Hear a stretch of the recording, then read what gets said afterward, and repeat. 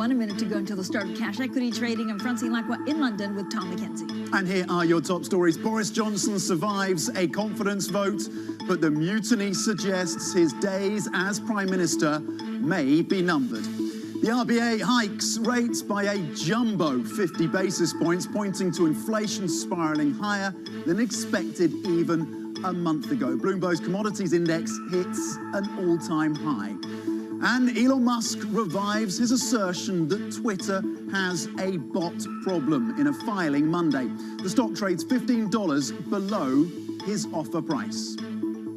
Now, we are sleep deprived as newsroom because we're all glued to our TV screens looking at that Boris Johnson vote yesterday. No matter the focus on yen, the focus on the RBA, and how central banks will deal with inflation, the futures pointing to a lower start. DAX down 0.7%, the FTSE down 0.4%, Tom. Yeah, Francine, not jet lagged. The Reserve Bank of Australia, not jet lagged, just lagged over the focus on Boris Johnson, his fate, of course, and surviving that vote of confidence in Parliament yesterday. But nonetheless, of course, his future still very much, according to the experts at least out there, potentially perilous. When it comes to Reserve Bank of Australia, a reminder to anyone who was getting complacent around the hawkishness of these central banks. The biggest rate hike, 50 basis points, in 22 years for the RBA. Of course, the read across as we look ahead to CPI out of the US later this week and how we reassess the implications for the Federal Reserve. In terms of how markets are opening then, on the back of some modest gains in European equities yesterday, you're looking at losses of 0.5% across the German DAX. The CAC 40 over in France, lower by 0.4%. The Spanish IBEX down by 0.1%. And you are range bound on the FTSE 100. Sterling, though, the pound is softer today. Last time I looked down about 0.7% after that rally that we saw yesterday. The politics filtering in to the UK moves. But really the focus is more on what the BOE is likely to do amid concerns about growth and high inflation here in the UK. The future stateside, you're looking at losses of 0.5% for the S&P E-minis after, again, some very modest gains across Wall Street yesterday. The US 10-year now, and you saw this yield move yesterday, strong yield move higher in the US session, comfortably above that 3% level, 3.03, unchanged as things stand for the benchmark. And the Japanese yen down to, again, a two-decade low, 132 on the Japanese yen, lower by 0.7%. Bitcoin back below 30,000 US dollars. You saw a solid move to the upside yesterday, but again, that risk-off move in the last 12 hours or so, currently 29,500, lower by 6% on Bitcoin. Francine. Tom, let's dig a little deeper into the sectors, and it's very clear that investors are reluctant to take a lot of risk out there. They're worried about valuations, and so on the downside to some of these sectors, you have technology, retail, travel and leisure, telecoms, utility. Basically, you have all the sectors that have the most to suffer if there's either a policy mistake or too aggressive policy hikes to deal with inflation. On the upside, but it's a very shy upside, I have three sectors, Tom. I have basic resources, energy and construction materials, gaining around 1/10 to 0.2%, Tom. In terms of individual corporate stories, we are unchanged so far, but expect this to move higher, this stock, Biffa, on the back of news that there is a proposed bid, 445 pence per share from Energy Capital Partners for this company, Biffa, based in the UK, a premium of more than 30% on the back of that offer. The Markets Authority here in the UK flagging concerns about price fixing from JD Sports and Rangers FC, currently down more than 2.5%. 6.3%. There's a potential fine there in the pipeline for JD Sports on the back of that regulatory scrutiny. And Ted Baker, there is an offer as well that has been walked away, essentially one of the potential bidders for this UK fashion branch or fashion chain walking away from that offer. So you could see pressure on Ted Baker on the back of that news. The CEO trying to engineer a turnaround for that company. 90% lower for this stock in the last 4 years. Let's get back to what's happening in the central banks then. The RBA stealing the limelight today. The Aussie dollar and 3-year yields have spiked after the Central Bank of Australia delivered a bumper 50 basis point hike. For more, we are joined by Bloomberg's chief Asia economics correspondent, Enda Curran. Enda, why then did the RBA make such a big move? Why did the economists largely, bar the three in our survey, get this one wrong? Well, the RBA themselves seem to have been surprised by it, Tom. It's all about inflation. The statement that they issued was laced with references to how inflation, the circumstances around price gains have changed even compared to a month ago.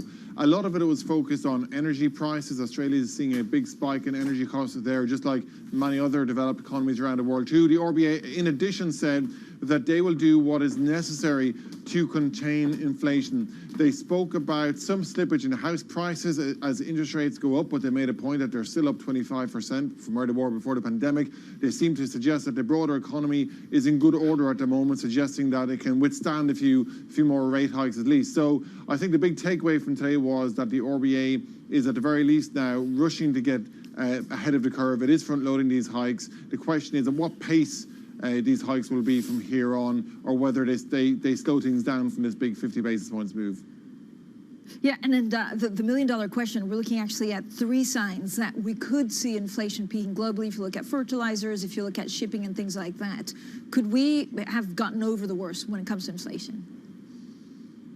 Well, this is the big debate, Francine, among a lot of observers on all of this. As you mentioned, there are some metrics that suggest perhaps the peak might be behind us. We know, broadly speaking, the supply chain crunch is easing at the margins. At least Shanghai reopening will help that. It will certainly help the shipping story. We have our news article today making the point in terms of fertilizer and shipping and semiconductors that prices are coming off. The big question, though, Francine, is even if we're at a peak in prices, when will they retreat to the kind of levels that central banks are comfortable with? We seem to be a long way from that at the moment. There's a feeling it would obviously take some kind of a severe growth shock to really pull down prices. People are also asking, what can central banks do about it? I mean, when you read the RBA statement today and they're talking about high energy prices and maybe some high food prices linked to flooding, for example, it's all about supply chains. What can central banks actively do about that? That remains to be seen. I think it's one of the biggest questions around at the moment. So even if we are seeing peak inflation, I don't think anybody's confident that we're back to inflation being at levels that central banks target and that consumers on the high street are comfortable with. Yeah, I 100% agree. It is the question. I mean, we actually look at fertilizer prices and almost on a daily basis. We never used to do that. That's a little secret. Bloomberg's chief Asia economics correspondent, Enda Curran, joining us, of course, on the very latest on the RBA and overall inflation. Now, joining us to talk about the markets, Laura Cooper, senior investment strategist at BlackRock. Laura, so good to see you in the studio. Welcome. When you look at some of the inflation debate, first of all, where do you find value? I mean, there's so many questions about whether this, is high, but we've reached the worst, or it could get a lot worse from here. Well, I think it's really a case of where regional differences. So yes, we're likely seeing peak inflation in the US. In Europe, that's probably not the case just yet. But I think it's really crucial. It comes down to how policymakers are going to react on the back of these inflation prints. I think it's quite surprising to see the RBA move today on the back of inflation surprises. That does tee up for what could we potentially see from the ECB on Thursday. How are they viewing inflation in the current context of softening growth?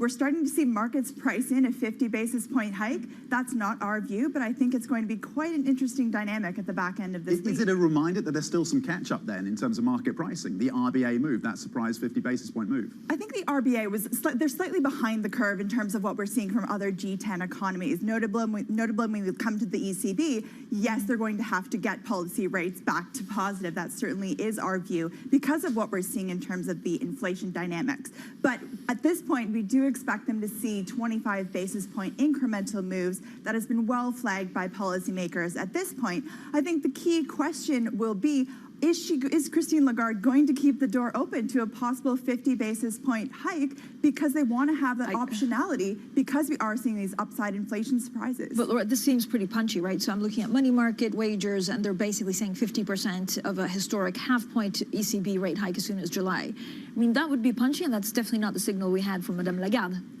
That is I think that's too punchy. Certainly in our view, that's not our expectation, because if we think about, we are in a period where financial conditions have already tightened. Just look at the BTP bond spread is already back above 200 basis points. This is a region that could potentially face fragmentation risk. This blunt policy tool can't necessarily target different economies. But I think at this point, our view remains that, look, the ECB does need to get back to positive because of the inflationary backdrop. At that point, though, we do expect them to keep the growth focus back in the radar, and we're likely going to have to see a dovish pivot from them. So looking in terms of investor positioning, we're likely going to see, we actually shifted our neutral positioning towards European government bonds more recently, given the backup in yields and the aggressive pricing from the ECB. So to be clear, yields are looking attractive at this point to you?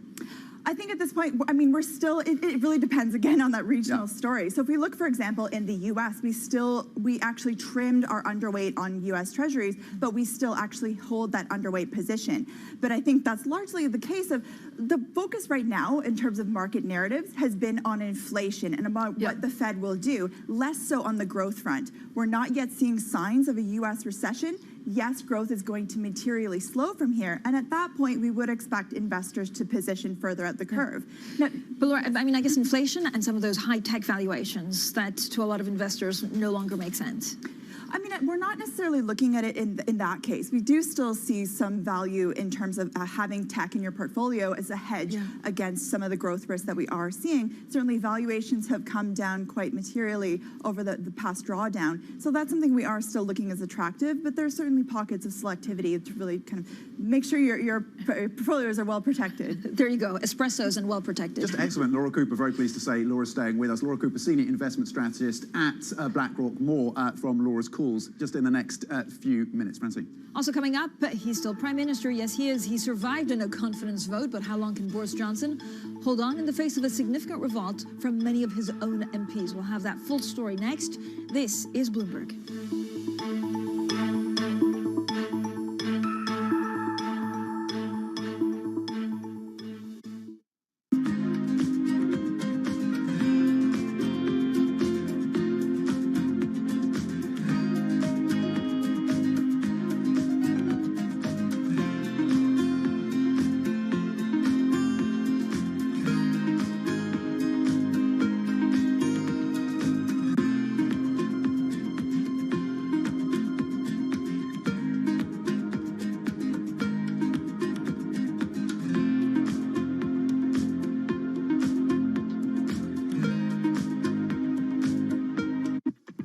When you think space, you probably think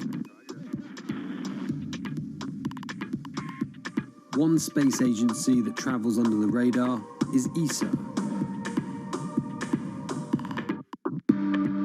which is surprising considering what the European Space Agency has achieved and how vital it is to the global space industry.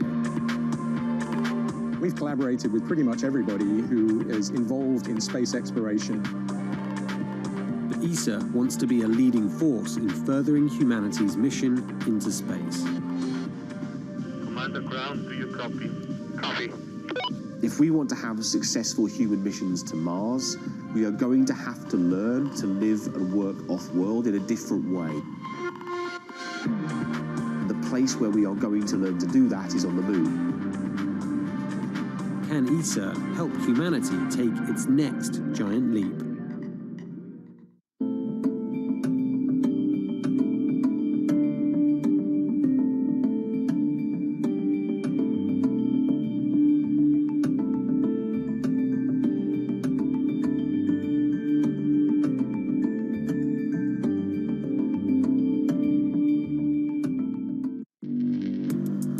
Access the financial world on demand. Hear from leading economists, policymakers, and industry experts via live and on-demand webinars, only from Bloomberg. Start exploring to see what's moving the markets. Visit Bloomberg.com/webinars.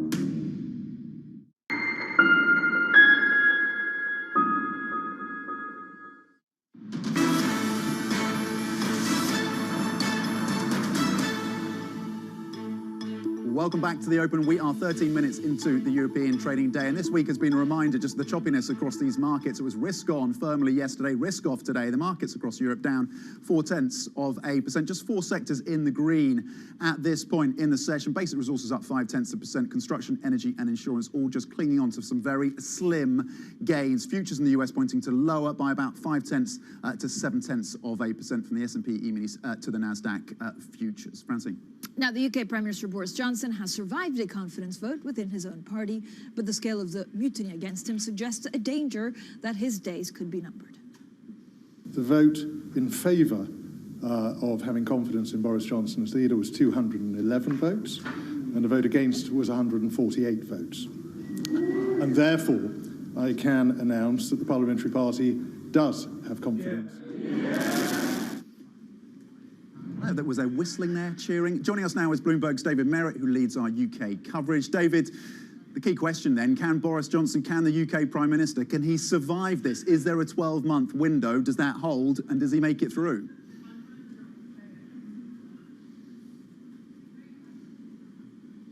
Of his own MPs. Not sure if we have David. The line seems to be breaking. Do we have David Merritt? Let's just check in again, David. I think we just lost you for the first few seconds there. So does Boris Johnson survive this moment? Does he galvanise the cabinet, or is he still in a perilous situation? Well, his situation is clearly very perilous indeed. More than 40% of his own party voting to get rid of him. So however his supporters were spinning it last night, saying, you know, this draws a line under the many scandals that have dogged him over the last year. The truth is that this is a very bad result for the Prime Minister. One Tory MP last night told me this is the best possible result for the Labour Party because it keeps an unpopular Prime Minister in position and a party fighting amongst itself over its future. So a very bad result for Boris Johnson. His authority severely undermined. Can he get anything through from his agenda through Parliament when so many of his own MPs want him gone? That's what we'll have to see over the coming months. And, you know, when a result like this comes in, it tends to be not a matter of if a Prime Minister is going to lose their job, but when. And the clock really starts ticking from now. So, David, good morning. What does it mean for Labour, and what does it mean for the policies that the Conservatives will try and push through? Yes, so Keir Starmer very quickly after the vote last night came out to say really it was a disgrace that that Boris Johnson was still in his job. They'll be looking to seize the advantage here. We have two key by-elections, special elections coming up in the UK when Conservative members of Parliament lost their jobs under some scandalous circumstances. One very key one to look out for in the north of England, that used to be a safe Labour seat, one of these red wall seats that went to the Conservatives in 2019. Labour are leading there by 20 points. If that result comes through, that really is a huge boost for Keir Starmer's leadership and for his Labour Party. That's a sign that all of those seats that fell to the Conservatives in 2019 can revert to Labour at the next election. That is going to be very uncomfortable for Boris Johnson and for his agenda. His levelling up agenda, of course, the big benchmark policy that he has to redistribute wealth and economic growth across this country, in those seats in the red wall. And if those seats have decided that actually is not able to deliver that sort of growth and that sort of boost to their life chances, then really all of this government's agenda seems to be in tatters. Yeah, Dave, thank you so much. Dave Merritt. I have to say, mea culpa. I actually tweeted yesterday, 9 p.m. Mondays have never been this exciting, and half my Twitter followers thought I was talking about Love Island. We know Dave Merritt was looking at the vote and not Love Island. I'm not so sure about Tom McKenzie. We'll see.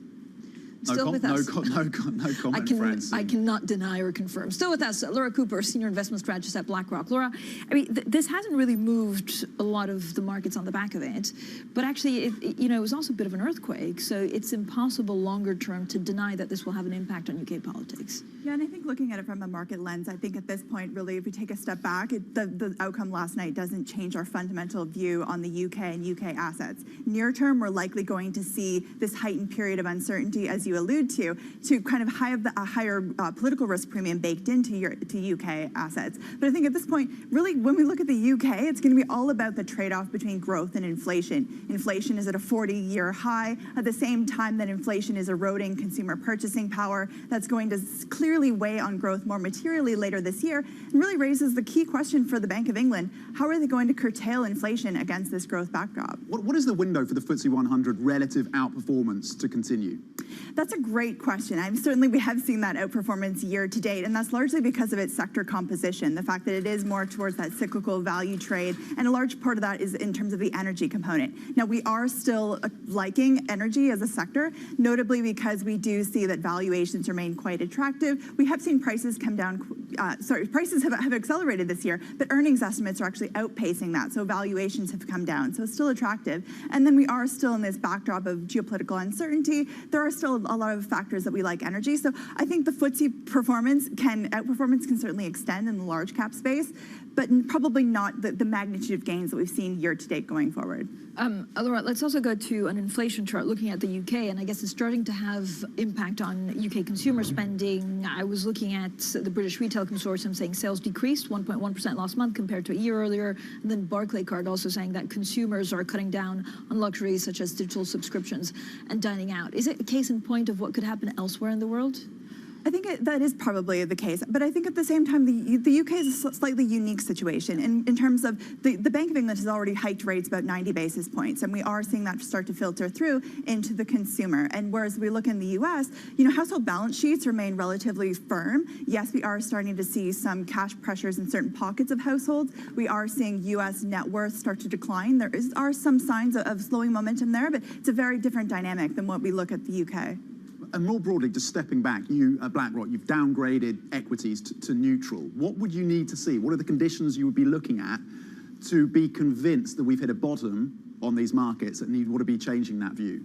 Yeah, I think the conditions for a durable market bottom are not yet in play, and I think this is largely reflective of the fact, I think it's a great, the RBA is indicative of really this, because we are seeing hawkish central bankers really fighting inflation. We saw from the Bank of Canada last week, alluding to the fact that they could have to do more should upside inflation pressures surprise. So given that backdrop, this debate around, are we going to see a recession, are we going to see a soft landing, that's really keeping markets relatively range bound, and we likely need to see a dovish pivot from policymakers to really have conviction that we're going to see a sustained rally in equities. We're likely not going to see that for the next few months because we are still seeing these upside inflation surprises come through. Laura, thank you so much. Laura Cooper there, Senior Investment Strategist at BlackRock. Also, I have a lead indicator. I was on an Italian beach on the Adriatic Sea, and I have to say the locals... Tough life, isn't it? It is a tough life. The locals were asking whether there was a recession coming in the U.S.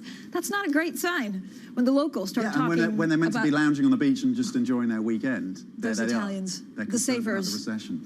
All right, Francine, let's check in on some of the individual stocks. There's been a couple of significant moves just in terms of the corporate news and takeover offers that are failing. Let's look in at Biffa, for example. This is a waste management company listed here in the UK, gaining 30%. This is on the news. They've been offered a bid from Energy Capital Partners, 445 pence per share. That is a more than 30% premium from the June 6th, so yesterday's close. So gaining 30% there for that waste management company. Ted Baker, though, different story, down almost 20% for this retailer, this fashion brand in the UK. One of their preferred bidders walking away, Sky News saying that the takeover would have been worth about £300 million. The shares on this company down, up until today, 90% in the past 4 years. That now has been exacerbated, down 20% just in today's session for Ted Baker. Francine. Yeah, Fashion Friend says they have great coats, but she wouldn't buy much else. Coming up, we turn our attention to commodities as raw materials gauge soars to a fresh record. That's coming up next, and this is Bloomberg.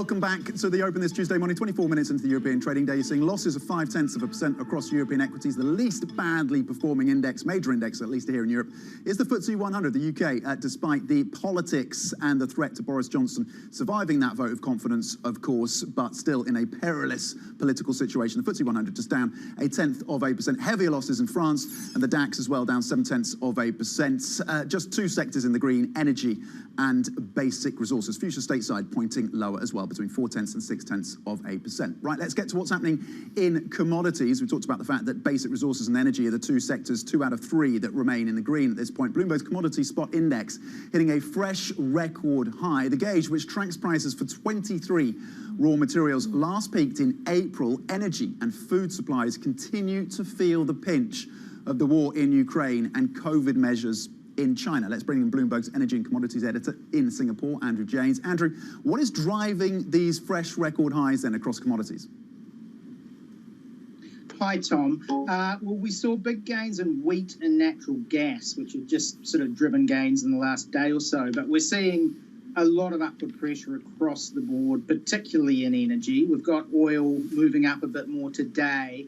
One of the big factors that's underlying a lot of this stuff is expectations that China may have finally sort of put the worst of its virus outbreaks behind it. And that is likely to increase demand from everything to oil, metals like iron ore, industrial metals like copper and aluminium. And then on the other side, with oil, you have the increasing sanctions from the EU and just the sense that it's going to get harder and harder for Russia to keep maintaining export levels. So we've just had Goldman come out with a $140 a barrel forecast for Brent next quarter. Yeah, that was an interesting call, Andrew. Yeah, saying the base prices have to go up to maybe stabilize it a little bit more. Bloomberg's Andrew Janes there with the very latest on commodities. Coming up, down but not out. Boris Johnson survives a confidence vote, but the mutiny suggests his days as prime minister may be numbered. We have more on that next. This is Bloomberg.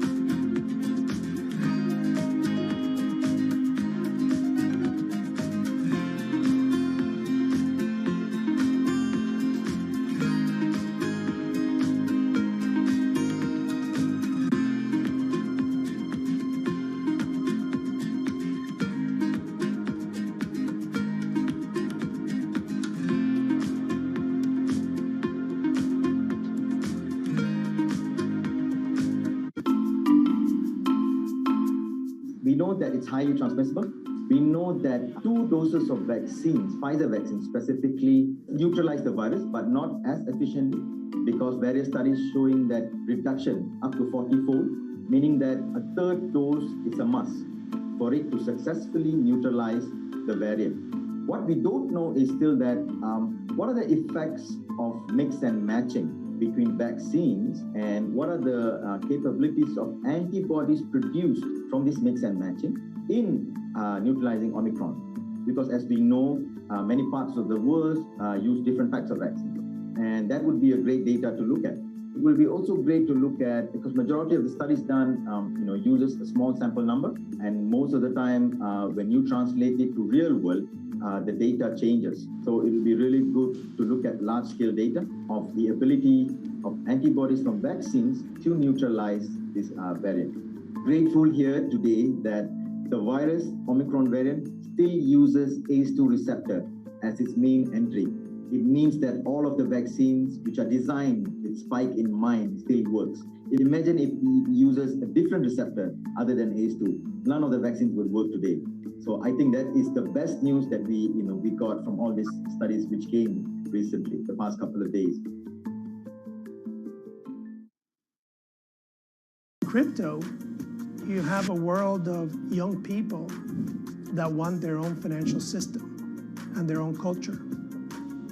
And it is very powerful, and I'm a big believer in it. However you get your news. This is Bloomberg Daybreak with Lee. On Bloomberg Radio. Welcome to Daybreak Australia. This is Bloomberg Technology. This is Bloomberg Green. On TV, radio, and the web, this is Bloomberg.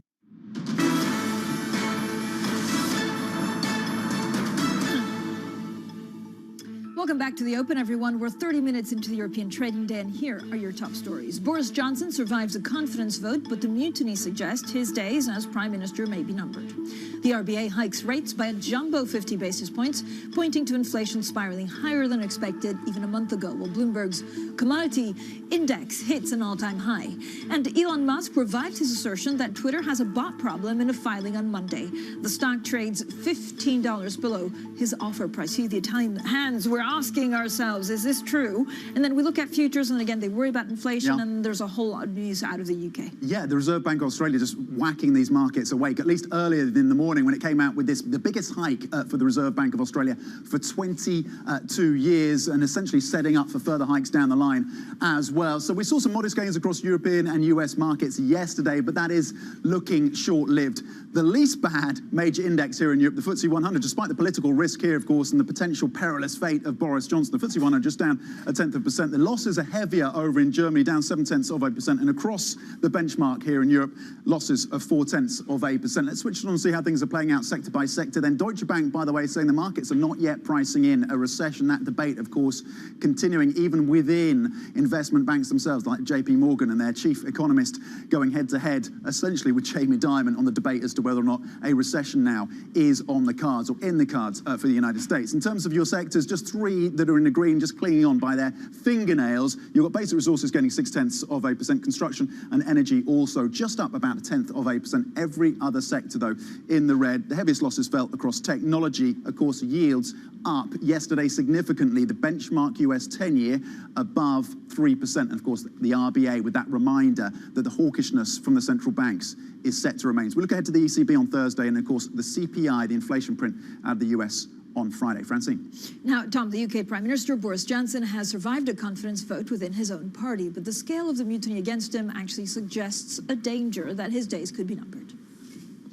The vote in favour of having confidence in Boris Johnson as leader was 211 votes, and the vote against was 148 votes. And therefore, I can announce that the Parliamentary Party does have confidence.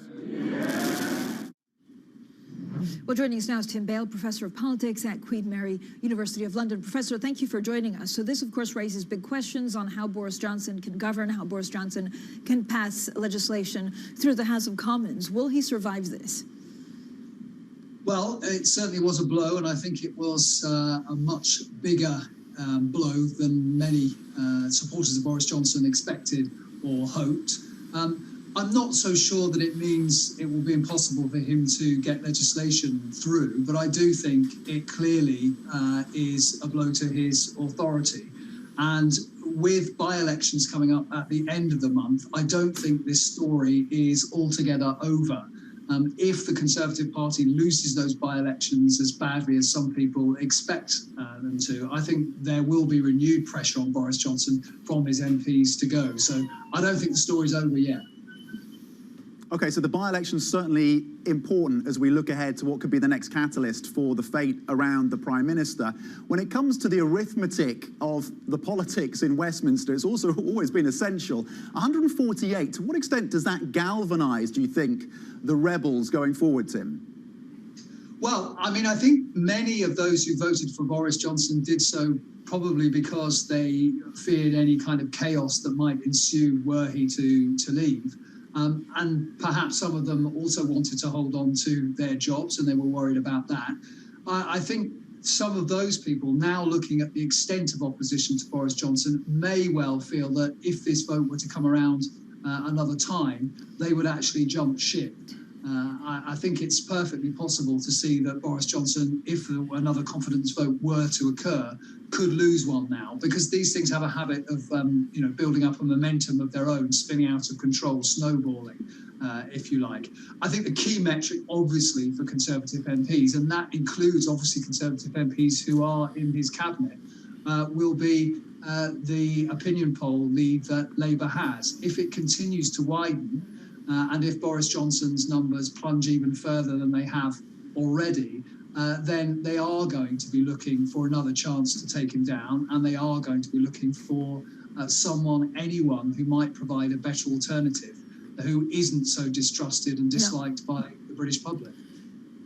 Tim, help us understand, especially for our international viewers. So Ed Davey, the leader of the Liberal Party, says that he's tabling a motion of no confidence in Boris Johnson in Parliament today. So what happens next? Does the Speaker accept it or not? Well, it's up to the Speaker whether he accepts it. This is a slightly unusual one, because normally votes of no confidence are tabled against the government as a whole. That would be a very bad idea, because that would simply give the Conservative Party a chance to unite around the Prime Minister. I think the thinking among the Liberal Democrats is if they focus it on the Prime Minister, it will be very difficult for those 148 MPs who voted against him in the secret ballot not to register their discontent this time around. But of course, the problem for them is that if they do that, they will be doing it in the open rather than in the privacy of the voting room. So it could cause trouble, but there is no reason actually that the Speaker needs to accept that motion. So I think it's really a bit of troublemaking by an opposition party rather than anything else. Okay, so Professor, that's the chess move then from the third party in UK politics. The second largest party, of course, the main opposition, the Labour Party. Is this the best possible outcome for Keir Starmer? I think it may be, actually. I don't normally hold much faith in Twitter polls, but I carried out one myself yesterday, asking Labour supporters what the ideal situation was. And I think it was around 70-30. Said that it would be best if Boris Johnson were to carry on as leader of the Conservative Party and fight the next election. I really do think the Labour think that he is a busted flush as far as the public are concerned, and will be perfectly happy to see him there, even though he has got this incredible record of beating Labour, both as London Mayor and, of course, as Tory leader back in 2019. They believe that he's lost his magic touch, and that him leading the Conservative Party into the next election can only be to Labour's advantage. Tim, how will this actually shape his policies? Does he become more aggressive on the Northern Ireland Protocol? Does he become more aggressive on Europe? Is it tax cutting? Is there anything that the Prime Minister could today give those rebel MPs that would get them back on side? I think it's very difficult to imagine what that might be. He's obviously thrown some quote-unquote red meat to the right by talking in the long term about tax cuts, though whether anyone actually believes they're possible is another matter. He's talked about allowing housing association tenants to buy their house in an echo of Margaret Thatcher's right to buy policies. He's talked about some measures on childcare and making that more affordable. But really, he's facing huge headwinds as far as the economy is concerned, and I can't really see any of those policies helping very much in terms of the cost of living crisis, and indeed, as you've already been talking about, a possible recession going forward. So while it's not altogether these days the economy stupid, I do think that will be a big factor in the popularity of the government, and therefore the extent to which Tory MPs will be prepared to hang on to Boris Johnson.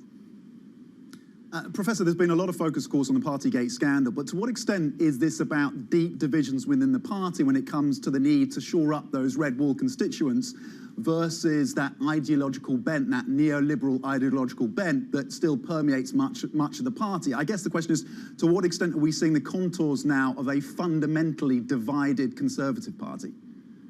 Yeah, I think you make a really good point there. I think that there is this mismatch, if you like, between the ideology of most Conservative MPs, which, as you say, is still pretty Thatcherite. It's low spend, low tax, if possible anyway, and a smaller state, versus what they, in some senses, promised the electorate in 2019, which was to get Brexit done in order to shore up public services, and in particular, spend more money on the National Health Service, on policing, and on schools. Boris Johnson, of course, famously thinks that you can have your cake and eat it. I'm not sure Conservative MPs feel the same way. The problem for Rishi Sunak is that he seems to be allergic to borrowing and seems therefore to be keener on raising taxes in order to pay for all of this. Most Conservative MPs, I think, don't agree with that. So there are quite fundamental arguments going on there. Okay, Tim Bale, Professor of Politics at Queen Mary University of London. Just great insights and analysis there, following, of course, that victory, at least for now, for the Prime Minister in terms of that vote, but, of course, the risks to his premiership in the months ahead. Francine.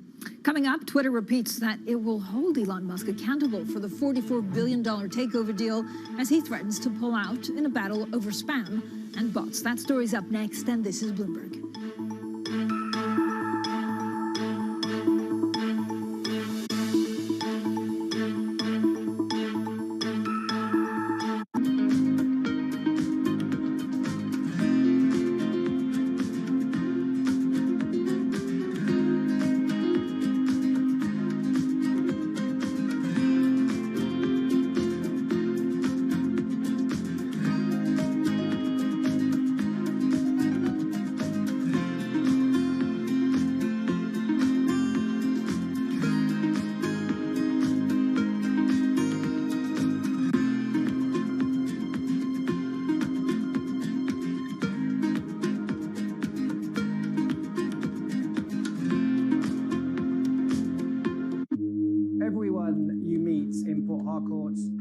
Stories about what they call black soot caused by the manufacturing and consumption of these fuel products in the illegal refineries. Oil theft, known as bunkering, and the refining of its spoils is worsening the damage from decades of fossil fuel exploitation, creating one of the world's most severe ecological disasters. Our sacred forests, our homes have to give way to oil wells, and no one gets much benefit. Imagine a resident of Port Harcourt who inhales this soot every second in 24 hours, 7 days a week, 30 days in the month, and for years now, we are dying slowly but surely, and our lifespan is reducing every day.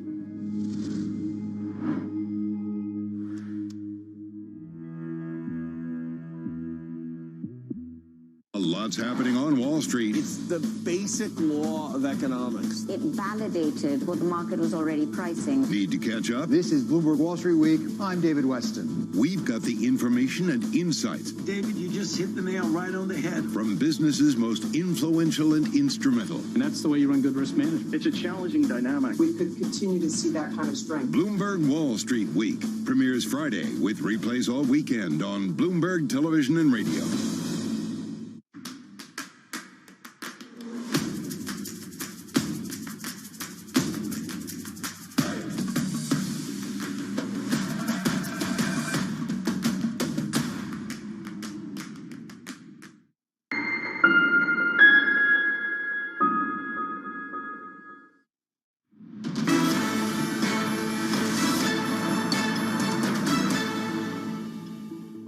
Welcome, everyone. It's the Open, and we are 42 minutes into the trading day. This is what the picture looks like for European stocks, down 0.4%. Futures in U.S. also dropping, yields climbing. I guess investors are now fretting that surging borrowing costs will hurt some of the valuations and it will dent growth. That means they're trying to dump risky assets today, Tom. That's part of the factor when it comes to Twitter, isn't it? The higher yields, the pressure on the tech sector, and how this is looking like a less juicy prospect, it seems, for Elon Musk. The latest twists in the Twitter takeover saga then, the social networks responded to Elon Musk's renewed demands for information about spam and fake accounts, saying it will continue sharing information in line with their agreement. Musk has threatened to walk away from the deal, to buy the company if it doesn't prove that bots make up fewer than 5% of its users. Danny Berger joins us with more. Danny, is this complaint then enough ultimately to terminate the merger, the deal, the agreement? When you follow the Twitter threads and the SEC filings of Musk, it seems like he's very much getting cold feet. He's making excuses to back away from this deal. Definitely. And look, many of the experts, if not all of them, have said about this deal that it's that. He's getting cold feet. The price of Twitter has fallen a lot, as has Tesla. Now, his original complaint that he was tweeting out all the time, that maybe there was more than 5% of users who were bots, that's certainly not enough to terminate the deal. There needs to be a material adverse effect. Just there being more bots. I mean, look, the guy's complained about bots. That's part of the reason why he bought it, was to fix this problem. Instead, in the agreement, there is a covenant that says that Twitter needs to share all reasonable information with Musk. So Musk's lawyers have said, okay, maybe that bot excuse doesn't work, but saying that Twitter isn't sharing all the information with us that they need to, perhaps this is an excuse to walk away. Of course, it needs to be reasonable. Who knows if this request for information is reasonable? But this is, I mean, we talked about buyer's remorse, but he hasn't bought it yet. So is it worth, I mean, how much does he have to pay if he just walks away? So it's around $1 billion, but I mean, he's agreed to buy it, right? Like, he's put it down in writing. If you want to do due diligence, you do it before you sign the agreement. And so he signed the agreement, and maybe he's just sort of calculated, look, I'd rather go through the court battle if Twitter were to sue me to step away from this deal than actually go through with it. Because that $54 per share is looking very attractive. Oh, don't forget the for 20 Twitter cents. Now. Plus the 20 cents. Let's not forget 54.20. That's important. Yeah, exactly. It is. I mean, when he announced this, Twitter was trading around $50, so it was attractive then, but Twitter had been higher before. But as you say, tech as a whole has fallen so much, and Tesla has fallen so much, which he was using some of that as collateral. He's restructured the debt portion of the deal a little bit. But again, just all around, it doesn't look attractive, most likely, for Elon Musk. Yeah, and the thing is that, you know, legal experts say he's trying to leave a paper trail, but then he was also saying that there were the bots before he made the deal. Danny, thank you so much, Danny Berger, there with the very latest on Twitter. Now let's get straight to the Bloomberg First Word News with Alice Atkins. Hi, Alice. Morning, Francine. Russia has indefinitely banned 61 senior US officials and executives from entering the country in retaliation for what it calls constantly expanding sanctions. Treasury Secretary Janet Yellen and BlackRock's Larry Fink are among those on the list. Ukraine, meanwhile, says it's in talks with the UN on ways to export grain from ports blocked by Russia's military. President Erdogan says his government will continue to cut interest rates despite one of the world's worst inflation problems. Turkey's central bank has kept its benchmark rate at 14% since December. Last month saw the country's annual inflation rate accelerate above 73%. Bloomberg has learned that India is eager to take on discounted oil from Russia's Rosneft. Sources say state-owned refineries are in talks for new 6-month supply contracts, which would be on top of existing shipments from other oil deals with Russia. Indian refineries are increasingly looking to deal directly with Russian companies as international traders cut ties with Moscow. South Africa's Justice Ministry says that 2 members of the Gupta family have been arrested in the UAE. The move is the biggest step yet in the African nation's judicial inquiry into state graft, which has spanned more than 3 years. The Gupta brothers have always denied the allegations. Global news 24 hours a day, on air and on Bloomberg Quick Take, powered by more than 2,700 journalists and analysts in more than 120 countries. This is Bloomberg. Tom, Francine. Alice Atkins, thank you. Okay, let's take a look at some of the events we are following throughout the week. We've just had, of course, Australia's 50 basis point rate decision, the biggest in 22 years. Wednesday, it is India's rate decision, as well as GDP and employment data for the euro area. Now, this, of course, will be followed by the ECB's rate decision on Thursday and U.S. initial jobless claims. And finally, on Friday, we're expecting U.S. CPI and Russia's rate decision. So we'll have, of course, a full eye on inflation and central banks. Coming up, Apple has unveiled a flurry of new software features and services at its developer conference, including a MacBook revamp. So we'll have plenty more on that next. This is Bloomberg.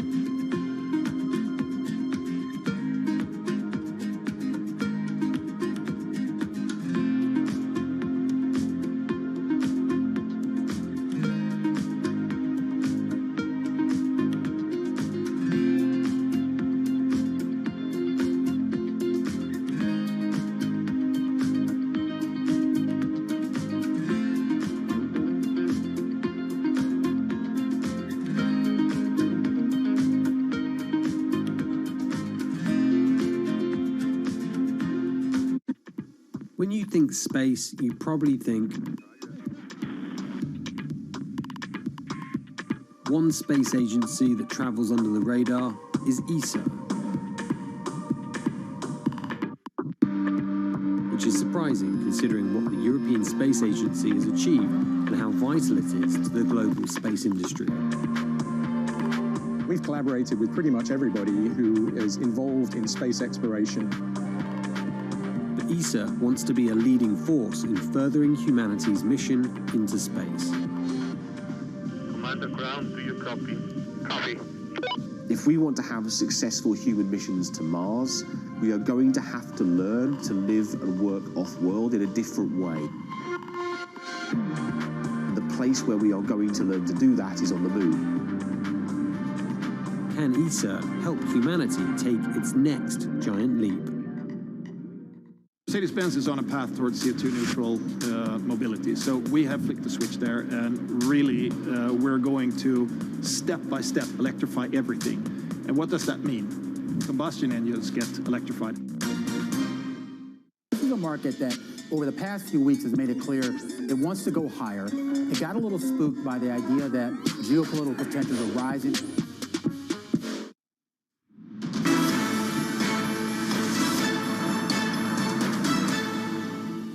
Welcome back to the Open. 50 minutes into the European trading day. Losses of 0.4% across European equities. The FTSE 100 just range bound, looking maybe to edge into the green. Every other major index is lower by between 0.4% and 0.7% here in Europe. Every sector as well in the red, risk-off mood, apart from three: basic resources, construction and energy, just about clinging on to gains. Futures in the US also pointing to the losses. S&P E-minis down by 0.4%. Let's get to one of the big corporate stories. One big unveil for Apple, unveiling software updates and the most significant overhaul of its MacBook Air laptop in more than a decade, bringing a fresh design, new colors and a speedier M2 processor from its homegrown chip line. Bloomberg technology anchor Emily Chang has more. We're here at Apple headquarters in Cupertino, California, where WWDC, the Worldwide Developers Conference, was held in person for the first time in 3 years. And while this event is normally mostly about the software, today we got some big hardware updates as well. Apple unveiled the new M2 chip that will define the next generation of Apple computing. This chip is now in two new devices, a MacBook Pro and a MacBook Air, which we saw here in person. We also did get a host of software updates for the Mac, for the iPad, iPhone, home, and car. The iPad coming closer, looking a lot more like a laptop. The iPhone, one of my favorite updates, the ability to unsend and edit text messages after you send them. Also saw a pretty big fintech announcement, Apple Pay Later, which will allow you to pay for things in installments, and increasingly this move towards Apple Wallet, more things being held in Apple Wallet so you don't have to carry it around. We didn't get that big AR, VR reveal that some people were hoping for, but as always, Apple likes us to keep waiting for that one more thing. Emily Chang, Bloomberg, Cupertino, California. Well, that was Bloomberg's Emily Chang. Also, please, Apple, if you're listening, and this was my pet hate, I was just telling Tom, I have a new iPhone 13, and they've moved the buttons by like 0.5 millimeter, so you can't use your old case. So every time, I still have my own case because I'm cheap, so every time I take a photo, I invoke Siri. Siri wants to talk to me every time I take a picture. I'm sure Apple's done this on purpose. They designed this just to frustrate Francine. Just to take our money yet again. Francine Lacroix. They've gone for this payment thing as well, so they can split the payments now across 4 payments, 0% interest. So that's interesting, moving into finance as well. But no headsets from Apple yet. Francine. Now, U.S. regulators are said to be investigating whether Binance broke security rules by selling digital tokens, just as the crypto exchange was getting off the ground 5 years ago. Well, joining us now to discuss is our senior crypto reporter, Joanna Ossinger. Joanna, thank you so much for joining us. So what are some of the issues at stake here? Hey, Francine. So this review is looking into Binance's origins and those of the BNB token, which is now the world's 5th biggest. So it's a huge token. And they're basically looking at whether the initial coin offering was the sale of a security that should have been registered with the agency. And this is according to sources. And that could really be difficult for Binance because it's already, fending off a number of investigations in Washington, and they're looking at a number of things related to the beginnings of what Binance did and how it handled it. Is this idiosyncratic to Binance, Joanna, or is it, and are there broader implications for the wider crypto world? There are definitely implications for the wider crypto world. We also have Ripple that's embroiled in a fight with the SEC about whether that is a cryptocurrency or whether it's a security. And so this is just one more thing that shows that regulators are really looking at the crypto industry and going back a few years to see what they have been doing as well. It's not just what you're doing now, it's what you have been doing. So it could be something that is an issue for a number of these companies that may have started several years ago and may have, done things that they didn't necessarily know at the time were issues. So, Joanna, could they just get a fine, or could this actually change the way they operate and do business? This could actually change the way they operate. They're also looking at it with this investigation. It's reportedly whether Binance US is sufficiently hived off from Binance overall. There could be a fine. There could be all sorts of things. It's a little bit tough to tell. All right, Joanna, thanks so much. Joanna Ossinger there, our senior crypto reporter. Now, that's it for the European Market Open. Surveillance Early Edition is up next. A story that we look at, of course, is the market's risk-off mood, not many risky assets being bought. But then we also had, Tom, this great story. I mean, I find it great. It's on McDonald's and some of the other fast food that because of inflation, so lettuce prices are going up, so they're putting cabbages in certain parts of the world. This is the new inflation indicator to watch. KFC, Australia, swapping up lettuce for cabbage. There we go. You're right, because, wait, what was it? So KFC, cabbage instead of lettuce. Yeah. And then McDonald's is having halloumi fries to be more healthy and attract... Be more competitive, try and bring in some European flavors because it's a tough environment out there for fast food retailers in this inflationary environment. Your markets here in Europe, just leaving you on that, down 0.4%. Stateside, you're looking at losses of between 0.4% and 0.5%, looking at those futures. Plenty more coming up. Stay with us. This is Bloomberg.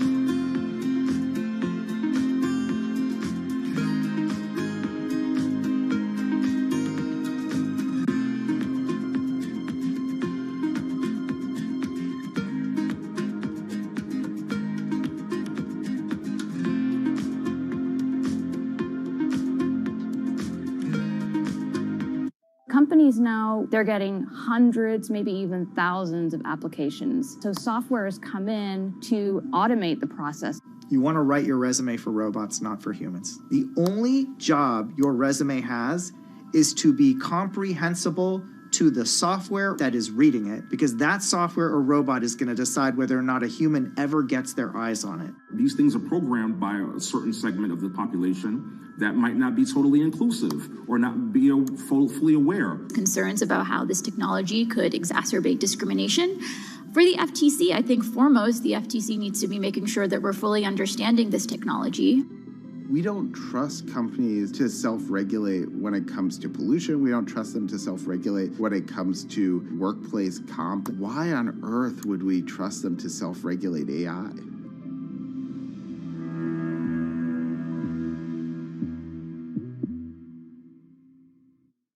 Front Row, exclusive interviews with the most influential figures in finance. Lloyd Blankfein. Deflation is a terrible thing. Inflation you could tolerate. Kathy Wood. Tesla will be in the pole position to dominate. Jeremy Grantham. We've had a very, very abnormal honeymoon Goldilocks period. First available on the Bloomberg Terminal, then on Bloomberg Television and Bloomberg.com. Front Row, the best seats in the house for business's greatest minds.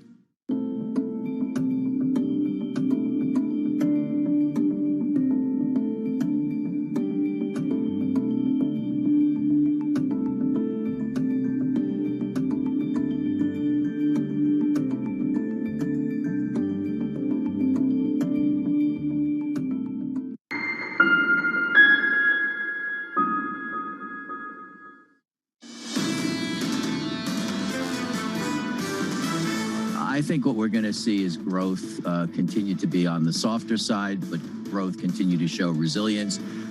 We don't see a near-term recession. This has to provide more pressure towards accelerating the transition to clean energy, but it's going to be a bumpy road to get there. Where we do provide further support for people, it should be temporary, timely, and targeted. This is Bloomberg Surveillance, Early Edition, with Francine Lacqua.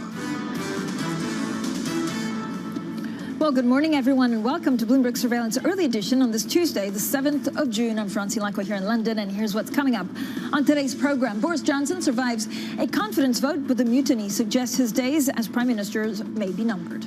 The RBA hikes rates by a jumbo 50 basis points, but points to inflation spiraling higher than expected even a month ago. Bloomberg's commodities index hits an all-time high. And Elon Musk revives his assertion that Twitter has a bot problem in a filing on Monday. The stock trades $15 below his offer price. So first thing is first, let's check in on the markets. So we look at the RBA, we look at some of the risk-off mood out there. Again, investors actually fretting about monetary policy, what that means for growth and what that means for certain valuations. The fact that surging borrowing costs will definitely dent growth, and that means they're now getting rid of risk assets. I don't know whether this will be short-lived or actually long-lived, but you can see the S&P futures down 0.3%. I think we're seeing a similar move into these European stocks. We look at yields at 3.02, and then Bitcoin. Why not? Bitcoin at 29.56. Yen, extremely interesting to look at this pairing, 132. A lot of investors and a lot of traders saying this could also touch 135. It's actually for yen at a 20-year low. Now, the picture across Europe is one of wait and see, because it is on Thursday that we have the ECB. This would be a huge policy shift from what we've heard in the ECB. I think money markets, 50% pricing in a 50 basis point hike. Again, this would be a huge move. We're just speaking to Laura Cooper of BlackRock. She was saying that's not their base case scenario. So you have the FTSE flat, the DAX down some 0.6%, the FTSE maybe in Italy, and the CAC 40 down 0.4%. So the Aussie dollar and 3-year yields have spiked after the RBA delivered a bumper 50 basis point hike. Now, for more, we're joined by Bloomberg's chief Asia economics correspondent, Enda Curran. So first of all, Enda, why did the RBA make this big move, and especially why did it surprise markets? Well, it seems to be all about energy costs in particular, Francine. There was a line in the statement that the energy outlook has changed from even a month ago, in fact.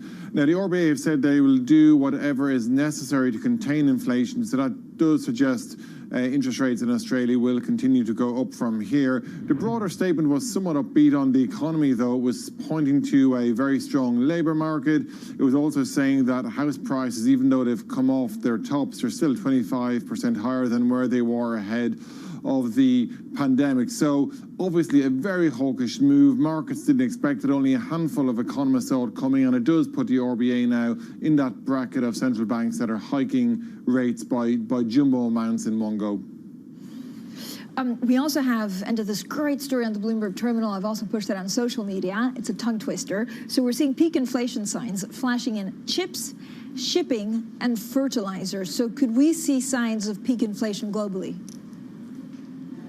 I won't try that tongue twister, Francine, but I think that is the view now among, a lot of people watching this do look to these key parts of the supply chain to see where some of the stress is being relieved. And we are seeing some relief in shipping and in fertilizer prices, like you mentioned, with the easing of the Shanghai lockdown. That's expected to have a flow-on effect in terms of global supply chains. But then the big question becomes, even if inflation has peaked, when does it start coming back to the kind of levels that the central banks around the world target, and of course levels that consumers on the high street are fairly comfortable with? And we are a long way from that at the moment. I mean, prices remain very elevated. There's an ongoing shock going through global food and energy markets, and nobody sees that reversing in a hurry. But for now, at least, perhaps there's some evidence we're at the peak, but obviously we've got a long way to go before we get back to pre-pandemic levels. Yeah, we do have a long way to go. Thank you so much. And as always, Bloomberg's Chief Asia Economics Correspondent there, Enda Curran.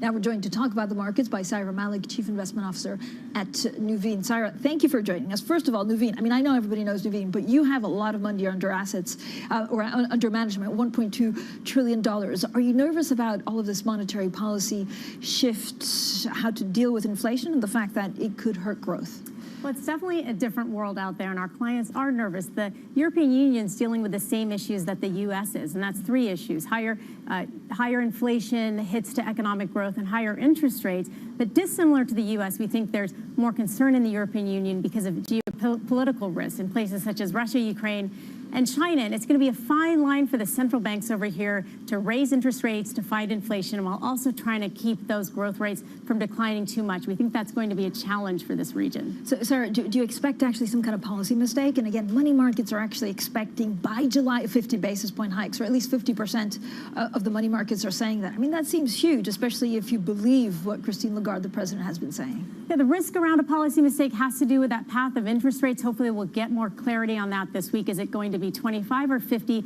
And also, how front-end loaded is it going to be? I think it's tough because while we're talking about peak inflation, we look at inflation as more like plateauing from here. So how quickly can they battle inflation without taking such a hit to economic growth is a challenge. It increases the chances of that policy mistake. So where do you see value? What are you buying right now? Well, we like companies that have tailwinds. So higher interest rates are good for banks. We also like the high-end consumer who is resilient in this kind of environment. And with China reopening, it's good for high-end luxury goods companies like Kering. They have an analyst day coming up. You know, very strong brands from YSL, Gucci recovering on China reopening, good cost management at Kering. And then on the bank side, ING, high-quality management team. Valuations are cheap for banks. They could increase their ROE at their upcoming investor day, and strong cost management from them too. I mean, I actually saw the Gucci film recently. It was long, but it was interesting to see all the family dynamics. Where are you expecting China? I mean, there's a lot of hope in the markets yesterday, certainly that China's reopening, or certain big cities were reopening,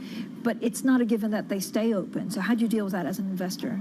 We're somewhat cautious on China too, because it's been fits and starts. While they're reopening now, we could see further lockdowns going forward. Also, regulatory issues in China, we see them kind of alleviating and then coming back on more strongly. Cautious in that area. We like Kering because they tend to be performing well even without China. We think that's upside for them and a silver lining, but we like the company even without China reopening. So you like high-end luxury, and I mean, retailers have a tough time. Some of them don't really know whether they can pass on this this inflation to the consumers. That's exactly right. Pricing power is key for these companies. A high-end consumer should hold up in this kind of environment. We have seen a tough environment for retail. Partly that's in companies that have goods and services. We saw it with Walmart and Target in the U.S. A shift in spending from goods to services, high inventories in those areas, and then you don't have the pricing power in place. Consumers are sensitive to inflation, but if you have a strong brand name with a lot of brand heat like Kering does with Gucci and YSL and brands like that, and I think they are more resilient in this kind of environment. Sarah, we're talking a little bit there about possible signs of peak inflation, and against the tongue twister, which I said it once and I said it correctly. I'm not going to say it again. I mean, do you see signs that it could get easier from here, or are we underestimating still the impact of the Ukraine war? The key to watch will be wage inflation. In the U.S., we're seeing some signs of it moderating in certain areas, but it remains pretty strong overall. The labor markets are strong mostly around the world, and that's going to be a challenge. So, as we increase interest rates, will we see some cracks in the labor force? We're seeing some hiring freezes and layoffs starting to occur that could dampen wage inflation, but until we see that as a sustainable sign of it becoming less hot, I think it's going to be challenged. Inflation may peak, but it's going to plateau from here and not go back to pre-pandemic levels. Sarah, so in the luxury space, you like Kering. You also mentioned the banking space as interest rates go up. You like ING. Is that on cost control? We like ING on cost control, but also they're very leveraged to higher interest rates. We think they could increase their ROE targets at their upcoming Analyst Day. Their net interest income could continue to improve from here. So we like them for a lot of reasons, not just a good management team with conscious control over costs, but also some nice tailwinds to their top-line growth going forward because of higher rates. Is there anything that you'd be selling off at the moment? I don't know if you had a position on tech stocks and whether valuations just make little sense now. We actually like growth stocks here because as the economy slows, these stocks should actually start to perform even better because they're more resilient when it comes to slowing economic growth. Areas we don't like are consumer staples. That's been where investors have been hiding year to date because they're worried about what's going on in the global economies. Those stocks look expensive to us and they tend to have just low single-digit growth.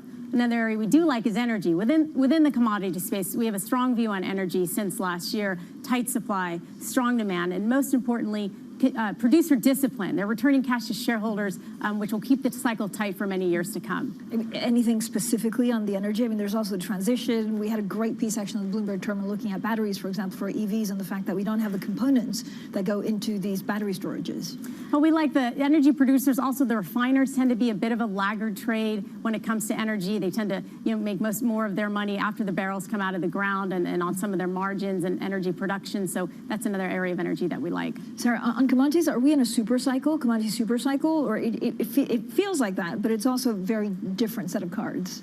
Commodities overall, I think it's more of just a cycle than a super cycle in that it will remain cyclical. While supply's tight in many of these non-energy commodity sectors because there's been underinvestment, we're more worried about demand destruction. As global economies start to slow, interest rates start to go up, I think you'll see demand destruction in some of these cyclically sensitive commodity sectors. That does not include energy as much because of that producer discipline. Sarah, thank you so much. I could speak to you for hours. Sarah Malik, their Chief Investment Officer at Nuveen, joining us on a number of topics this morning. Now, coming up, Boris Johnson may have survived a crucial vote, but are his days as the UK's Prime Minister numbered? We'll have the details next. This is Bloomberg.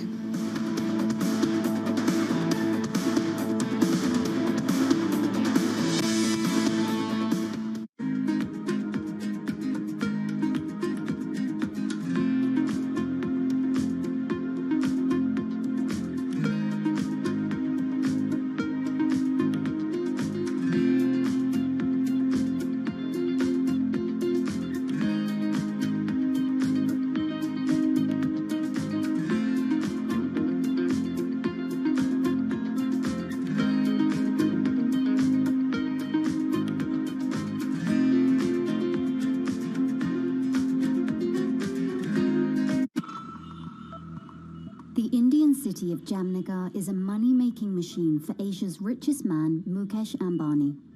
His company Reliance has the world's biggest oil refinery complex here in the city. Jamnagar is also where Ambani is making his newest bet, a $10 billion investment in green energy. His ambition is closely aligned with the Indian government's plan to reach net zero emissions by 2070. But Ambani is not alone. India's second richest man, Gautam Adani, has committed $20 billion of investment over the next decade. But India's massive dependencies on fossil fuels have some environmental advocates questioning the realism and sincerity of those green ambitions and those of its two biggest billionaires.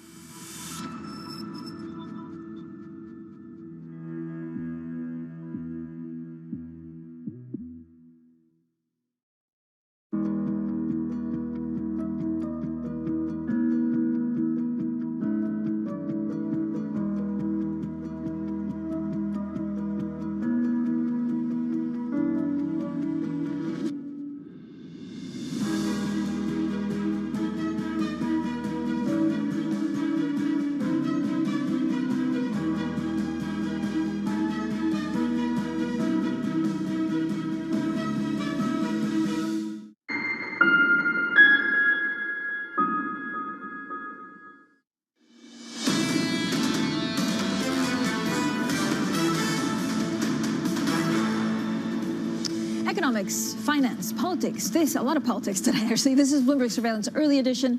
I'm Francine Lacqua here in London. Now let's get straight to the Bloomberg First Word News. Here's Leanne Gerrans. Hi, Leanne. Hi, Francine. Russia has indefinitely banned 61 senior U.S. officials and executives from entering the country in retaliation for what it calls constantly expanding sanctions. Treasury Secretary Janet Yellen and BlackRock's Larry Fink are among those on the list. Ukraine, meanwhile, says it is in talks with the UN on ways to export grain from ports blocked by Russia's military. Now, President Erdogan says his government will continue to cut interest rates despite one of the world's worst inflation problems. Turkey's central bank has kept its benchmark rate at 14% since December. Last month saw the country's annual inflation rate accelerate above 73%. And South Africa's Justice Ministry says that 2 members of the Gupta family have been arrested over in the UAE. The move is the biggest step yet in the African nation's judicial inquiry into state graft, which has spanned more than 3 years. The Gupta brothers have always denied the allegations. Global news 24 hours a day on air and on Bloomberg QuickTake, powered by more than 2,700 journalists and analysts in more than 120 countries. I'm Leanne Gerrans. This is Bloomberg. Francine. Leanne, thank you so much. Now, the UK Prime Minister Boris Johnson has survived a confidence vote within his own party, but the scale of the mutiny against him suggests a danger that his days could be numbered. The vote in favour of having confidence in Boris Johnson as leader was 211 votes, and the vote against was 148 votes. And therefore, I can announce that the parliamentary party does have confidence. Well, joining us now is our UK reporter Lizzie Burden and Bloomberg's David Merritt. I have to say, the one thing that also really intrigued me today was the Telegraph, usually pro-Tories, pro-Boris, giving him a little bit of a slap on the wrist. So, Lizzie, good morning. So he's won this. He's won this not by a huge amount. So can he move on from this? Yeah, this was the culmination of months of discontent over Partygate, the cost of living crisis, and it's a year now until Boris Johnson can face another vote like this. So his party, his allies, will be hoping that he can draw a line under Partygate, but it's not likely to be back to business as usual because, remember, his predecessors, Margaret Thatcher and Theresa May, were out 6 months and a day, respectively, after their confidence votes, and this was a bigger rebellion than Theresa May faced in 2018. There were more rebels than his working majority was in the House of Commons before, so they're likely to try to stall his legislative agenda. He could try to bounce back and control that by reshuffling his cabinet, but it's not going to be back to business as usual. No, I don't know whether there's anything that he can do. I mean, 148 is quite a large number of your own MPs voting against you. So, they are putting on a brave face and saying this was a decisive win, but actually he can't be feeling too good about his reform agenda and how he's able to pass that through in the House of Commons. No, it's a horrible result for the Prime Minister. However, they're spinning it this morning. More than 40% of his own MPs wanting him gone. A Labour politician has described it as the best possible result for the Labour Party, in fact, this because it keeps an unpopular Prime Minister in position and it keeps the Tories fighting amongst themselves rather than taking the fight to Labour. We have a key by-election coming up in just a few weeks' time, 2 in fact, but looking like the Tories may lose some of these seats that they'd gained in the past, a key one in the north of England in these red wall areas. If Boris Johnson can no longer hold on to those sorts of seats, the rest of the Tory party will be thinking, why keep him as Prime Minister? Yeah, so this is crucial because there's something else in the House of Commons. I think the head of the Liberal Party was saying, I'm giving a motion of no confidence against Boris Johnson, but that probably will go nowhere. So it's really the by-election that we're watching. Yeah, and sordid backdrops in both. In the southwest of England seat, the MP was caught watching pornography on his computer in the House of Commons. In the north, the MP has been convicted for sexual assault. So paint on that backdrop the Partygate scandal, and it doesn't look good for the Conservatives. But it'll be less bruising because the result is coming after the vote of no confidence, at least for Boris Johnson personally. I mean, I haven't seen Dave since, the Jubilee celebrations. And for me, it was really quite shocking to hear the Prime Minister being booed as he was walking up the steps, because that's also his constituency. So is it that he's unpopular, but the Tories are still popular, or could this be a big moment for Labour? Well, it was a really kind of watershed moment, wasn't that? Him being booed on the steps of St Paul's Cathedral at the Thanksgiving service for the Queen's Jubilee, amongst the royalist crowd out there. And I think that really struck a chord, I think, with a lot of MPs. They also spent the Jubilee weekend back in their constituencies, hearing the level of discontent and anger that is still bubbling around the country about these lockdown-breaking parties at Downing Street. So yes, this is a Prime Minister whose popularity has plunged across the country. That is really hitting home with his own MPs. And, the agenda of the government, this levelling up agenda, that's their big benchmark policy, that is going nowhere as well, because economic growth is not being spread around the country. People are really suffering with the cost of living crisis, as Lizzie mentioned. People are ending every month with less money in their pockets, and no government does well when the public is feeling the pinch. It always goes back to the economy. Also, the headline, without a doubt, of the Jubilee was, or actually after the vote, was Therese Raphael saying, Mr. Johnson's still on a zip wire. Or Bloomberg, Lizzie Burton, and David Merritt. Now, coming up, Twitter repeats that it will hold Elon Musk accountable for the $44 billion takeover deal as he threatens to pull out in a battle over spam and bots. We'll have plenty more of that next, and this is Bloomberg.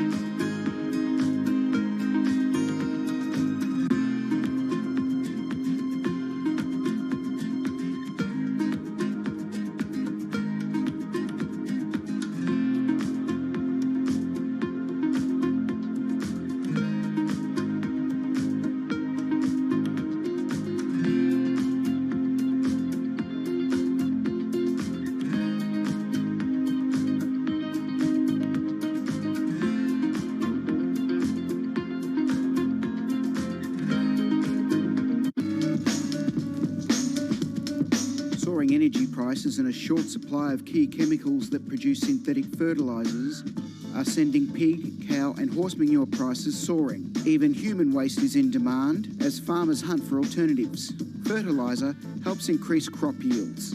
You can see how much moisture is held into this. It's a lot of organic material into the compost, so it breaks down. The manure and the straw breaks down into a friable mix that can be mixed into your soil in the ground and for growing a whole range of different vegetables.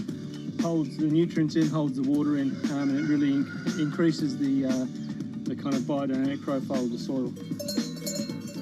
The recent price spike could mean more farmers going organic for the long term.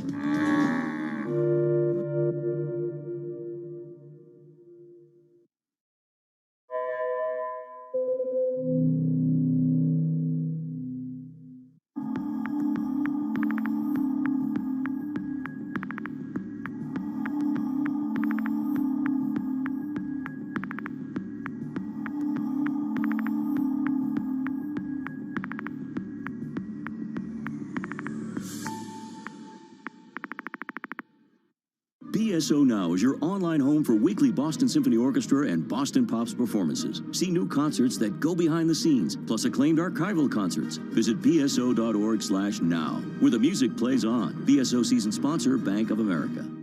I think that it's hard to put your head around any narrative. Let's just be honest. We've had sort of a shift in, are we in some sort of stagflation fears moment? People were talking about that all day yesterday.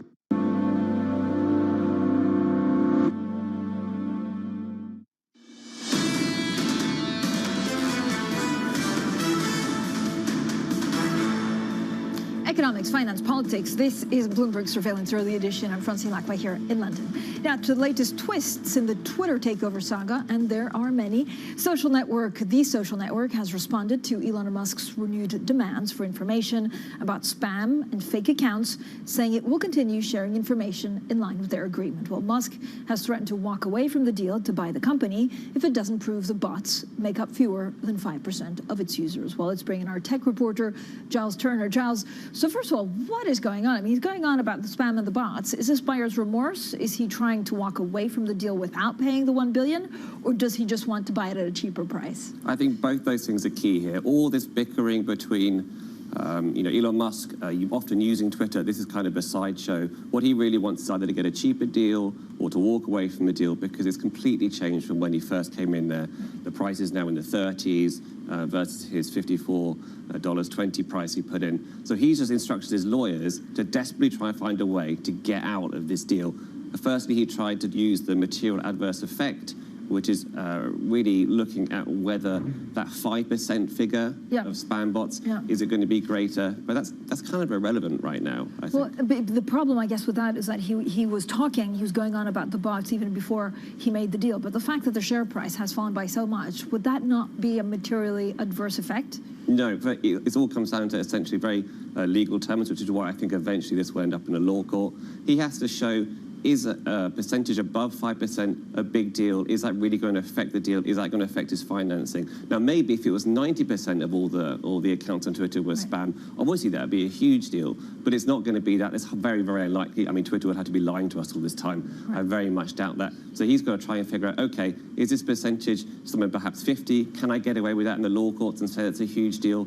We don't know. It's not a known figure, so therefore it'll have to be decided perhaps by a judge, I think, in Delaware at this rate. So the fact that the Twitter share price has fallen significantly doesn't impact this deal at all? No, not at all. In fact, this is in Twitter's favor now. Remember, we started this whole process with Twitter not wanting to get bought by Elon Musk quite clearly, trying to get him onto the board, trying to stop him taking over, and now we have complete reversal. This deal is great for Twitter, considering where its share price is. And the worst case, well, or the best case scenario for Twitter, and the worst case scenario perhaps Elon Musk, is he has to pay $1 billion to try and get out of this deal, but he still has to find a good enough reason to pay that $1 billion. He can't just walk away. So basically, the fact that he did this filing, which actually legally he meant to do, is basically to leave a paper trail. Exactly. For when they go to court. Exactly. He's just trying to find any way, or his lawyers are trying to find any particular reason. He's focusing on the covenants, for example. We won't go into too much in detail about that. But essentially trying to pick holes in anything to show that Twitter are trying to stop him completing this deal. And obviously Twitter coming back and saying, we're doing everything we can, the ball's in your court. Yeah, I love talking about legal covenants, but not before 10 a.m. on a Tuesday. Giles, thank you so much, our tech reporter there. Giles Turner, coming up, Illimity has gone from a PowerPoint presentation to a bank with a market cap of nearly 1 billion euros in 3 years. Well, we speak to the chief executive and founder, Corrado Passera. That's coming up next. We'll talk, of course, about working from home, how some of these digital banks are changing the way they attract talent. The other question is also cryptocurrencies and whether we go into the digital space, what that means for a lot of the banks. This is Bloomberg.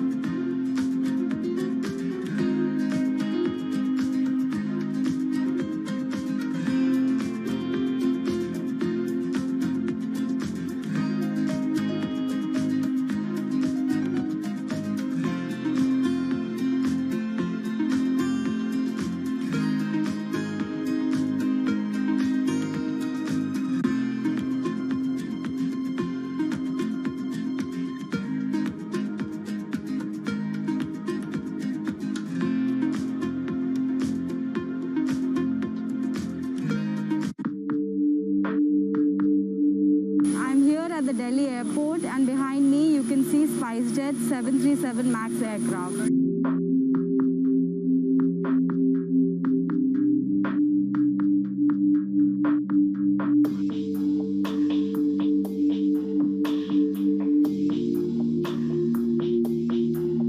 SpiceJet chairman Ajay Singh earlier today said that Boeing is going to compensate SpiceJet in form of cash and aircraft.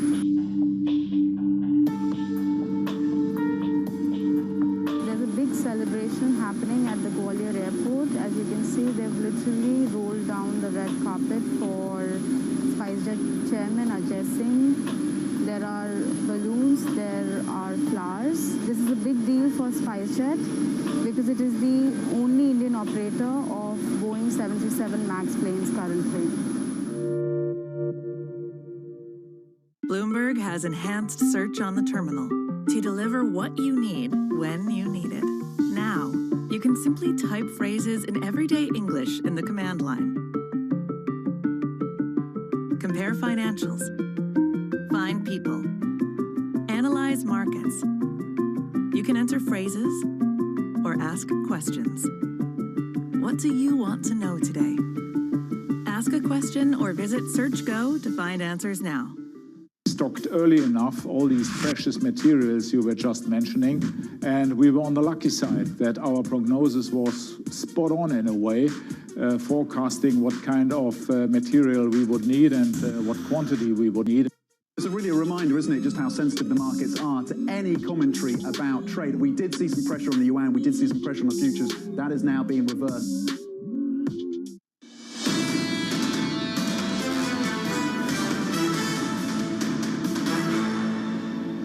Boris Johnson survives a confidence vote, but the mutiny suggests his days as Prime Minister may be numbered. The RBA hikes rates by a jumbo 50 basis points, pointing to inflation spiraling higher than expected even a month ago, while Bloomberg's commodities index hits an all-time high. And Elon Musk revives his assertion that Twitter has a bot problem in a filing on Monday. The stock trades $15 below his offer price. Well, good morning, everyone. Happy Tuesday. I'm Francine Lacqua here in London. Welcome to Bloomberg Surveillance Early Edition on Tuesday, the 7th of June. I know the newsroom is a little bit more tired than usual just because we're all glued to our TV screens looking for that Boris Johnson vote yesterday. Now, to a conversation on markets and finance with a finance veteran.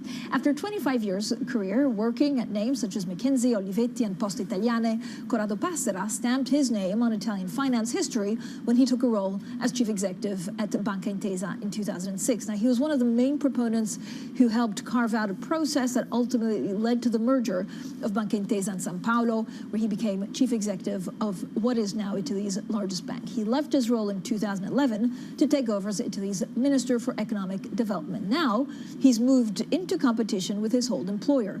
Well, Corrado launched Illimiti, a challenger bank specializing in SMEs. Now, with a market cap of 1 billion euros, Corrado Passera joins us as Illimiti celebrates its 3-year anniversary. So, Corrado, as always, thank you so much for coming on. You have quite a CV, and now you're a challenger bank. You want to challenge the big ones in terms of finance, digital banking. How's it going? Are Italians, drinking the Kool-Aid? First of all, the best is yet to come, also in terms of Illimiti. That's what my boss says, too. In the first 3 years, we just built it. Now we have 800 top quality professionals. And what is really nice about our bank is that we combine the best of traditional banking with the advantages of fintechs. Because sometimes both of them have problems, but putting them together, integrating the strength of fintechs into a strong body of good traditional credit management makes the success. We're growing more than the market because we focus on SMEs, a huge market underserved. Yeah, especially in Italy. Let's remind everyone you have a lot of family SME-owned companies. And the reason is that those companies sometimes are difficult to evaluate, and underwriting a credit with them needs to understand the industries, needs to understand the continuous updated performance data, and at the same time, if you close the branches, and that is what is happening, they lose the channel. So we are focusing there, and we're growing. Do you worry, Corrado, about non-performing loans? We're at crossroads, right? Inflation is high. We don't exactly know whether there's a policy mistake. We don't know whether the spread between Italian BTPs and German Bunds goes up. A new wave, a high wave of non-performing loans will arrive. That's for sure. And actually, the market is ready. Illimiti is ready for that too. Obviously, the amount, the size of this wave will depend on the length of the war, and will depend on the initiatives we will be able to take both at the national level and at the European level to avoid a recession. Having said that, just taking an eye on stage 2 positions on European banks' loans, because there is a pipeline coming up in terms of loans, and the UTPs will be the crucial segment. Yeah. We have to make sure that we follow and we manage the UTPs in the right way, the unlikely to pay position, because you can bring them back to performing status, or they become bad debts. But could it be as bad as during the crisis? It might. This is a big warning you're giving. It might if the war lasts too long, and if we are What's too not. long? 2 years? 1 year? 1 year would still be quite a long period of time. At the same time, the balance sheets of the banks are strong. The capital base of the banks are stronger than at the beginning of the previous crises. So we are ready to face with such a problem, but the wave will arrive, is arriving. Talk to me a little bit about how COVID has changed, of course, how you evaluate some of the loans, how you give out, how you support some of the SMEs, and what it means also for working from home. Has it changed? Are there legacies that will stay here forever? Okay, COVID and then Ukraine changed a little bit the criteria, because obviously you have to stay close to those companies that are reacting, that are resilient, and some of them are very resilient. In the last 3 crises, the selection amongst the SME world has been such that now most of those companies, especially the mid-sized companies, are really strong. And we see every day a lot of dynamism in terms of an M&A, in terms of investment, etc.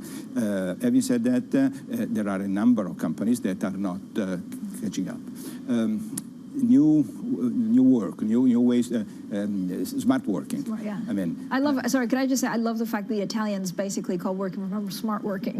It is. Because it's kind of like a message to your boss, like it's smart working, I can work from home. It is a positive thing, especially if it is hybrid. I mean, cannot be only from home, cannot actually be only from office. But when we created Illimity 3 years ago, we gave our people, since the very first day, the possibility to choose between home and the office, or a mixture of them. So when COVID arrived, for us it was business as usual. Business as usual.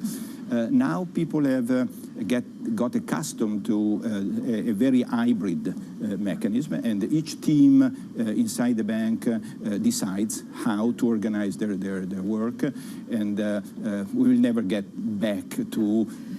Why are you for working from home? To give people the flexibility so that you can attract the best talent, or does it also make it cheaper to not have a structure where you have to have a big fancy building? We want to have people that are happy about their life, and work is such an important part of it that it has to be combinable, mixable, the two components. So giving this flexibility is a way to say we realize that you have problems with home, maybe with parents, with children, and with other interests. So it's really our limited way of working, that's the way we call it, is really like that. Let's find for each of you the way to make you as easy as possible. Even the welfare mechanism we have. Each person in Illimity can design its own welfare mechanism, choosing from a sort of menu, because the needs of an old person is different from a very young person, a married one from a single. So each one can design also from that point of view its way to work at Illimity. But this is you trying to keep your employees happy, or also a way of attracting talent? What does it mean for how much you will grow Illimity in the next 3 years? You attract the best, you keep the best, you motivate the best, and you are proving that being a responsible company is a real thing. Because sometimes people talk about responsibility in a very generic way. I mean, these are hard evidence of the way a company proves to its own employees that it cares about them. Talk to me about cryptocurrency. So first of all, many people, of course, confuse digital currencies, for example, the euro, a euro digital currency or a NIMBY digital currency, with some of the stable coins or cryptocurrencies. Are you a believer in them? Let's make it a bit clear, because when we talk about crypto, sometimes we mix crypto platforms, blockchain kind of networks. No problem, we can work on it. It can be an instrument, provided we manage them properly. Crypto assets, like Bitcoin, investment kind of assets, no problem with them, provided we make sure that the retail market is made conscious. They are virtual, they are volatile, they are energy terrible, and that they can be manipulated very easily. And then we have cryptocurrencies. And some of them are, let me use the word illegal, the stable coins, not yet regulated, and the legal stable coins, central bank digital currencies. Stable coins, not regulated, are like free banks, banks that are ready to issue a currency. Yeah. So that is a real threat to the monetary sovereignty of our countries. So why are they not regulated? Why is it taking so much time, actually? To a certain extent, they should not be. They should simply be banned, because stable coin, they should be regulated like a bank, and they become banks, no problem. But they don't want to be banks. So they don't want to have those limits. So they have to become much more transparent in terms of the content of their reserves. Nobody knows where the money is. While the central bank digital currencies like the digital pound and the digital euro have all the advantages of the innovation of crypto platforms, but at the same time they guarantee all the mechanism and the value. Corrado, you're not a fan of a lot of these cryptocurrencies, so you're not offering Bitcoin on Liberty, are you? I'm very open to crypto platform. Right. I think we have to be very attentive to crypto assets for retail markets. We have to be against stable coins, and we have to be in favor of legal digital currencies, euro or pound, digital pound. Corrado, thank you so much. Always extremely clear in his thoughts. We'll get you back in London in a couple of months and see if anything changes in terms of your love for crypto. Corrado Passera, they're the chief executive and founder of Illimity, joining us this morning. Now, this is a picture for European assets. There definitely does seem to be a risk-off mood. U.S. futures are also down. Central banks resolute on tightening policy, and that's fanning growth fears. The dollar advancing, bond yields stabilizing. When it comes to UK assets, on the back of that no confidence vote from Boris Johnson being won, but still quite a big immunity, 148 of his own MPs voting against him. We're not seeing huge reaction on, for example, cable 125.50. Coming up, more on the fallout from the confidence vote. We'll be joined by the Legal and General CFO, Jeff Davies. He's up next, and this is Bloomberg.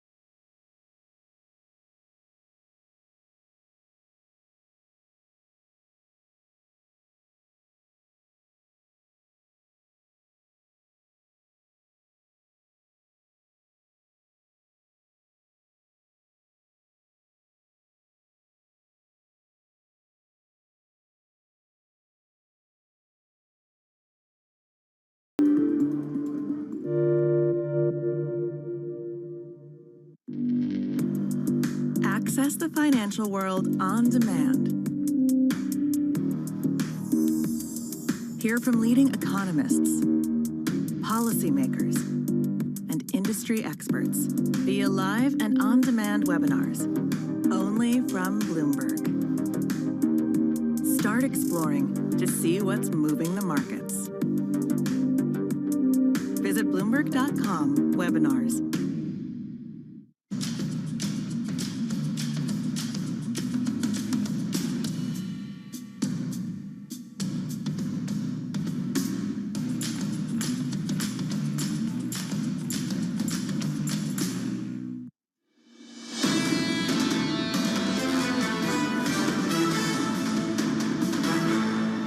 economics, finance, politics. This is Bloomberg Surveillance Early Edition. I'm Francine Lacqua here in London. Now let's get straight to your Bloomberg Business Flash. Here's Leanne Gerrans. Hi, Leanne. Hi, Francine.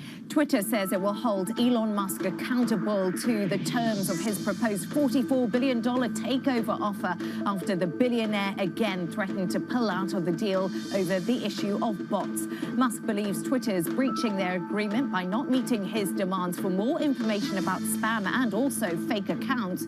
Shares fell again in New York, further widening the gap between market valuation and Musk's offer. Now, Apple has unveiled the biggest overhaul to the MacBook Air in over a decade. The updated laptop previewed at its developer conference will have a new design and a faster M2 processor from the company's own homegrown chip line. Apple also launched a flurry of new software features and services, including a pay later option that pushes it deeper into finance.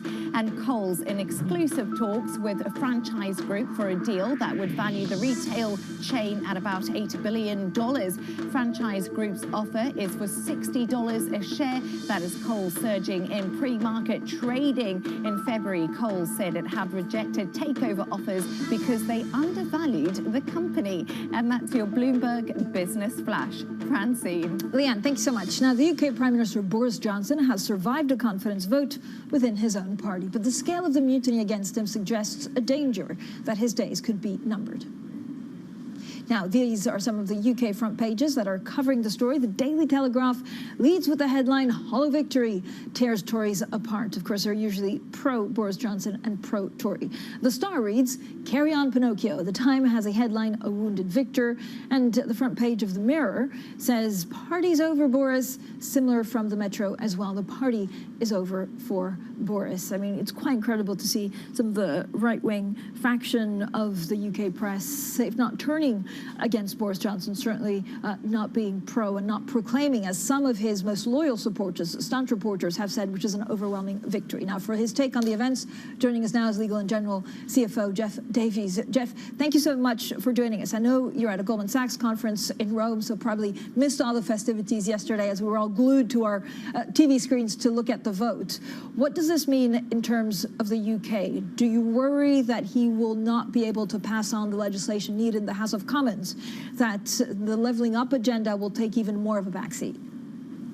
Yeah, that's a very good point. I think we all have learned it's very difficult to predict UK politics, so I won't go down that route. But your point is the right one, that we need to make sure that we continue with action, the levelling up agenda, the health inequalities, the sort of thing we're looking to do in regeneration is very important. And we all know, of course, that there is the climate transition that we also need to deal with in the wake of what's seen as the energy crisis that's been accelerated. So you're right. The most important thing is that the UK and the government can maintain a focus on action, that they're able to pass the legislation. We, as investors and long-term investors are not concerned at this stage. We would see this agenda being something that's consistent across parties, and we in fact work with lots of the local mayors and local councils where a lot of this activity happens. Mr. Davies, how uncertain do you think the outlook for 2022 is for the UK? And is there anything that private companies can do to help the consumer? Yeah, it's interesting. I mean, we've been very action focused, and many companies go out and do and invest. As I say, we see the local mayors. We've just announced a £4 billion deal with Birmingham, where we're going to work in conjunction with them around housing, etc.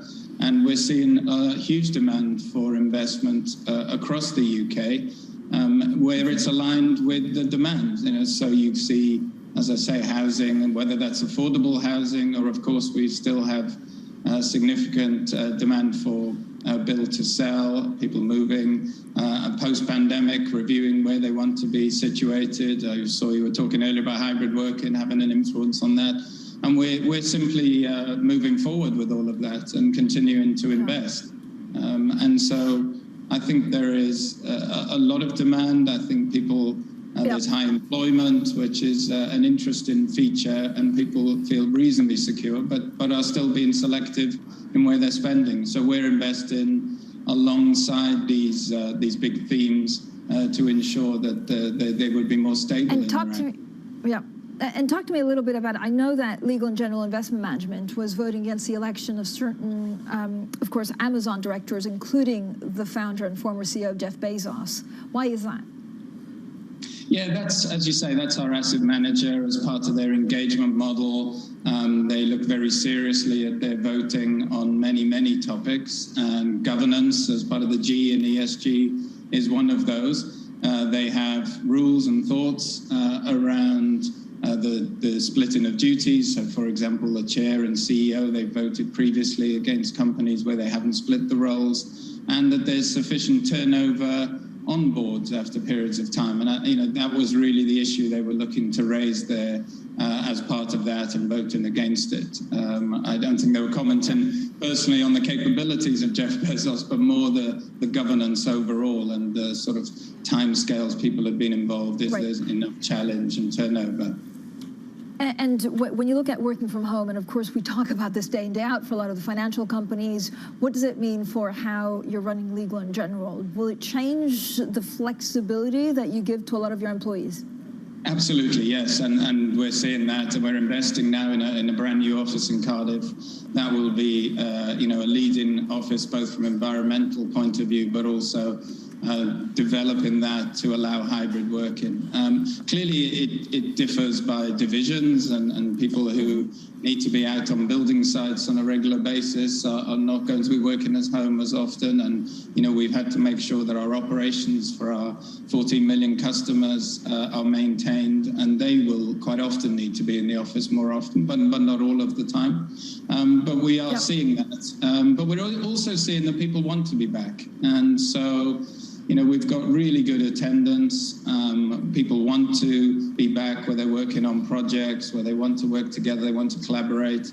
And we do think it's important that people attend the office on a regular basis, whatever that means, whether that's 2-3 days a week or 1 week in every fortnight, whenever people need to be back, so that they build culture. And of course, for people to train, as many institutions have talked about, people who are new to the workforce, they need to build relationships, but they also learn over time from their peers. Really interesting. Thank you so much for the conversation. Legal and General CFO there, Jeff Davies. Coming up, did Binance break securities rules as it was getting off the ground? Well, we'll have a full investigation of that story. It's a Bloomberg exclusive, and it's up next. This is Bloomberg.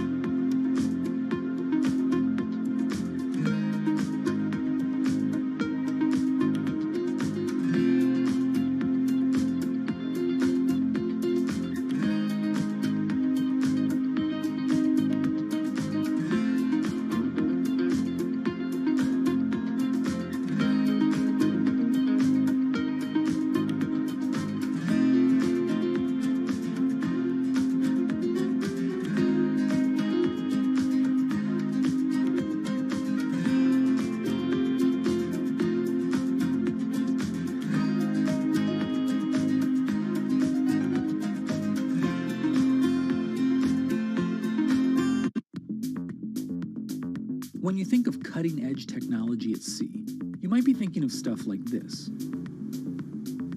But there's an incoming revolution on the high seas that isn't quite as sexy, but could be significantly more impactful. Container shipping is the key component of global trade. About 80 or 90% of all the world's goods are transported at sea at some point. But there's a significant unseen cost to the modern era of global commerce. About 3% of all the world's CO2 emissions come from shipping. 3% may not sound like a lot, but that's roughly comparable to the entire CO2 output of Germany. Since reducing trade isn't a likely option, what about a technological improvement to help reduce the emissions from these well-stocked maritime behemoths?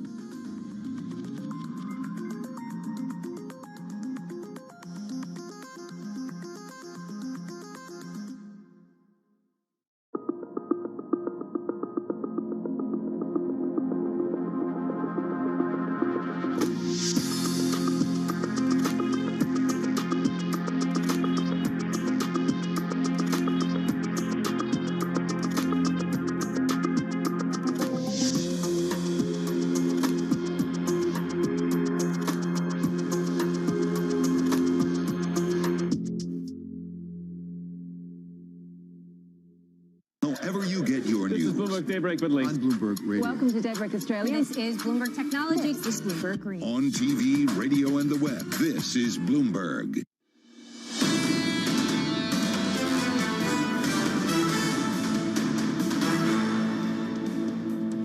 Economics, finance, politics. This is Bloomberg Surveillance Early Edition. I'm Francine Lacroix here in London. Now, U.S. regulators are said to be investigating whether Binance broke securities rules by selling digital tokens just as the crypto exchange was getting off the ground 5 years ago.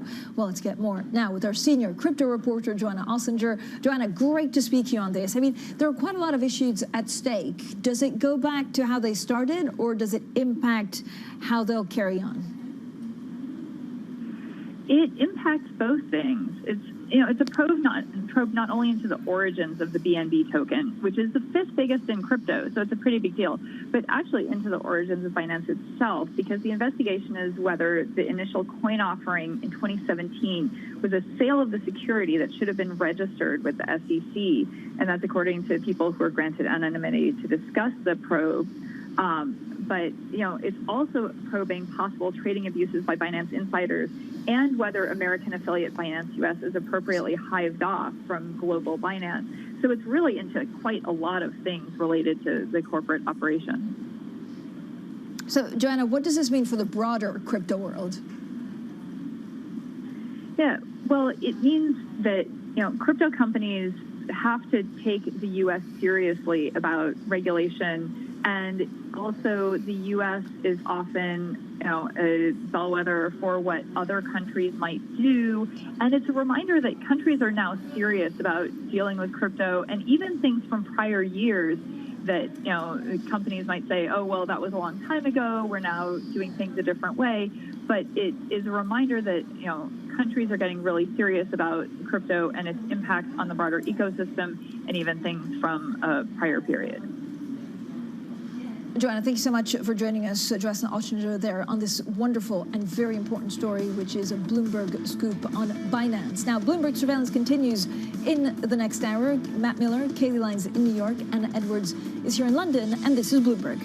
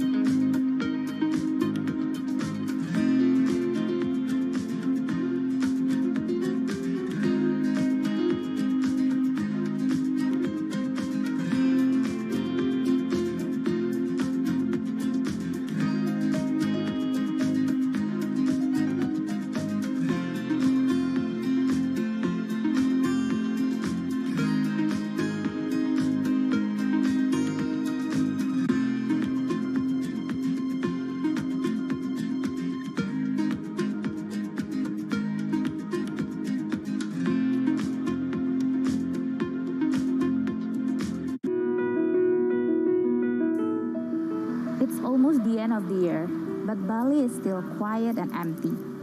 I am here in Kuta Legian, one of the main walking streets here that is used to be a tourist spot for beach, dining, shopping, but many shops here are still closed. Most of the outlets are either for rent or for sale as they have run out of business. Saya kerjanya di sini udah lama, udah ada 10 tahunan di sini kerja. Masih sepi sih, nggak kayak dulu. Kalau dulu kan rame, sekarang ya ada 1-2 itu ada, tapi nggak kayak dulu. Kalau dulu rame sekali. Sekarang paling dapat jualan ya 100, 120 gitu, 200 ya. Kalau dulu sih ya nyampe dah 1 juta, 1,5 itu nyampe dapat jualan. Bisa sampai 2 juta dulu. Sekarang nggak pernah lagi dapat segitu. Sama aja. Belum ada turis ke Bali. Masih ya domestik aja. While Bali has reopened its borders for foreign tourists since October, they're still not coming in. Many international airlines are yet to reinstate their direct flight to the island. Balinese people here really hope they can see more people from Australia, China, and Europe to come visit next year. Why do the biggest names in business choose Bloomberg? That is a great question. It's a great question. It's a great question. Great question. Great question. Great question. Great question. That's going to be the best question I get all night. I'm glad you asked that. Bloomberg Television. Top experts. Great questions. Lots happening on Wall Street. It's the basic law of economics. It validated what the market was already pricing. Need to catch up? This is Bloomberg Wall Street Week. I'm David Weston. We've got the information and insights. David, you just hit the nail right on the head. From businesses most influential and instrumental. And that's the way you run good risk management. It's a challenging dynamic. We could continue to see that kind of strength. Bloomberg Wall Street Week premieres Friday with replays all weekend on Bloomberg Television and Radio. This is a market that over the past few weeks has made it clear it wants to go higher. It got a little spooked by the idea that geopolitical tensions are rising.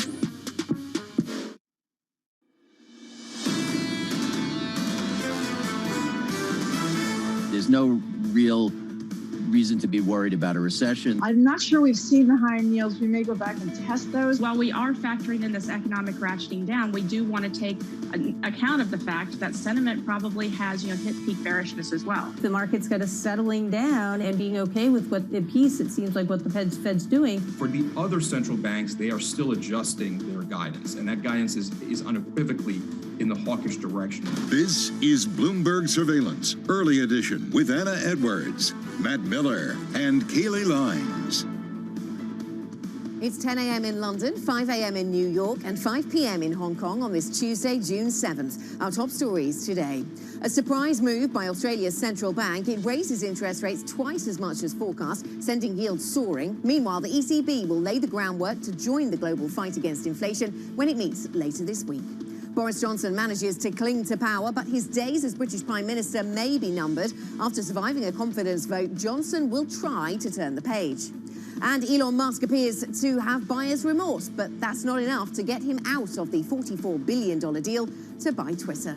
Welcome to Bloomberg Surveillance Early Edition. I'm Anna Edwards in London with Matt Miller and Kaylee Lines in New York. And Kaylee, we seem on a global level to be back to worrying about higher interest rates, higher bond yields, crucially, and what that's going to do to appetite for stocks. Yeah, and of course, what we saw out of the RBA overnight, Anna, is really just fueling that narrative after that surprise 50 basis point rate hike. That was double what economists were expecting, the largest hike in 22 years in order to rein in inflation. And the RBA saying there could be more coming. They're pledging to do what is necessary to rein in inflation. So that definitely created a drag on risk sentiment in Asia overnight. The MSCI Asia Pacific Index as a whole was down the better part of 1%, but of course it was Australian stocks in particular really leading those losses. The ASX was down about 1.5%. And of course you saw it really showing up in other asset classes as well.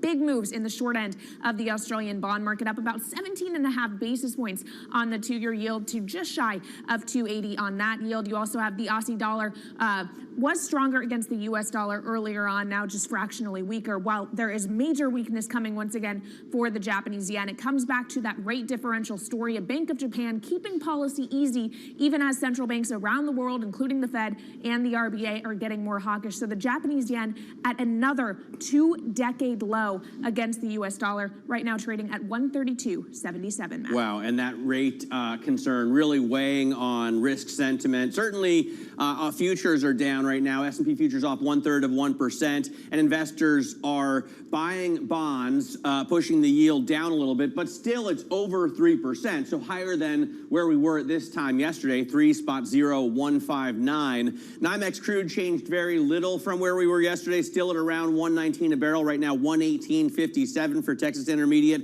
And Bitcoin losing everything that we saw yesterday and then some, right? Yesterday it was up 5% to 31,000 and change. Now it's back down 5% and changed to 29,627. So it still is range bound. It looks like it really hits a hard limit up around 32,000 and down around 28. We'll see if it can move out of that range. Anna, what do you see in terms of European movers?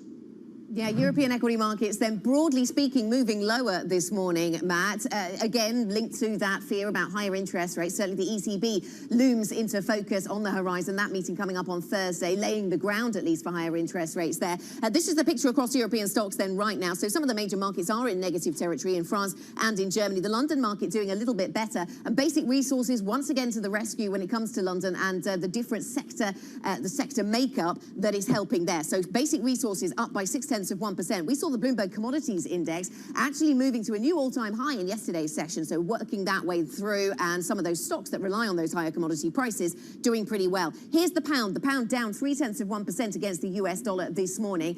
We saw, of course, Boris Johnson keeping hold of control of the Conservative Party, at least winning the no confidence vote, but 40% of his party don't have confidence in him. That leads to questions about how long he can stay in post, and so nervousness for the markets and nervousness for the pound.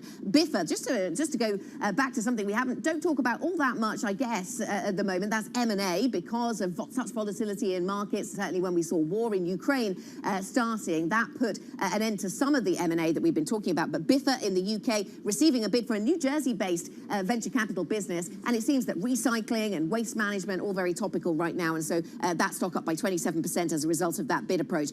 SAS, this is an airline over in Scandinavia, Scandinavia's largest airline. In fact, the Swedish government has told the company that they don't want to put any more money in, so the stock, Kaylee, down by 11.6%. They will have to find alternative sources of income as they try to weather their way out of the global pandemic. All right, so some big movers on an individual stock level that we'll monitor throughout the trading session. As for what else we are monitoring today, French President Emmanuel Macron will be meeting with Portugal's Prime Minister Antonio Costa at 7 a.m. New York time. We'll also be getting some U.S. economic data in the form of trade balance numbers. That's at 8:30 a.m. Eastern. Then the World Bank will be releasing its Global Economic Prospects Report at 9:30 a.m. New York time. And finally, all day today, it is primary day in many U.S. states, including California, Iowa, Mississippi, and New Jersey, just across the river, Matt.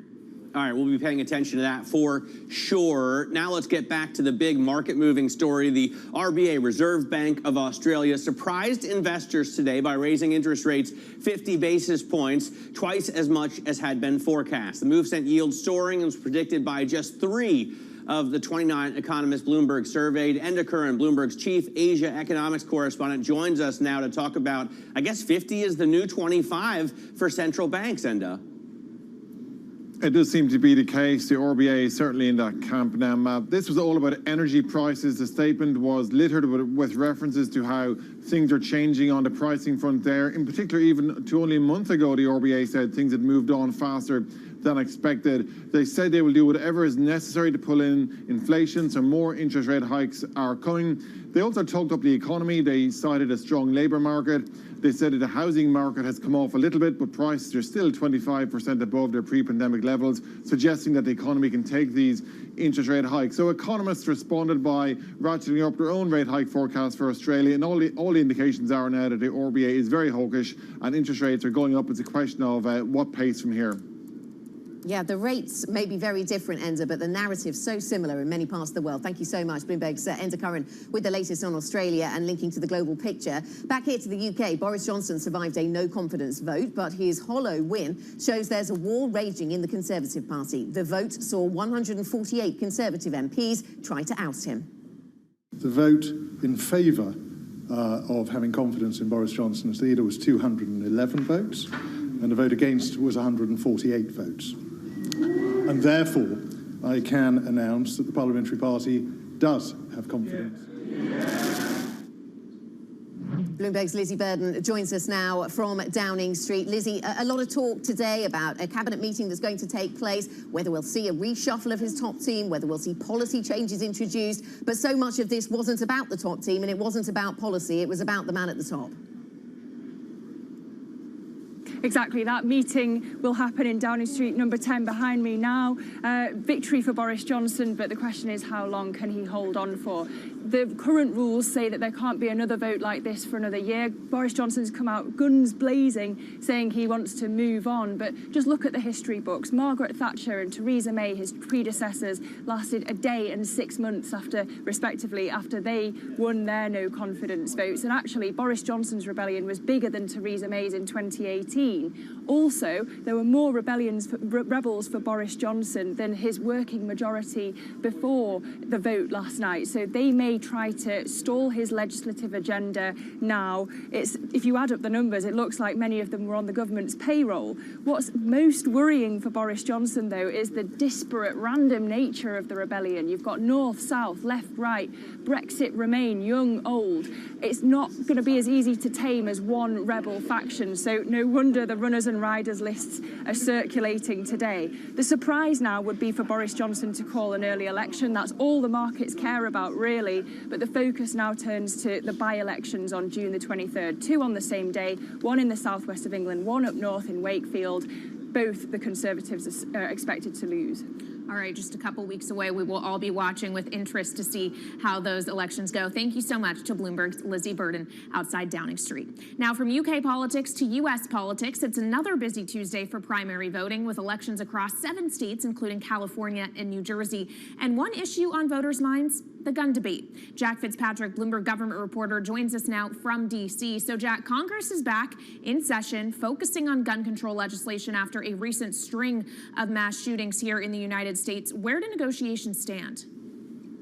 They're still working, and they seem to be pumping the brakes a little bit on the timeline. A little while back, Chris Murphy, who's the Democrat who had been taking the lead in these conversations, had been saying they wanted to try to see if they could get a deal by this week. Some of the Republicans talking about this have slowed the timeline down a bit. John Cornyn from Texas, who's really been the Republican leader in these conversations, is saying good legislating takes some time. They're trying to make sure Chuck Schumer doesn't rush them. Does not sound like we're going to have a deal this week, but it has not fallen apart. However, it is going to be a very, very limited deal if there is a deal. They're talking about things like state-level red flag laws, trying to strictly limit this to a measure that would focus on people with a criminal history or a history of mental health issues, rather than, for example, House Democrats are going to hold a vote on something that would raise the age of purchasing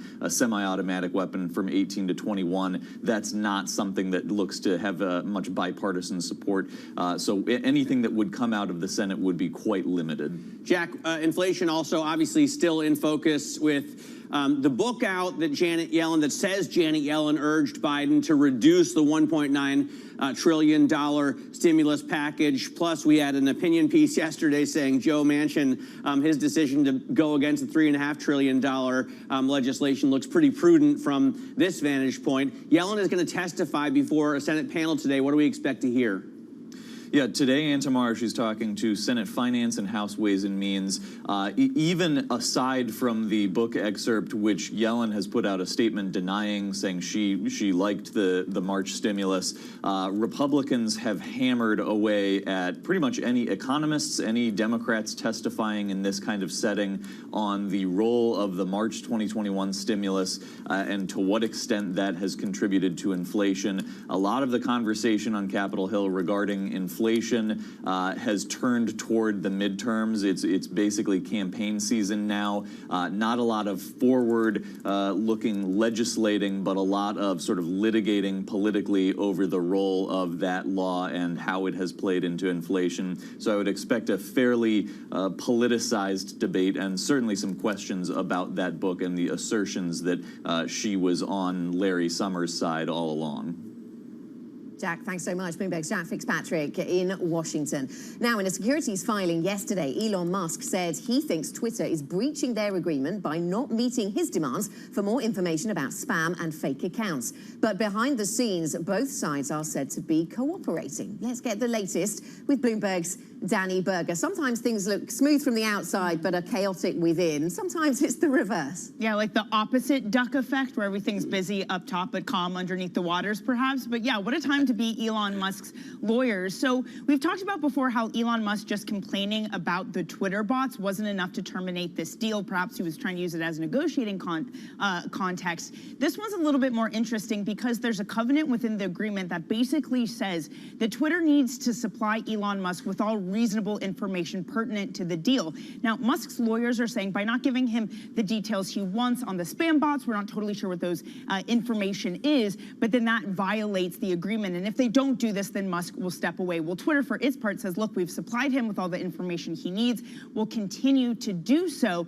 But again, as you say, Anna, they're working on this behind the scenes because at the end of the day, Musk signed an agreement to buy Twitter at $54.20. So that has to go ahead. I mean, there's no really reason to pull out this moment besides what the lawyers have said.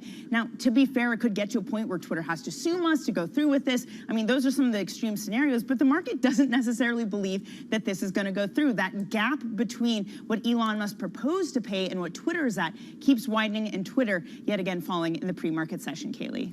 All right, Bloomberg's Danny Berger, thank you for keeping an eye on this one for us as the saga just continues and continues and continues. Now, elsewhere in tech, at its Worldwide Developers Conference, Apple unveiled the most significant overhaul to its popular MacBook Air laptop in more than a decade. It features a fresh design, new colors, and a speedier processor from its homegrown line of chips. The company also unveiled a flurry of new software features and services, including an updated lock screen and a pay later function for Apple Pay. Now, as for how that is translating into the action in pre-market trading this morning, you are seeing Apple shares under a little bit of pressure, though broadly we're seeing high-value stocks under pressure today. Apple is down about 0.4%, and also dragging a firm lower. A firm, of course, is a buy now, pay later company. So the idea of competition coming from a behemoth like Apple weighing on that stock, it's down the better part of 2% in early hours. One stock that is definitely not down in early hours, though, in fact, is rising pretty substantially, is Kohl's. Franchise Group is in talks to take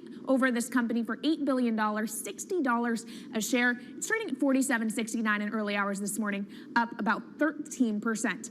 And finally, Matt mentioned this earlier, but you are seeing crypto giving back pretty much all of its losses from yesterday, and that is translating to crypto-related equities, among them Coinbase, which is down about 4% before the bell, Anna. Kaylee, when we come back, we'll talk about these markets in more detail. We will speak to Maria Weitmaner, who joins us, State Street Senior Multi-Asset Strategist. She often loves stocks. Does she love them when they're 22% cheaper on the NASDAQ than they were at the start of the year? We'll talk to her about that and more on the UK with Lord Robert Hayward, who will be joining us, polling expert and Conservative peer. What does his long experience with the Conservative Party tell us about the future of Boris Johnson and his leadership? Plus, the future of mobility, transportation and jobs. We spoke with Walmart heir Stuart Walton from the Up Summit in Arkansas. I don't think humans are going to replace robots. I think humans will do different things in the future, and robots will take away some of the jobs that humans generally don't like to do, and you have to pay people to do. And so I think that's a trend that's going to continue.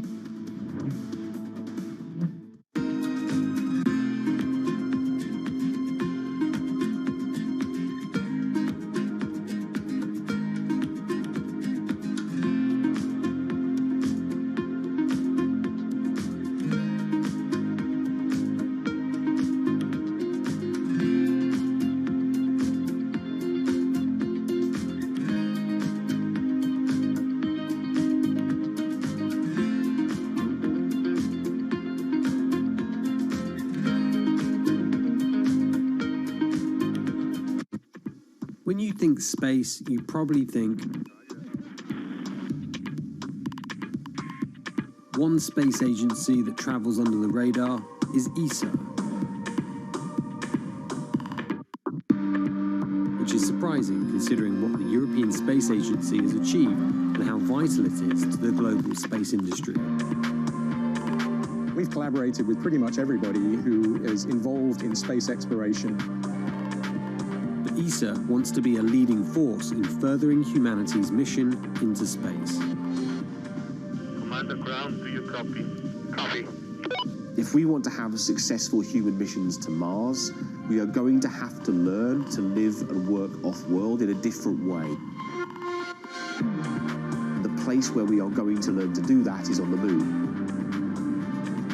Can ESA help humanity take its next giant leap? Front Row, exclusive interviews with the most influential figures in finance. Lloyd Blankfein. Deflation is a terrible thing. Inflation you could tolerate. Kathy Wood. Tesla will be in the pole position to dominate. Jeremy Grantham. We've had a very, very abnormal honeymoon Goldilocks period. First available on the Bloomberg Terminal, then on Bloomberg Television and Bloomberg.com. Front Row, the best seats in the house for business's greatest minds.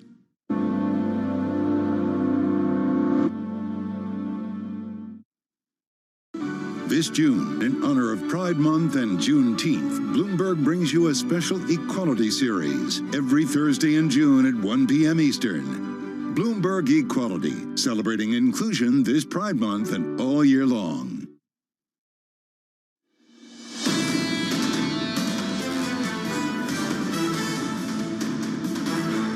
Welcome back to Bloomberg Surveillance. This is the early edition. We are simulcast on both Bloomberg Radio and Bloomberg Television. I'm Matt Miller here in New York with Kaylee Lyons, Anna Edwards with us out of London. Now, Kaylee was talking earlier about the RBA's 50 basis point hike. Almost all the economists we surveyed were looking for a 25 basis point hike.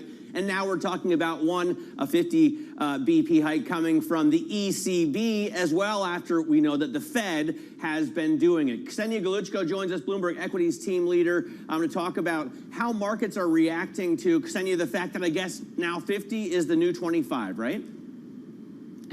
That's right, Matt.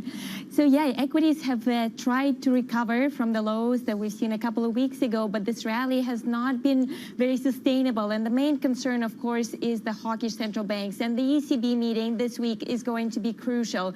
So the big debate right now is what will be the size of the hike in July.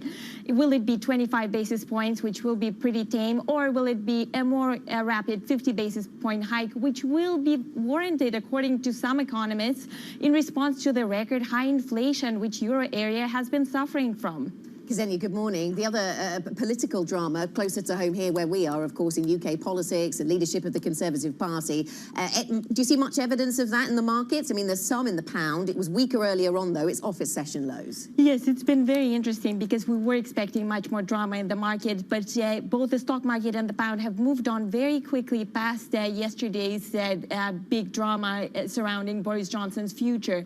And the reason there is that, yes, the pound weakened, but actually that's good for the FTSE 100 because it's filled and packed with exporters, and they actually do well when the pound is weaker. And in general, because Boris Johnson is staying in power for now, and there's been reduced uncertainty surrounding his future, that is seen as good for the stock market. And as you know, the FTSE 100 has been actually outperforming most major developed markets this year. It's down only about 3% year to date compared to double-digit losses for Europe and the US markets. So thanks to its exposure to commodities, to these big mining companies, oil companies, financial companies that benefit from higher rates, he's actually been doing really well. Yeah, commodities certainly helping today. Thanks, Ksenia, for joining us. Bloomberg's Ksenia Galuchko with the latest on the markets. And for more market analysis, check out MLIV Go on your Bloomberg terminal. This is Bloomberg.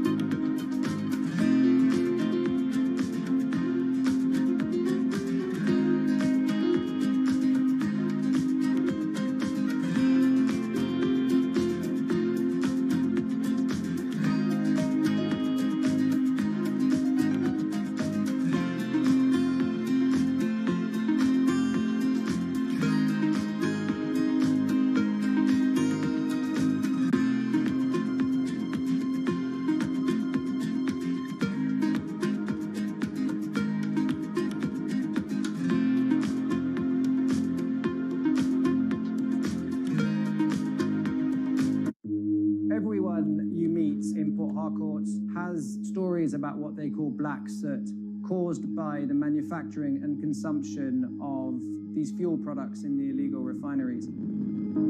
Oil theft, known as bunkering, and the refining of its spoils is worsening the damage from decades of fossil fuel exploitation, creating one of the world's most severe ecological disasters. Our sacred forests, our homes have to give way to oil wells, and no one gets much benefit. Imagine a resident of Port Harcourt who inhales this soot every second in 24 hours, 7 days a week, 30 days in the month, and for years now, we are dying slowly but surely, and our lifespan is reducing every day.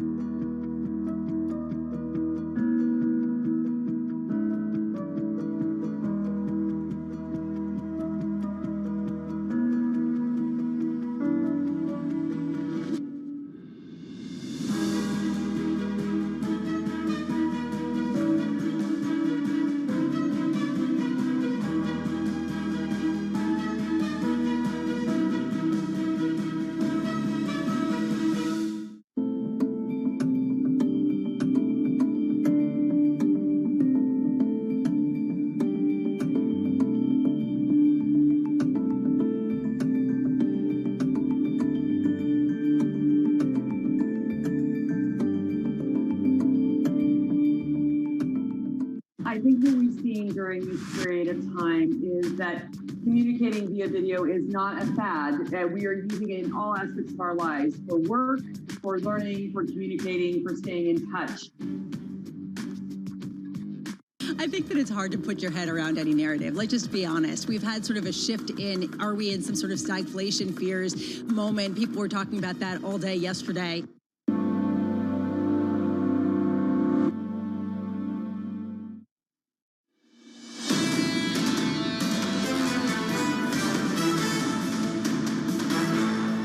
This is Bloomberg Surveillance Early Edition. I'm Kaylee Lyons with Matt Miller in New York and Anna Edwards in London. Now keeping you up to date with news from around the world, here's the first word. The U.S. has warned Kim Jong-un that there will be a strong punishment if North Korea conducts a nuclear test. Both Washington and a United Nations watchdog agency say there are signs that North Korea could soon set off its first atomic device since 2017. Kim's regime has been test-firing missiles at a record pace this year. Russia has come out with its own sanctions. It has indefinitely banned 61 U.S. officials and executives from entering the country, among them Treasury Secretary Janet Yellen and BlackRock CEO Larry Fink. Moscow says it's retaliating for what it calls constantly expanding sanctions against its citizens. The U.S. Securities and Exchange Commission is considering a change to stock market rules involving retail investors. Bloomberg's learned that trading firms could be forced to directly compete to execute their trades. SEC rules demand that investors get the best execution for trades. Meanwhile, U.S. regulators are investigating whether crypto exchange Binance Holdings broke securities rules. It has to do with the firm's BNB token, which is now the world's 5th largest. The SEC wants to know if the initial coin offering in 2017 amounted to the sale of a security that should have been registered with the agency. Binance says it won't comment on talks with regulators. And Anna, of course, that's something that Matt and I will be digging into on Bloomberg Crypto later on at 1 p.m. Eastern Time. But we have plenty more to dig into in this hour on Surveillance Early Edition. Absolutely. Every Tuesday, it's Crypto Day. Don't miss the Crypto Show with Kaylee and with Matt. But yes, as Kaylee says, coming up on this program, we'll talk to Maria Weitmaner, State Street Senior Multi-Asset Strategist. Is she concerned? US 10-year yields above 3%. Yields dropping a little today, but the trend has been higher. What does that do to her appetite for stocks? This is Bloomberg.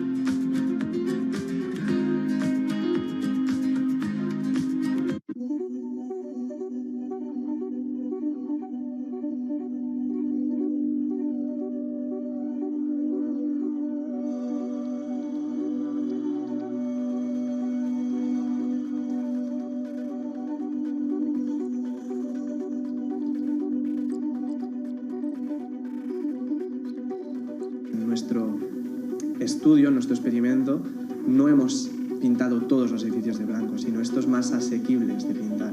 Y ya hemos detectado reducciones medias en el área metropolitana de 0,8 grados aproximadamente en un periodo de ola de calor y con picos máximos de 4 grados de disminución en un momento puntual del día, en una zona puntual del día. Y como dices, en una ciudad como Barcelona funciona incluso mejor que las zonas verdes, según las modificaciones nos detectan incrementos, o sea, disminuciones de temperaturas mayores con tejados blancos que con incrementos de zonas verdes como tienen planteados el plan director urbanístico.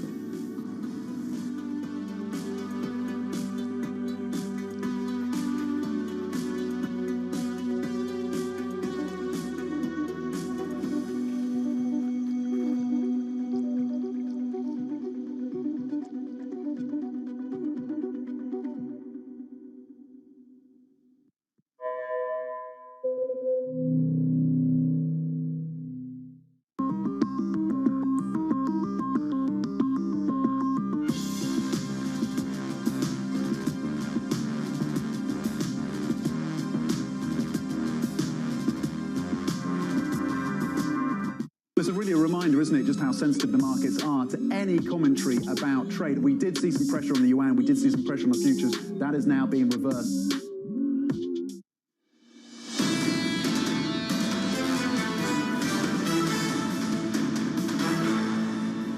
This is Bloomberg Surveillance Early Edition. Here's what you need to know.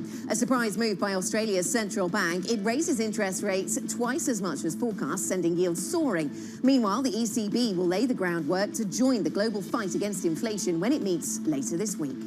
Boris Johnson manages to cling to power, but his days as British Prime Minister may be numbered. After surviving a confidence vote, Johnson will try to turn the page. He's already tried to appease his critics by promising tax cuts. And Elon Musk appears to have buyer's remorse, but that's not enough to get him out of that $44 billion deal to buy Twitter. The social media company has reiterated that it will hold Musk accountable to the terms of the takeover agreement. I'm Anna Edwards in London with Matt Miller and Kaylee Lyons in New York. And Matt, European equity markets then just on the back foot today, fretting once again about higher yields. Yeah, it doesn't look like everything is really priced in, does it? We're seeing the same thing here in the U.S. When you look at futures, they are down. S&P futures as well as NASDAQ futures off right now about 0.33%. Investors are buying bonds, which maybe isn't that surprising since the yield is over 3%. It's coming down a little bit, but not by too much. So 3.0141 maybe doesn't look bad to everyone. I know inflation is around 8 right now, but you know, these are 10-year bonds, so maybe they have faith in the central bank. NYMEX crude off 0.25%, so not a lot of movement from, we saw it yesterday at 118, 119, and it's at 118.16 today. Bitcoin is the real mover here, and this, it bodes negatively, I think, for risk sentiment. But on the other hand, Bitcoin's just bouncing back and forth between 28 and 32, really. So it's been range bound, and it remains that at 29,563. Kaylee, what do you see in terms of pre-market movers? Well, pre-market movers relate in large part to the moves we're seeing in cryptocurrencies themselves, Matt, because that's feeding right through into crypto-related equities, which benefited in a big way yesterday when Bitcoin and other tokens were higher, but now are seeing things reverse this morning as those tokens move lower. The likes of blockchain and MicroStrategy each down between 4 and 5%. Of course, that's something we will continue to dig into later on this afternoon on Bloomberg Crypto.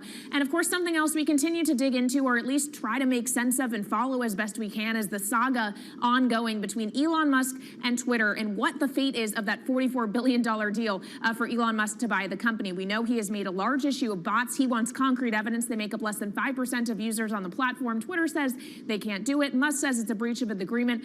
No one really knows if this deal is going to go through, but seriously, this market has some doubts that it will, because $54.20 is the offer price. The stock is trading 1% lower this morning at $39.18. And of course, Tesla, Elon Musk's company, of which he is also a CEO, down about 1%, trading at $708. This stock, Anna, is down 27% since Elon Musk first made his Twitter bid on April 14th.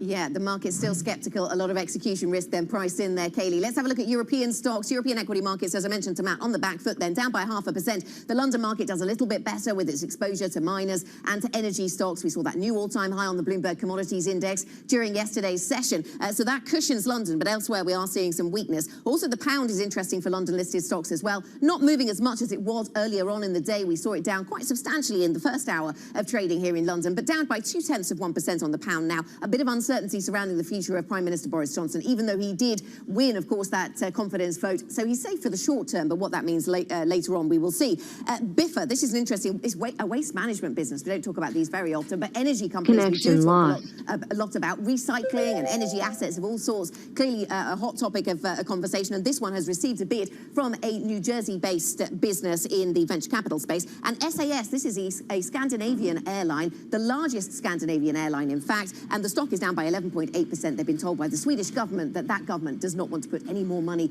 into the business, Kaylee.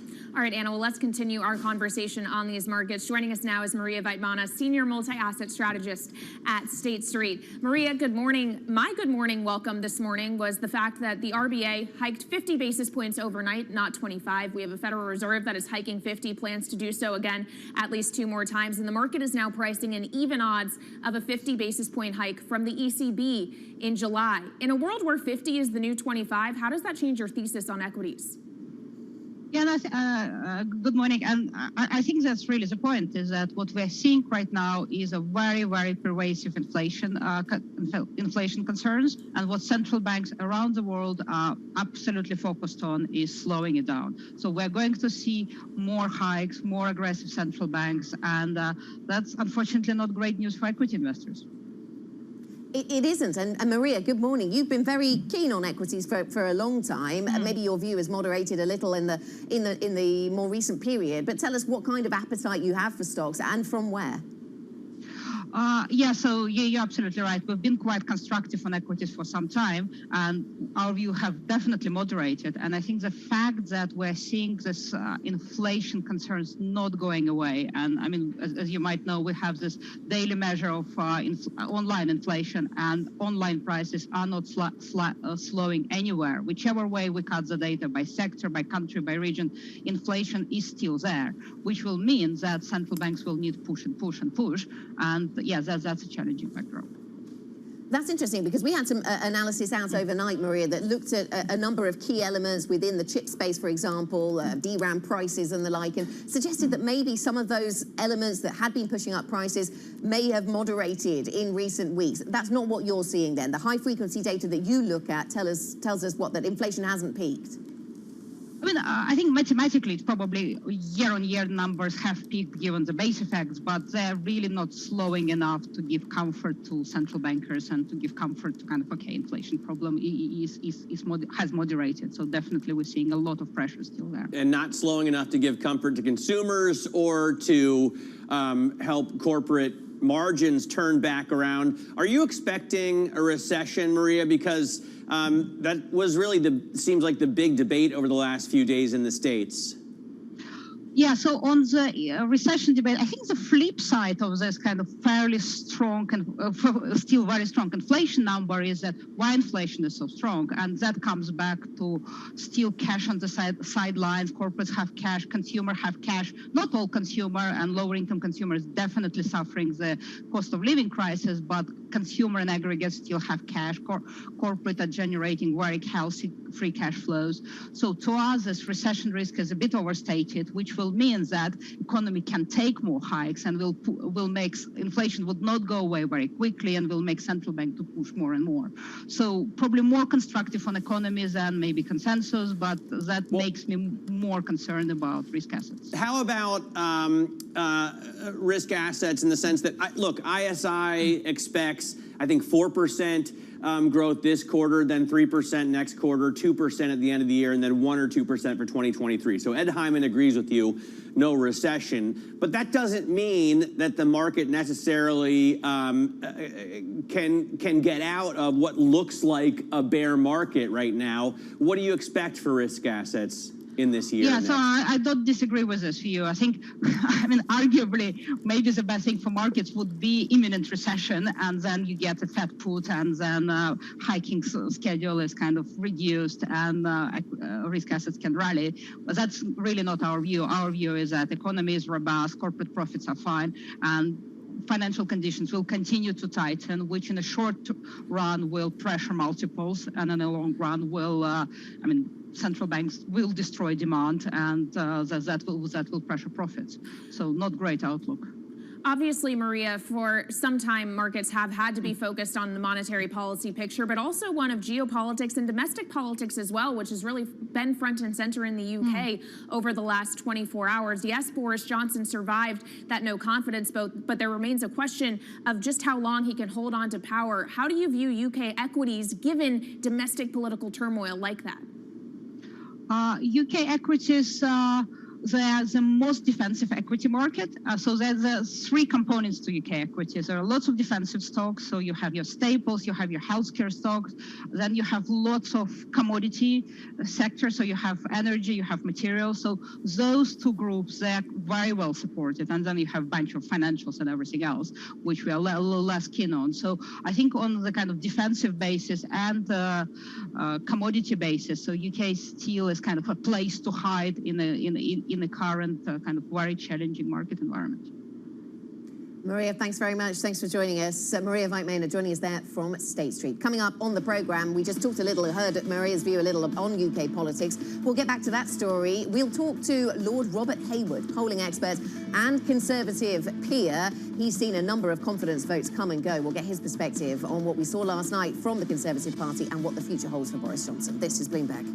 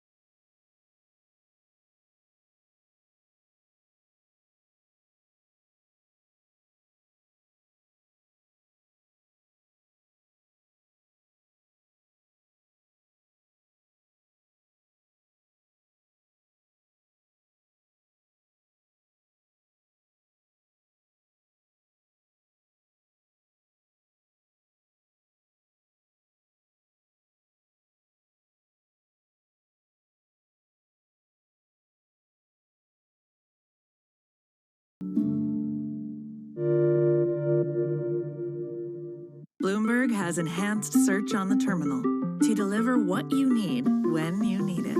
Now, you can simply type phrases in everyday English in the command line. Compare financials. Find people. Analyze markets. You can enter phrases or ask questions. What do you want to know today? Ask a question or visit SearchGo to find answers now. Crypto, you have a world of young people that want their own financial system and their own culture. And it is very powerful, and I'm a big believer in it.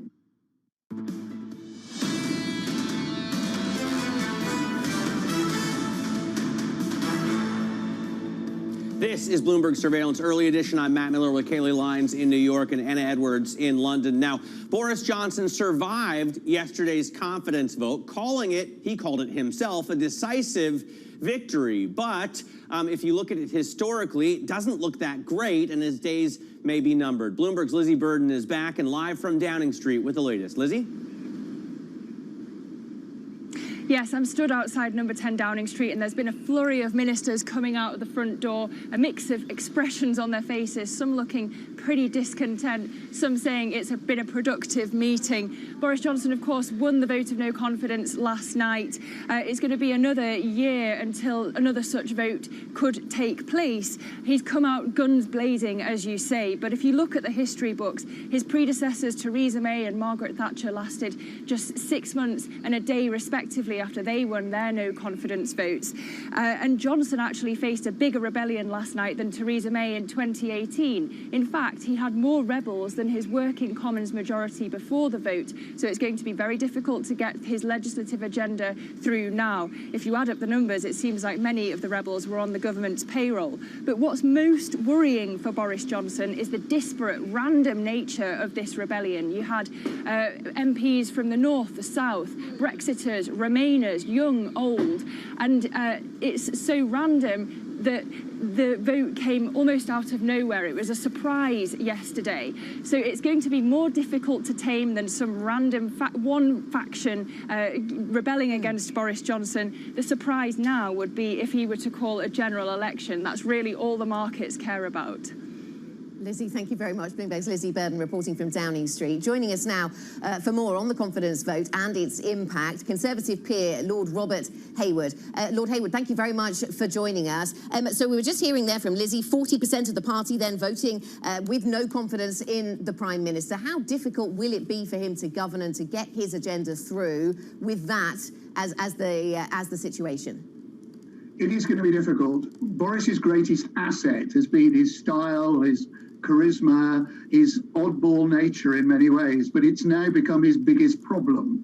And he is either going to have to change his approach and bring those 148 rebels or a fair number of them back into the tent, or else the threat of him having to go is going to continue to hang over him for a period. The trouble is that bringing people back together is not part of Boris's style. So the problems for the Tory party and for the government continue. You served, of course, under Prime Minister Margaret Thatcher in the 80s and in the early 90s, Robert. She faced a number of confidence votes, and the history of confidence votes in general is that even if you win them, it doesn't protect you for very long. What does your experience of watching other confidence votes come and go tell you about what happens here? It makes me feel so old, which I probably am, but there is no question that this is a big problem. It's a big rebellion, bigger than was expected, even by the most optimistic rebels. And it says that the problems are going to be ongoing because, as Lizzie just said, the government has a majority which is smaller, much smaller, than the number of rebels there. The rebels, some of them will say, we've made our point, and they will stop rebelling. But there are others that won't unless they see a distinct change in approach from Boris. I heard something, Lord Hayward, interesting on the BBC yesterday. Someone in the opposition arguing that other conservative leaders like Margaret Thatcher had ideologies, whereas Boris Johnson's ideology is simply Boris Johnson. Is that a weak point for the Prime Minister? It was his strength, but it is now his major weakness. You can't, there was a reference just now about changing policies or beefing up policies. That is not the issue. As Lizzie said, there's this great disparate range of rebels. Boris's personality and his approach is the problem, not the policies. And that's the difference. With Mrs. Thatcher, it was quite definitely policies. And the same with Theresa May. It was a split between Remainers and Brexiteers, which made it incredibly difficult to resolve. This is actually a rebellion associated with personality and approach to government. Okay, so if it's about the man, Lord Hayward, what is the ripple effect on the rest of his party, the rest of the Tories broadly? The effect is many of the rebels will say they've made the point, some of them. But others will say, unless we see a change, we are going to carry on rebelling and expect to see more people join us. And that is the risk. That for the Tory party, the rebellion continues on. And the one person that you cited earlier on, who survived a vote of confidence was John Major, who then went on to see a massive defeat at the next general election. The one thing I would pick up on is constitutionally it'd be very difficult now because of a change in the law for Boris Johnson to call a general election. So I think that's the unlikely option. Of course, there are different issues that this government has to contend with.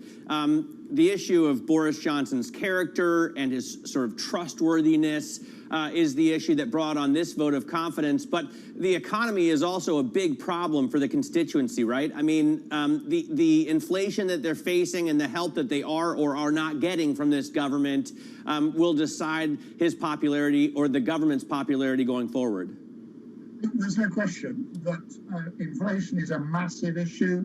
There will be other issues that come along at different points. We're not scheduled to have an election for the next 2 years.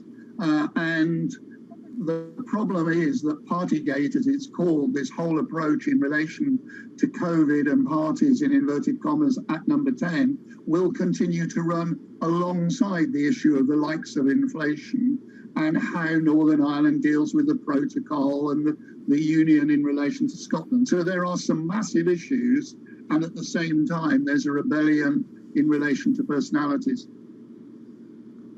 Lord Hayward, thank you very much for joining us. Lord Robert Hayward, Conservative peer, with his thoughts on the future leadership of the Tory party. Coming up on the programme, the future of mobility, transportation and jobs. We're live in Arkansas at the UP Summit. This is Bloomberg.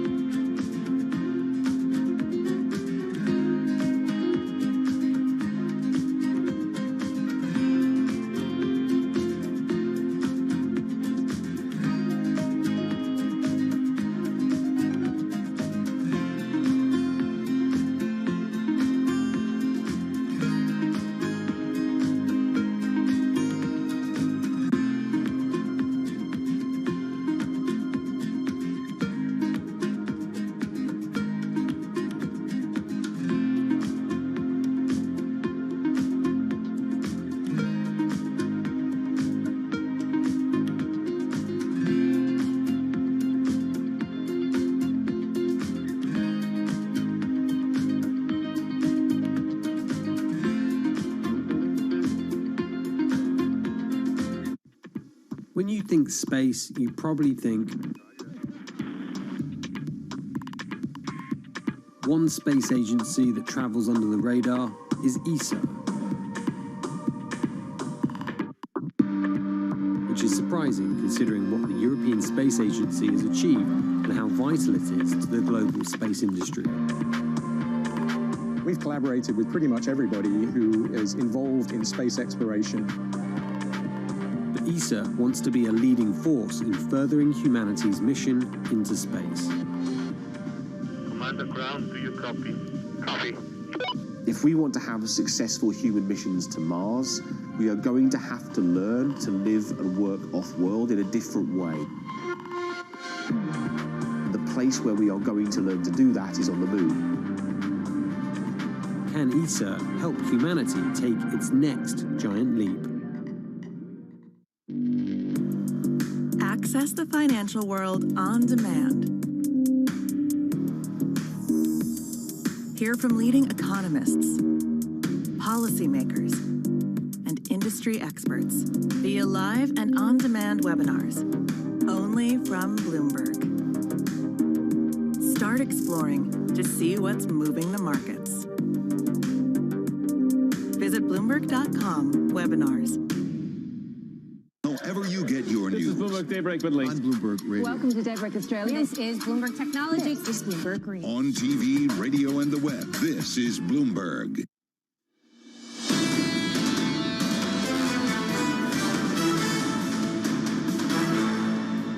this conference sits at the intersection of two, I think, pretty interesting situations going on. One is dramatic increase in the technology around how things fly and what we can do to make them fly on different energies and longer and further and in new ways. Two, influx of capital.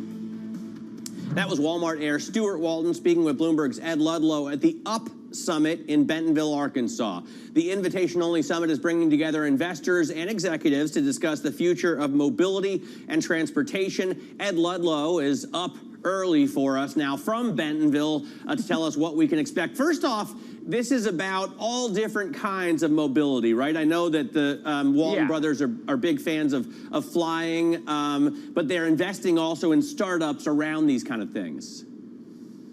Yeah, so I mean, Northwest Arkansas might seem a bit random to some people. It is the legacy home of Walmart and the Walton family, and as you said, Stuart and Tom are passionate aviators, but they're also investors. You know, they're the co-founders of Runway Group. They're kind of very active in this community of mobility startups. That's kind of idea one. And idea two is that Stuart Walton has this vision where Bentonville and Northwest Arkansas is a future hub for mobility innovation. He wants more startups here. You know, the organizers talk about how there's $1 trillion of asset under management represented in the room last night as part of these discussions. And the hope is that it actually breeds something, that the connections are made and that these startups are able to find investment at a time where private and public markets are seeing a lot of volatility and there's a lot of concern. And obviously, Ed, we heard a little bit of your conversation there with Stuart Walton, but you spent a large chunk of the day with him. What else did you learn? Yeah, it's really fascinating. He is so passionate about this area. To say that he's a passionate aviator is actually a bit of an understatement. He took me into his private hangar. In fact, he has more than one private hangar, and he has a number of World War II era propeller aircraft that we spent hours going through the minutiae of these aircraft, which was very cool. So he has this Goodyear F2G Super Corsair 1944 with red and white stripes, and last night at the party he did a flyby about 1,000 feet above the air, 250 miles an hour in formation with some North American Mustang planes. You know, that was a stunt. He's hoping actually that it draws attention and that it brings in a bit more of that capital that he was talking about for further investment. It sounds like it's sort of a little bit like Top Gun, but not quite. Ed, let me ask you about the money going into this sector then, because clearly electric planes, well, all things electric in mobility is a big deal. Electric planes, something that some people get excited about. And so that's very desirable at a time of geopolitical uncertainty and where does the energy otherwise come from? But at the same time, is there the money around with belts tightening, with interest rates going higher, the Fed tightening things up? What's the investment story here? So I think the frustration is you look at a lot of this technology. For example, there was an electric plane that flew 1,400 miles to get here for the event. It stopped a number of times and charged, but that's just one pilot study, right? And the question that I kept putting to Stuart and other hosts and other investors that I've met over the last 24 hours is, when will this be real? Are people actually going to do deals around this? And they all pointed out to me that this summit's been on hiatus since 2018, prior to the pandemic. But at that conference in 2018, they calculated that actually $500 million of deals were done, private or venture capital investments in startups that were attending. So the hope is that actually the technology on display here will see investors in the room make this real research and actually put some money into what they're seeing. Ed, thanks so much. Thanks for the update. Bloomberg's Ed Ludlow. And don't miss Ed's exclusive interview with the CEO of Alaska Air. That's later today at 10:30 a.m. New York time, 3:30 p.m. if you're in London. That is it for early editions. Surveillance is ahead. This is Bloomberg.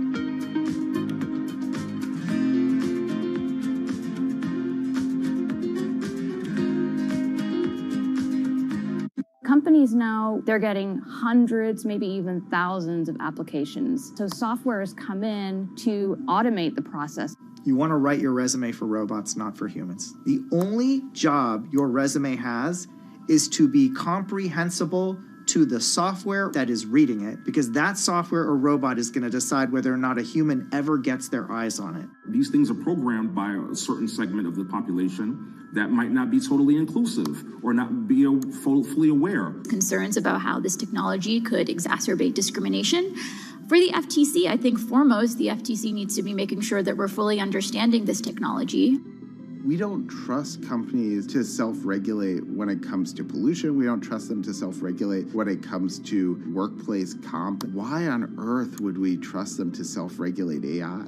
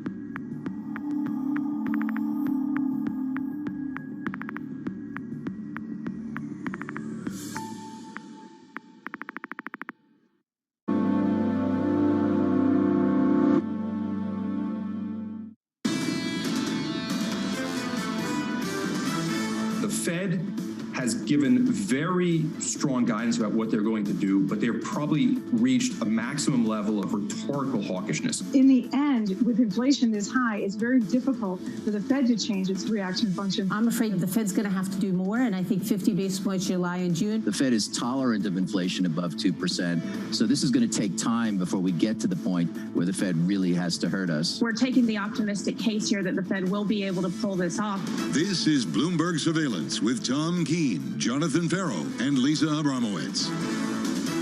Live from New York City for our audience worldwide. Good morning, good morning. This is Bloomberg Surveillance on TV and radio alongside Tom Keene and Lisa Abramowitz. I'm Jonathan Ferro. Equity futures down 0.5% on the S&P. TK, Jeff Curry and the team over at Goldman. Get your attention, get mine, get Lisa's too. 140 on Brent, their new price target for 3Q. And John, a chart you put on Twitter says it all. This is not about a spot estimate. This is about a sustained set of quarters, even years of higher oil prices we're not yet ready for. Triple-digit crude, Tom, through the whole of 2022 and 2023 as well.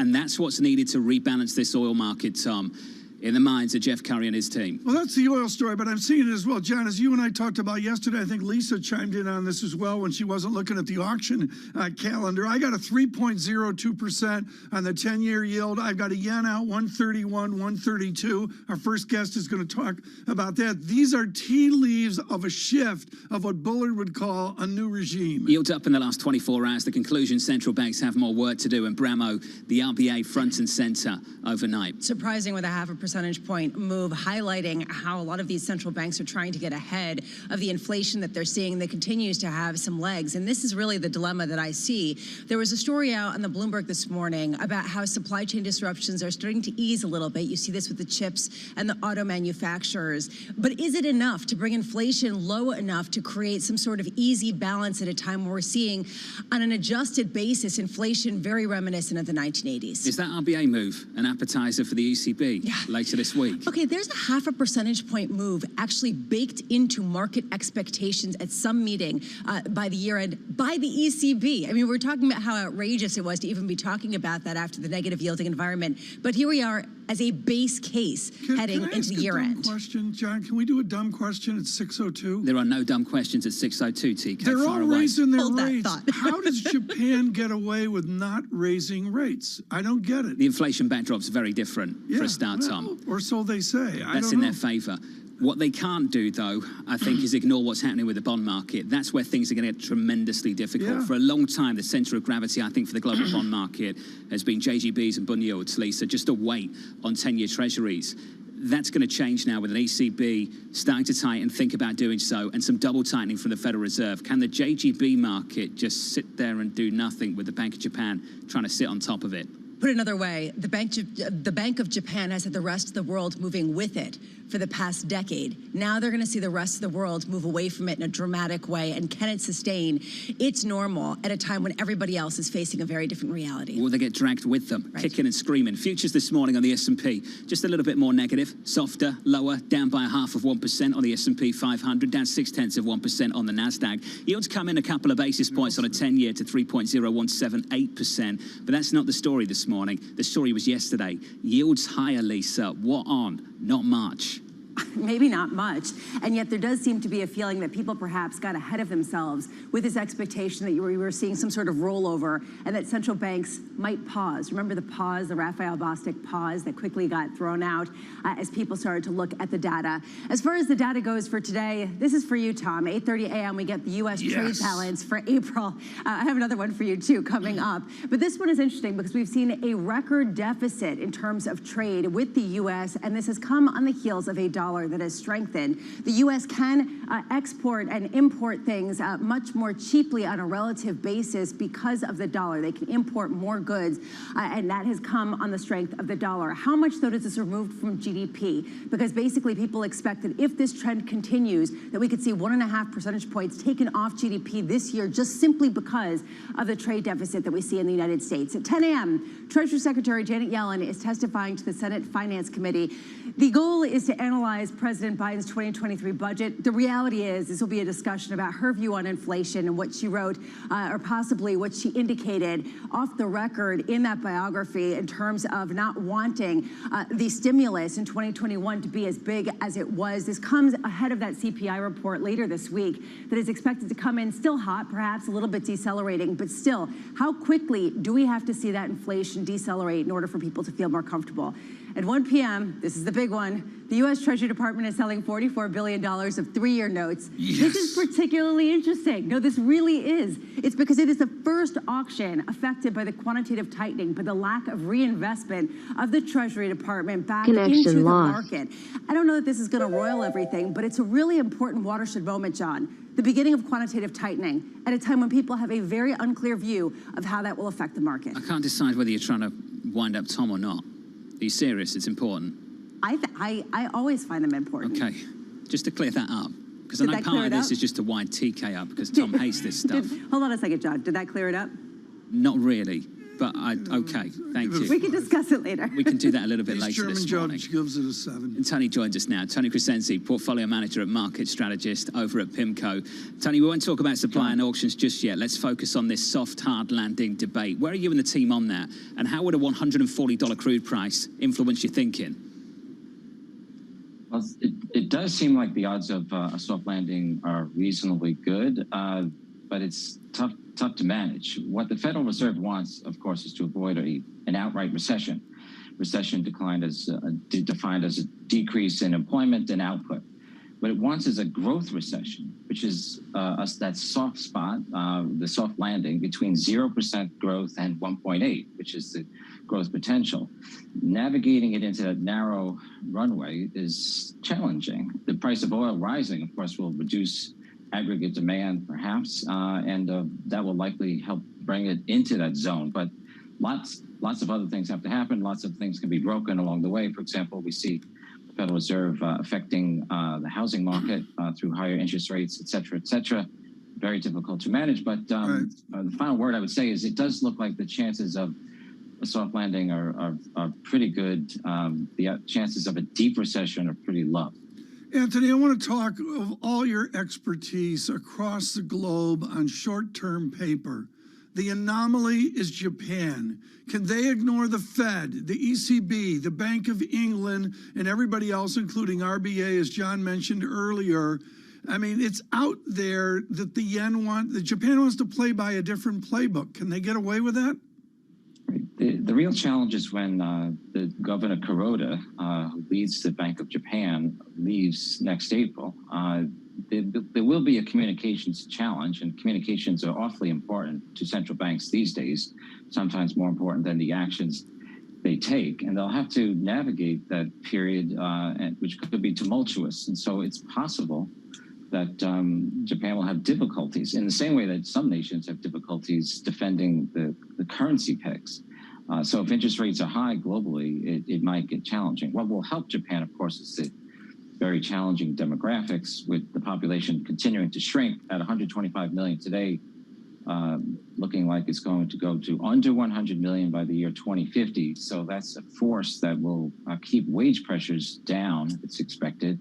And the cohesiveness of the society enables it to achieve certain goals. But again, the communications challenge surrounding the passing of the baton to the next governor is going to be pretty high. Tony, when we talk about a softer hard landing in the United States, we're also talking about the measurement of inflation, as Larry Summers pointed out, former Treasury Secretary, in a study that came out yesterday, saying that basically on an adjusted basis, inflation right now is highly comparable to the peak that we saw in 1980. Do you think that that creates a real problem, given what the Fed has to do in order to bring inflation back down to their target, or do you just reject it? Well, the Federal Reserve is succeeding in many ways in keeping inflation expectations from moving upward, and it appears as if it's helping inflation expectations to move downward. We can see this in the Federal Reserve's favorite gauge of inflation expectations, the so-called five-year. The five-year is a way of leaping past the noise from the rise in the price of oil, the rise in food prices, the rise in lots of things that are occurring in the short run, partly because of cyclical reasons, partly because of the pandemic, and also the war in Ukraine. It's a way of looking at where inflation expectations, looking 5 years out, will be 5 years forward from that, which is a 10-year horizon. And that figure's come down from a 250 to about a 220. And finally, Lisa, looking at the term premium, the amount of yield that an investor gets for moving out along the yield curve, it's still negative, and historically it's been positive. In other words, you could simply glance at the yield curve if you don't want to gauge this mathematically, and see you're not getting much to move out on the yield curve, and that means there's not much term premium. There would be a larger term premium if inflation were a bigger worry. So this is a long way of saying that market participants still view the Federal Reserve as credible and will succeed ultimately in achieving its inflation goal of 2.6% for the end of, not a goal, but its expectation, 2.6% for the end of 2023. The question is how it gets there. Does it require a lot of tightening, or do we get the elusive soft landing? Hey, Tony, thank you. Tony Crescenzi there of PIMCO. Bramo, for all the doom and gloom we talk about day after day, do you sense that is the consensus view? Because I'm not sure it is. When you look at the South side, particularly on equities, the consensus view seems to be still pretty constructive, with this idea that inflation does start to decelerate pretty quickly through the summer, and the Fed ultimately backs away at some point this year. The number of notes that I've been watching and reading that have come out in the past week pushing against the gloom, saying, guys, what are you doing? I mean, yes, we talked about Lloyd Blankfein's tweet over the weekend, basically saying, okay, everybody has to basically gird for the worst case scenario, but come on, things aren't that bad. That has been the consensus, is people pushing back. And Marko Kolanovic and a team over at JP Morgan agrees. They see opportunities. This is what they say. In innovation, China ADRs, small caps, energy, biotech, etc. Go on, Lisa. You're itching to say it. Okay, come on. It's Marko Kolanovic. Has he ever been bearish? I'm just saying. I know, but it's just, people are waiting for that moment that maybe he's no longer bullish, but he still is. Futures down 0.5% from a beautiful New York City, a quiet summer morning so far. This is Bloomberg. With the First Word News, I'm Ritika Gupta. Boris Johnson has managed to cling to power. The question now is for how long. The British Prime Minister survived a confidence vote by lawmakers of his Conservative Party. 148 Tory MPs voted against Johnson. That rebellion was bigger than the one suffered by his predecessor, Theresa May, who was ousted as Prime Minister 6 months later. The US has warned Kim Jong-un there will be a strong punishment if North Korea conducts a nuclear test. Both Washington and a United Nations watchdog agency say there are signs that North Korea could soon set off its first atomic device since 2017. Kim's regime has been test firing missiles at a record pace this year. Now, Russia has come out with its own sanctions. It has indefinitely banned 61 U.S. officials and executives from entering the country, amongst them Treasury Secretary Janet Yellen and BlackRock CEO Larry Fink. Moscow says it's retaliating for what it calls constantly expanding sanctions against its citizens. And Elon Musk is threatening to walk away from his deal to buy Twitter if the company doesn't do more to prove its users are real people. But Bloomberg has learned that at the same time, both sides have been meeting and the deal is proceeding. Twitter reiterated it will hold Musk accountable to the terms of his $44 billion proposal. And Kohl's is in exclusive talks with Franchise Group for a deal that would value the retail chain at about $8 billion. Franchise Group's offer is for $60 a share. That has Kohl's surging in the pre-market trade. In February, Kohl's said it had rejected takeover offers because they undervalued the company. Global news 24 hours a day on air and on Bloomberg Quick Take, powered by more than 2,700 journalists and analysts in more than 120 countries. I'm Rishika Gupta. This is Bloomberg.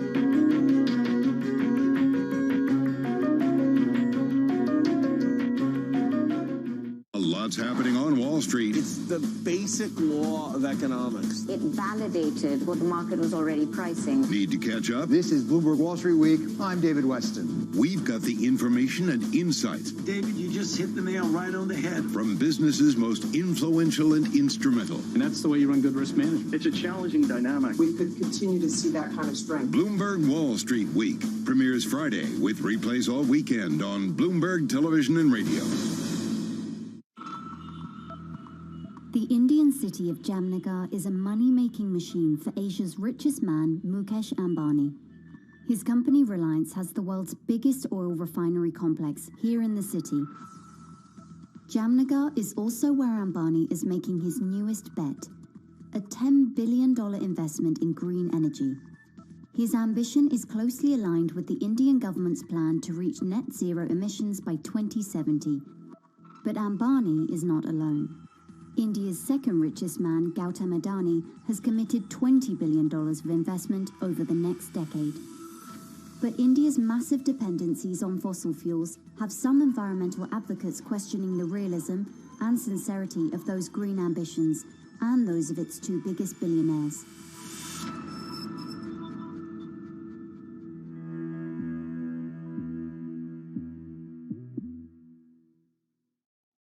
Front Row, exclusive interviews with the most influential figures in finance. Lloyd Blankfein. Deflation is a terrible thing. Inflation you could tolerate. Kathy Wood. Tesla will be in the pole position to dominate. Jeremy Grantham. We've had a very, very abnormal honeymoon Goldilocks period. First available on the Bloomberg Terminal, then on Bloomberg Television and Bloomberg.com. Front Row, the best seats in the House for business's greatest minds.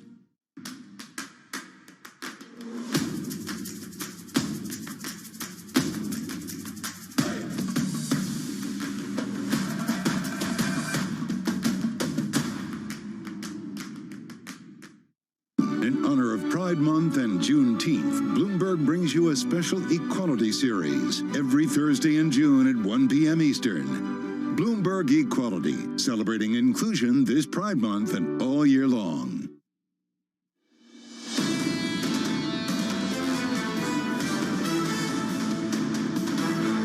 Russia is solely responsible for this food crisis, Russia alone, despite the Kremlin's campaign of lies and disinformation. Global food security is a top priority for the EU, and we will do everything we can to help solve this challenge.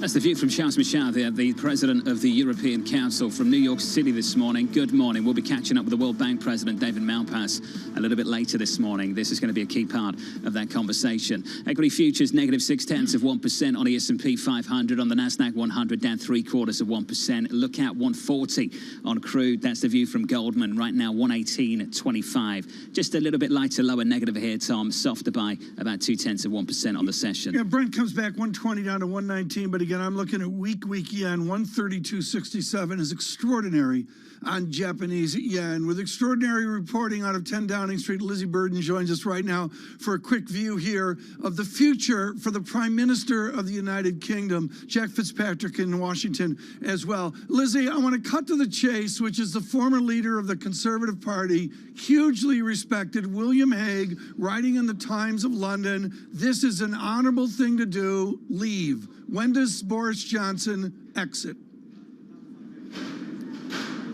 Yeah, and another major point that William Hague made in that piece was how the biggest worrying factor for Boris Johnson is how disparate the rebellion was last night. You had young, old, north, south, Brexiters, Remainers. It's not just one rebel faction to tame. And so Boris Johnson has just had a cabinet meeting with his ministers, and he'll have been trying to hold them all together. But it's not just them; it's the party at large. Yeah, Lizzie, you nail it. And to me, and I mean, I'm sorry, John Farrell's the expert on this. I take him out for a beverage of his choice, and he informs me on the crazy British government. What do the people do in that room with the Prime Minister if they were with the little wooden box and the piece of paper and they said leave? How does that room dynamics happen over the next 72 hours? Well, don't forget that there are people in that room who are vying for his job. One of the runners and riders, though she's not put her hat in the ring, is the Foreign Secretary Liz Truss. It used to be the Chancellor Rishi Sunak. He was the golden boy until his handling of the cost of living crisis and his wife's tax affairs. But they'll all be jostling for bits for their departments. You know, you've got MPs from the north who'll want more spending there. Rishi Sunak, the Chancellor, of course, doesn't want to be doing more and more and more spending because he warned yesterday about the inflationary impact. How do they do law? I mean, is it like a lame duck prime minister? That's what we would call it in America. Is this a lame duck? What do you call it, John? A government? Is this a lame duck government? Well, likely so, because if you just look at the history books, his predecessors, Theresa May and Margaret Thatcher, Theresa May lasted just 6 months after she won a vote of no confidence, Margaret Thatcher a day. So the question is, how long can he last? And that's what all of them will be asking. That's why you've got the runners and riders list circulating. Lizzie Burden, thank you so much for all of your reporting from Downing Street and beyond. Jack, I want to turn to you in Washington, D.C. There have been a number of reports as we talk about some of the supply chain disruptions about a top economist in China recommending that if there is some sort of disagreement over Taiwan, that China should take over the Taiwan semiconductor company that supplies the vast majority of chips. How is this administration trying to get ahead of some of the disruptions that could get caused in that type of situation? They may struggle to get ahead of that issue. I mean, on one hand, you have Congress working on their CHIPS bill, semiconductor production and competitiveness bill. That's a much longer term issue. In the shorter term, what the administration does with its rhetoric regarding Taiwan may be either more effective or ineffective, but it's a little bit more immediate. Obviously, you heard, I don't know if it was fully a gaffe, but it was something that the president had to walk back when he raised the possibility of military involvement over Taiwan. The administration can try to handle the day-to-day tension over Taiwan, but the broader supply chain issue regarding availability of semiconductors is something where their options are limited. There's work on a bill that's going quite slowly, and it's a longer-term issue. Jack, I love the shades of a gaffe that this has become a sort of nuanced aspect. There's sort of a rating of what counts for a gaffe. Going forward, how likely is it that this administration can spend more, even on building up things like supply chains, based on some of the, and frankly, increasing criticism on the stimulus back in 2021 and how it contributed to inflation? One, that weighs on the administration. I think you'll hear a lot of debate focused not even on forward-looking issues regarding inflation, but on the role of the March 2021 stimulus in the hearings that Secretary Yellen is participating in this week. But it doesn't necessarily preclude action on something a little more bipartisan. That bill on semiconductors, the work is still happening. It's a difficult one to move forward, but it's still going. There is a possibility of something deficit reducing they're not calling it Build Back Better, but something that could get into some of those issues. The legislative outlook is not totally destroyed because of the role of the March 2021 stimulus, but it is kind of dominating a lot of the politicized conversation as we move to the midterms. Jack, awesome to catch up. Jack Fitzpatrick there down in D.C. Bramo, did you see the latest move from Russia, that they have indefinitely banned 61 U.S. officials and executives, including Secretary Yellen and BlackRock's Larry Fink? Yes, I did see that. From entering the country to retaliate for what it called constantly expanding sanctions against its citizens. Boom. Wow, that really Larry dropped. Fink in a mix too. Were you surprised by that? Kind of strange. No, I'm not that surprised by it because he's a huge investor, right? And he actually does wield some control over who gets invested in and who doesn't. And this comes at a time when Russia is preparing to contest the default that they're imminently about to be declared in by saying, look, we can pay, we want to pay, we're being prohibited in paying. And frankly, the creditors in the United States are going to be on the wrong side of this, right? They're going to want them to be in default, and they're going to be pushing them on that front. So it's not that surprising, but it also is sort of inconsequential to me and shows just how little power Vladimir Putin has, that this is the kind of axe that he's wielding at this point in this conflict. Tom, we'll hear from Secretary Yellen a little bit later today. We will. It's going to be an important comment. She's got to readjust to the uproar last week, but really what she needs to do, John, is get out front and support her president. And she can do that. I mean, I think you're going to see a lot of different major administration people try to hone in and manage the president's message forward because he's struggled to do that himself. A chaotic few days for the Treasury Secretary. Yeah, for everyone. Janet Yellen. In fact, I'd say a chaotic week after stepping up and acknowledging she got inflation wrong, then that story over the weekend, the backtracking, now a hearing that we can pay close attention to later. Futures down 0.6%, heard on radio, seen on TV. This is Bloomberg Surveillance.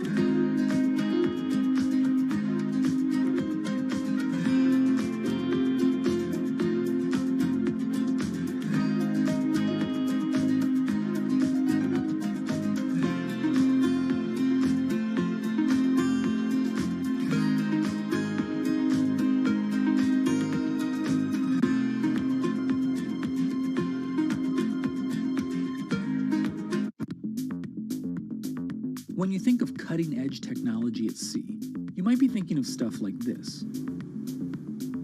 But there's an incoming revolution on the high seas that isn't quite as sexy, but could be significantly more impactful. Container shipping is the key component of global trade. About 80 or 90% of all the world's goods are transported at sea at some point. But there's a significant unseen cost to the modern era of global commerce. About 3% of all the world's CO2 emissions come from shipping.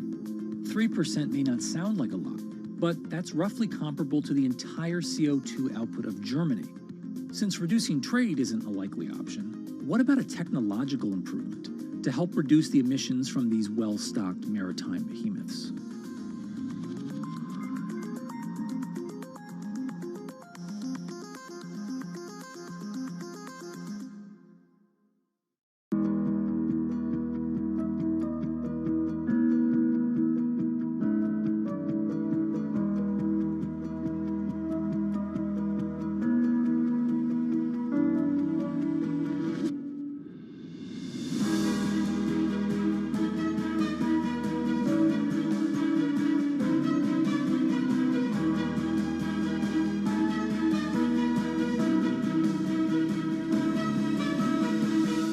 Mercedes-Benz is on a path towards CO2 neutral mobility. So we have flicked the switch there, and really we're going to step by step electrify everything. And what does that mean? Combustion engines get electrified.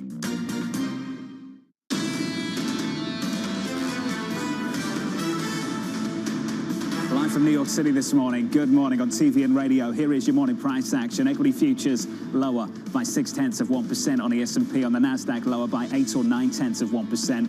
Fading into the close yesterday as well as yields started to kick higher. Can you call a low on this, the equity market, without calling a high on this? Bond yields, take a look, 2s, 10s and 30s. Last week up 20 basis points. Yesterday in one session alone without much of a catalyst, up about 11 basis points, back through 3%. A little bit lower on the session, but think about the highs, 320 in early May. All of a sudden we start to think about them a little bit more. Your 10-year, 3.0159%. So can you call a low in equities without calling a top in bond yields? And can you call a top in bond yields without calling a high in the commodity market? Let's talk about this. Crude, WTI, Brent, Goldman, front and center.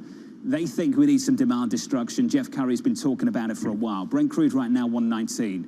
Jeff Curry thinks that we can strike 140 in the third quarter. And Tom, what's amazing about this, and you noticed it too, is even 12 months out, they're still at 130. They're still at 130, 12 months out. It's my big theme, John. We're on the x-axis, and John, you have to tell me where the x-axis is for Christine Lagarde on the German 10-year yield. I can't run it log because I'm coming from a negative yield, but it is a moonshot off late December, and it legs up to a new higher yield now. It's very different than the U.S. 10-year. Tom, we have gone from negative about 20 basis points to start this year, all the way up to 130 on a German 10-year. And the calls, Lisa mentioned them. Some of the calls from some of these banks for ECB action of 50 basis points. Tom, that's so foreign to anyone who's been following the ECB for the last decade.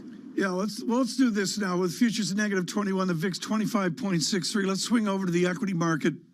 Liz Ann Saunders joins us now, Chief Investment Strategist at Charles Schwab. Liz Ann, let's get out front. Surveillance needs to know your mid-year update. What is it? Not quite as gloomy as what the year ahead outlook for 2022 was in December, but that's in large part given that we're pretty well into a bear market here, certainly for NASDAQ and Russell 2000 and pretty close for the S&P, a lot of churn under the surface. So some of what I think the market is facing has been priced into stocks, maybe not yet the extreme. I think phase one and phase two were about tighter financial conditions, tighter liquidity environment, inflation rates. Phase two was reflecting the weakness in the economy, which of course was witnessed in the first quarter. Now I think we may be in a phase that the market needs to price in a change in the profits outlook. Nothing dire, but I think this may be the first quarter that we start to see a noticeable hit to profit margins. And what's important here is a separation of profit-making enterprises from those that are not. What happens in a bear market to non-profit-making enterprises that have a story? You know, you and I used to call them story stocks. What happens to story stocks given the lovely mood we're in? Well, maybe the question, Tom, is what has happened? If you look at non-profitable tech, which has been a really popular area of the market, Goldman Sachs has an index, you can find it on Bloomberg, that had at its worst a 72% drawdown. So I would argue that that's not really a perspective thing. We've been living in massive drawdowns across the spectrum of these narrative-driven groups of story stocks that really represent the ultimate in a long duration pick because they have no profits right now. So you're investing in them based on the hopes for profits. And at a 40-year high in inflation with the Fed as aggressive as it is, I think there's been a shortening of duration on the equity side as well. And I don't think, other than maybe some trading lifts in these lower quality segments of the market, I don't think that's the bet investors should be making at this point in the cycle. So what should the bet be that investors are making right now? Quality. I think sort of a quality wrapper. I think the factors that have had consistency in leadership, and I think at least near term will continue to have consistency in leadership, would be things like strong free cash flow yield, strong balance sheet, cash-rich balance sheet, low debt.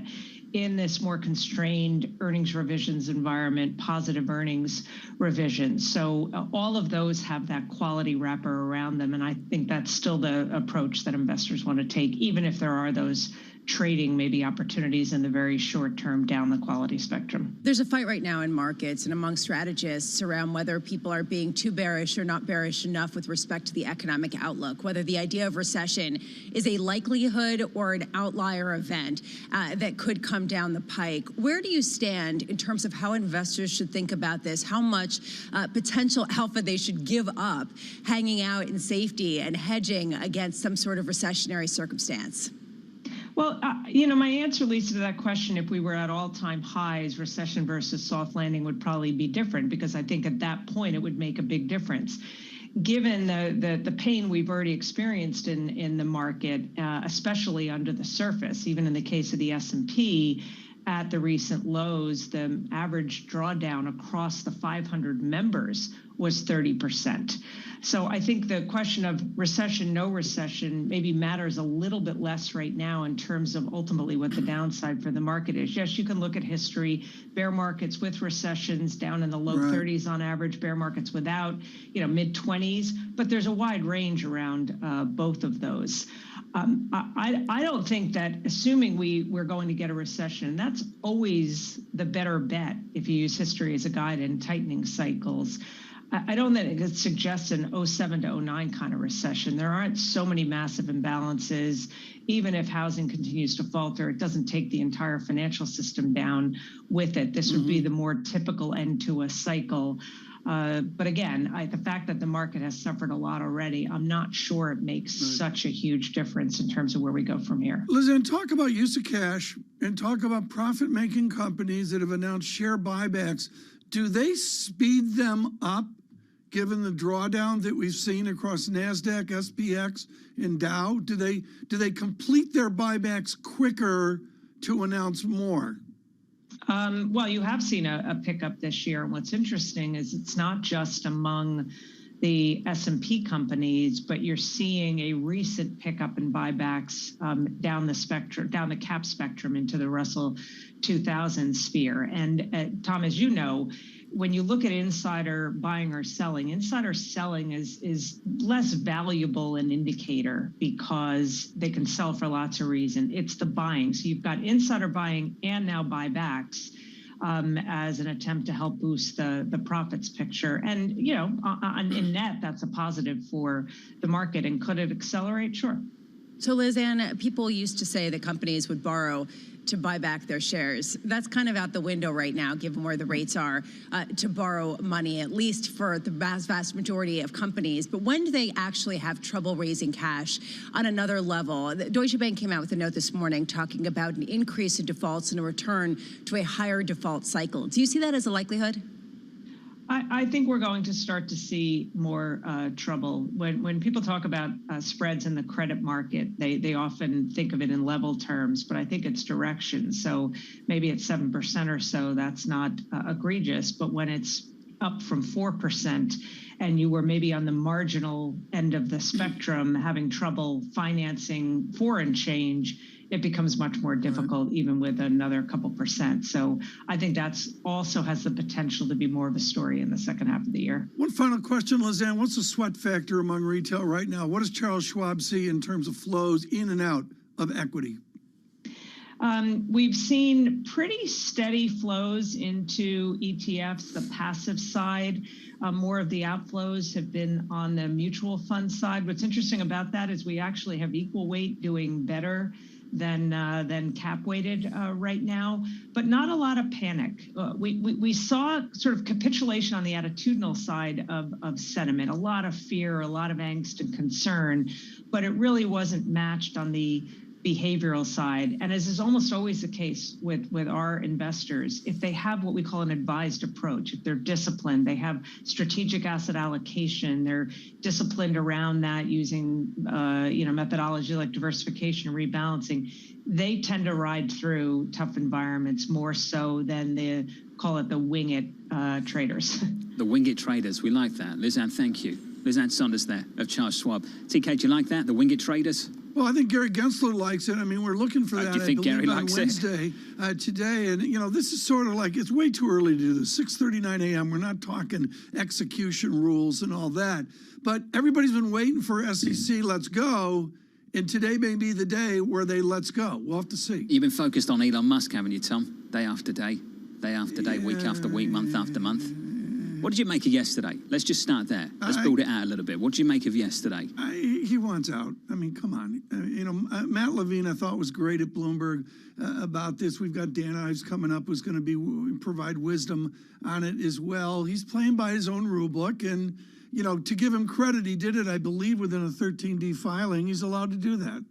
Stock down 1.5% Did I avoid that question nicely, John? I'm not sure you did. I think it's pretty clear what you think about it. Did I do okay on Boris with Lizzie? Yeah. It was okay. Yeah. Where do you want to go with that story, Tom? The pressure's on him. You're the expert. Leave. I'm no expert on this. We're not Americans. We don't get it. Tom, if I'm focused on one thing in the UK right now, it's the Bank of England. It's the Bank of England. It's not Westminster. Westminster's where all the theatre is, all the drama. The action for this market is on Threadneedle Street. It's Governor Bailey. It's the Bank of England. This is crucial. ECB and Bank of England, are they overcome by yield? Does the bond market tell them I don't know about yield. What to They're do? overcome by prices right now. The big fear for the ECB, let's be very clear, it's the big fear, the number one fear we've had for years with the ECB. This idea that inflation would start to build, would start to run away, and that the Italian 10-year yield would go with it. And if you're the ECB, Lisa, if the ECB in that world, what on earth do you do? But this is hiking into weakness, and they're trying to deal with the fact that right now the price rises are unsustainable that people are feeling, and it's become a political issue, and it's an economic one as well. How do we go from Elon to Boris to President Lagarde and Italian bonds? I've got no idea. Surveillance is what we do. It's why it's because we're still in different rooms and we can't get on the same page. Future's down. We're not on the same page. We're in the same room. Even if we're next to each other holding hands, we're not on the same page. And Nasdaq down 6/7% from New York. This is Bloomberg. Keeping you up to date with news from around the world with the first word, I'm Ritika Gupta. Boris Johnson is trying to draw a line under the controversy that's been threatening his leadership, but the scale of a mutiny against the British Prime Minister suggests his days may be numbered. Johnson survived a confidence vote by members of his own Conservative Party. Still, more than 40% of Tory MPs voted against him. Johnson now says it's time to get back to helping people with the cost of living. Hong Kong won't tighten coronavirus restrictions before the city's July 1st handover anniversary. That's according to Chief Executive Carrie Lam. There's been speculation that China's President Xi Jinping might attend the celebrations. Hong Kong's COVID cases have been rising since the city began rolling back social distancing curbs. Goldman Sachs warns that oil prices will have to go higher to solve the current market deficit. The firm says Brent crude will need to average $135 a barrel over the next year for global inventories to normalize by late 2023. That is about $15 higher than the current price. Brent already is up more than 50% this year. U.S. regulators are investigating whether crypto exchange Binance Holdings broke securities rules. It has to do with the firm's BNB token, which is now the world's 5th largest. The SEC wants to know if the initial coin offering in 2017 amounted to the sale of a security that should have been registered with the agency. Binance says it won't comment on talks with regulators. And Apple has unveiled the most significant overhaul to its popular MacBook Air laptop in more than a decade. It features a fresh design, new colors, and a speedier processor from its homegrown line of chips. Apple showcased the MacBook Air at its annual developers conference. Global news 24 hours a day on air and on Bloomberg Quick Take, powered by more than 2,700 journalists and analysts in more than 120 countries. I'm Ritika Gupta. This is Bloomberg.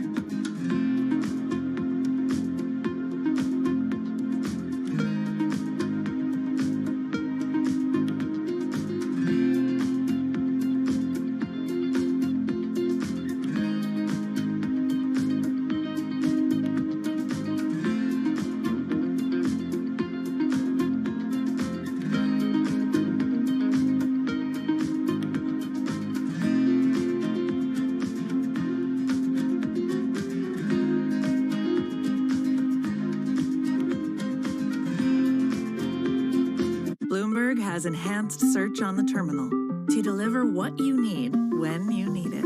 Now, you can simply type phrases in everyday English in the command line. Compare financials. Find people. Analyze markets. You can enter phrases or ask questions. What do you want to know today? Ask a question or visit SearchGo to find answers now. When you think space, you probably think one space agency that travels under the radar is ESA, which is surprising considering what the European Space Agency has achieved and how vital it is to the global space industry. We've collaborated with pretty much everybody who is involved in space exploration. ESA wants to be a leading force in furthering humanity's mission into space. Commander Ground, do you copy? Copy. If we want to have successful human missions to Mars, we are going to have to learn to live and work off-world in a different way. The place where we are going to learn to do that is on the moon. Can ESA help humanity take its next giant leap? Access the financial world on demand. Hear from leading economists, policymakers, and industry experts via live and on-demand webinars, only from Bloomberg. Start exploring to see what's moving the markets. Visit Bloomberg.com/webinars.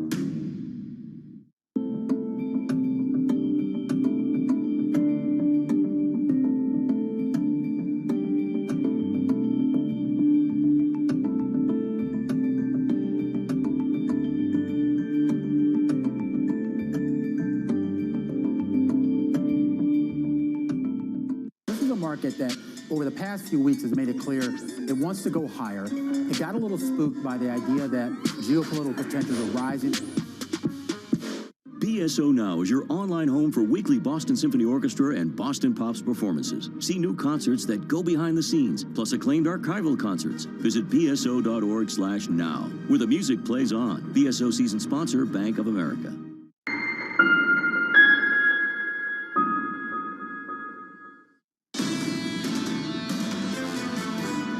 There are a lot of things that are driving the earnings picture, and right now revisions have not been too negative. You need to see some wage rising, especially at the lower end. The question is really going to be how badly does that impact profits going forward, and when does that start to come through when people start talking about it on earnings calls? Sarah Hunt, just brilliant yesterday, the portfolio manager at Alpine Woods Capital Investors from New York City this morning. Good morning. Futures negative on the S&P, on the Nasdaq 100, waking up to an equity market just trading a little bit lower, down 0.7% on the Nasdaq, on the S&P down 0.5%. Yields coming in a couple of basis points after moving 10, 11 basis points higher on a 10-year yesterday, just north of 3% right now at 3.0196%. And for anyone on Twitter watch, here we are at 38.90 in early trading. The spread, Tom, getting wider over the last couple of days, 54.20, the agreed price between Elon Musk and Twitter's board. Got to dive into that. Twitter and Musk will do that. Lisa and John want to talk to Daniel Ives. He's senior equity analyst at Wedbush Securities. But I want to take 30 seconds right now, Dan, to talk about the core of what I talked to Apple about on my visit to Cupertino years ago. And that is what's never talked about, which is the chip technology. The new M2 yesterday does 15.8 trillion operations per second. You know, Dan, it's not the toys, it's the underlying chips. Can anybody compete with Apple on chip technology? Have they left Intel and the others in the dust? I mean, Tom, that's really the point, yes. I mean, they're beating chip companies their own game. I mean, look at when you compare what they're doing to Intel, and I think they're controlling more of that ecosystem in Cupertino. That's really the key. And also remember, they're releasing new products at a time that the supply chain is the worst we've seen in 50 years. Just shows them flexing their muscles in terms of owning that ecosystem. Lisa, I think the Musk story is so important that I think we got to jump to that. And why don't you do that? But I'm going to say this, folks, and it's been a hallmark of surveillance for 20 years. We believe in technology, and what Apple is doing, whether you buy, hold, sell on it, doesn't matter. It is stunning how they have leapt forward in operations per second. Lisa? Yeah, honestly, I actually don't think that necessarily the Twitter story is more important from a structural market perspective. And Dan, I think that you've really highlighted how Apple is really on the front heels of this whole trend. But it is the one that's sucking up a lot of the oxygen in the room, at least when it comes to gossip. What is the goal here? Elon Musk clearly wants to walk away from 54.20. The board, how much do they have in terms of conviction to make him stick with it or pay the $1 billion breakup fee? I mean, look, their back's against the wall because ultimately Musk is either behind the scenes talking down a lower price. And you see that in terms of where the stock's trading. 54.20, better chance of me playing for the Celtics in the championship than that deal happening. That's the view of the street. And then otherwise, there's a 60% chance he tries to walk away, pay the $1 billion. The problem there is the board. They'll fight him in court.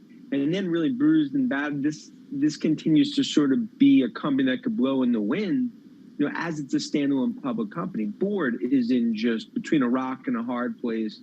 And this is just a nightmare scenario. And the way Musk has dealt with it has clearly been a black eye, not just for Musk, but for Tesla stock.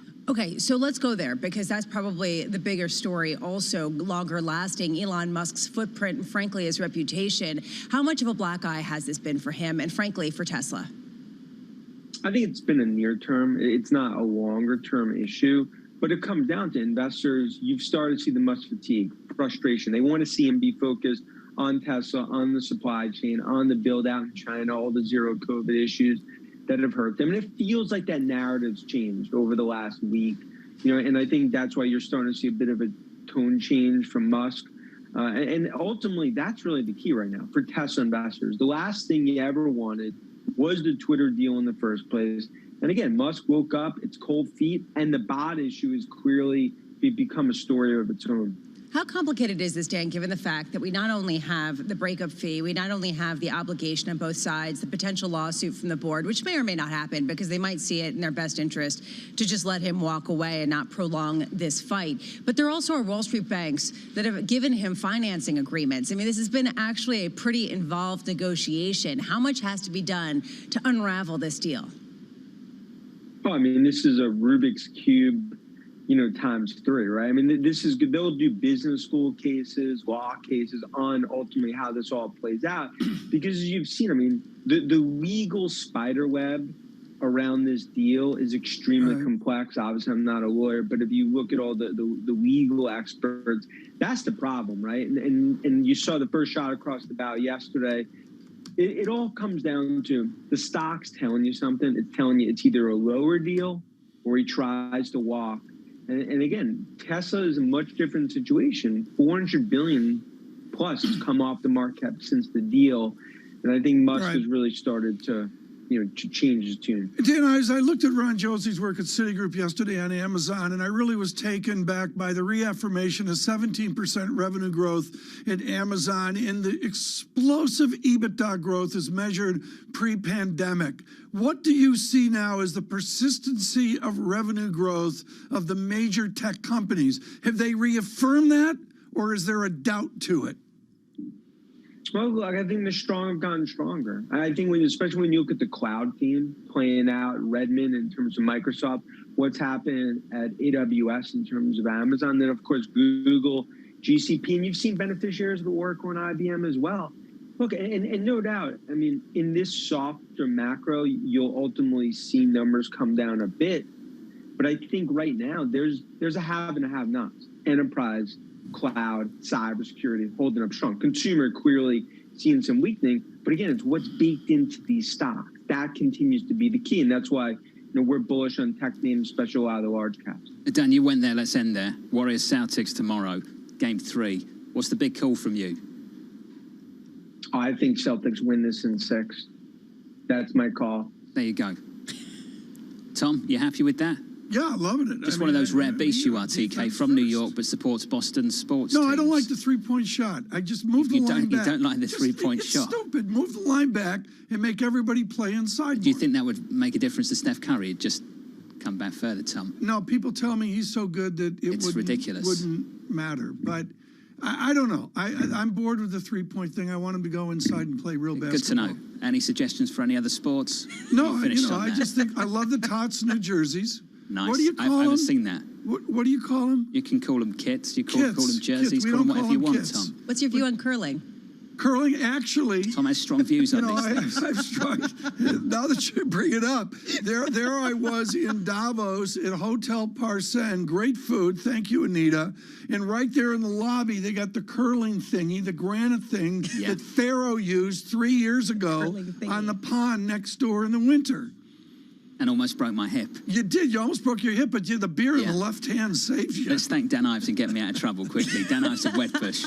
Thank you, Dan. Thank you, sir. On Microsoft, something we've missed so far this morning. Insider reporting yesterday, Lisa, they're slowing hiring across the company. That report follows the story of the last week, that they're pulling back some of the estimates on FX headwinds too. Something's building there. And it's not just Microsoft, it's not just Amazon, and frankly, it's not just specific areas like retail. It's pretty broad-based in some of the areas that benefited the most during the pandemic. The futures this morning, and good morning to you, down about 0.5% on the S&P 500. Whaley of BlackRock joining us shortly from New York. This is Bloomberg Surveillance.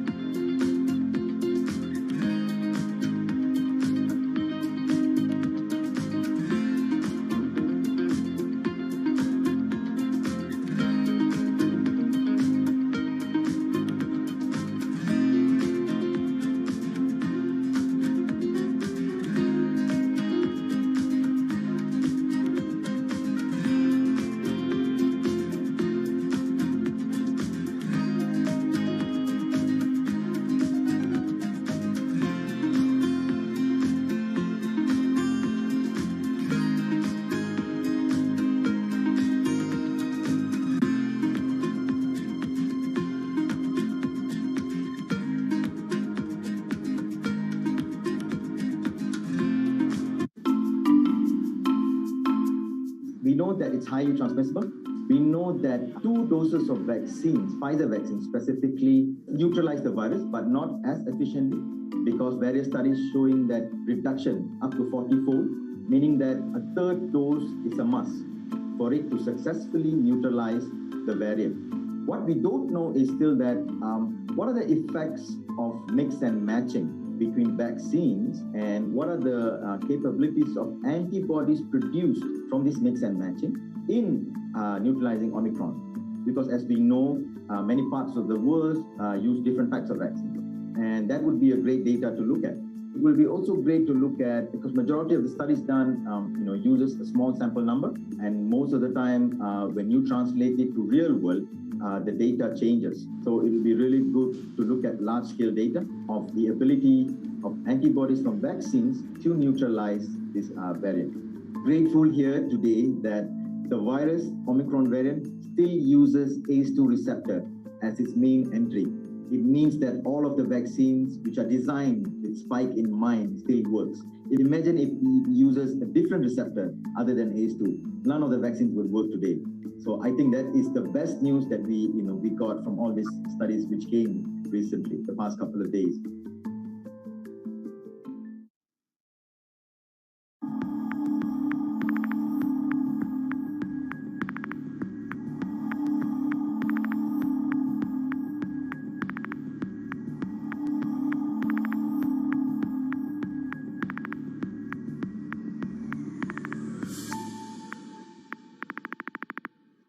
Stocked early enough all these precious materials you were just mentioning, and we were on the lucky side that our prognosis was spot on in a way, forecasting what kind of material we would need and what quantity we would need.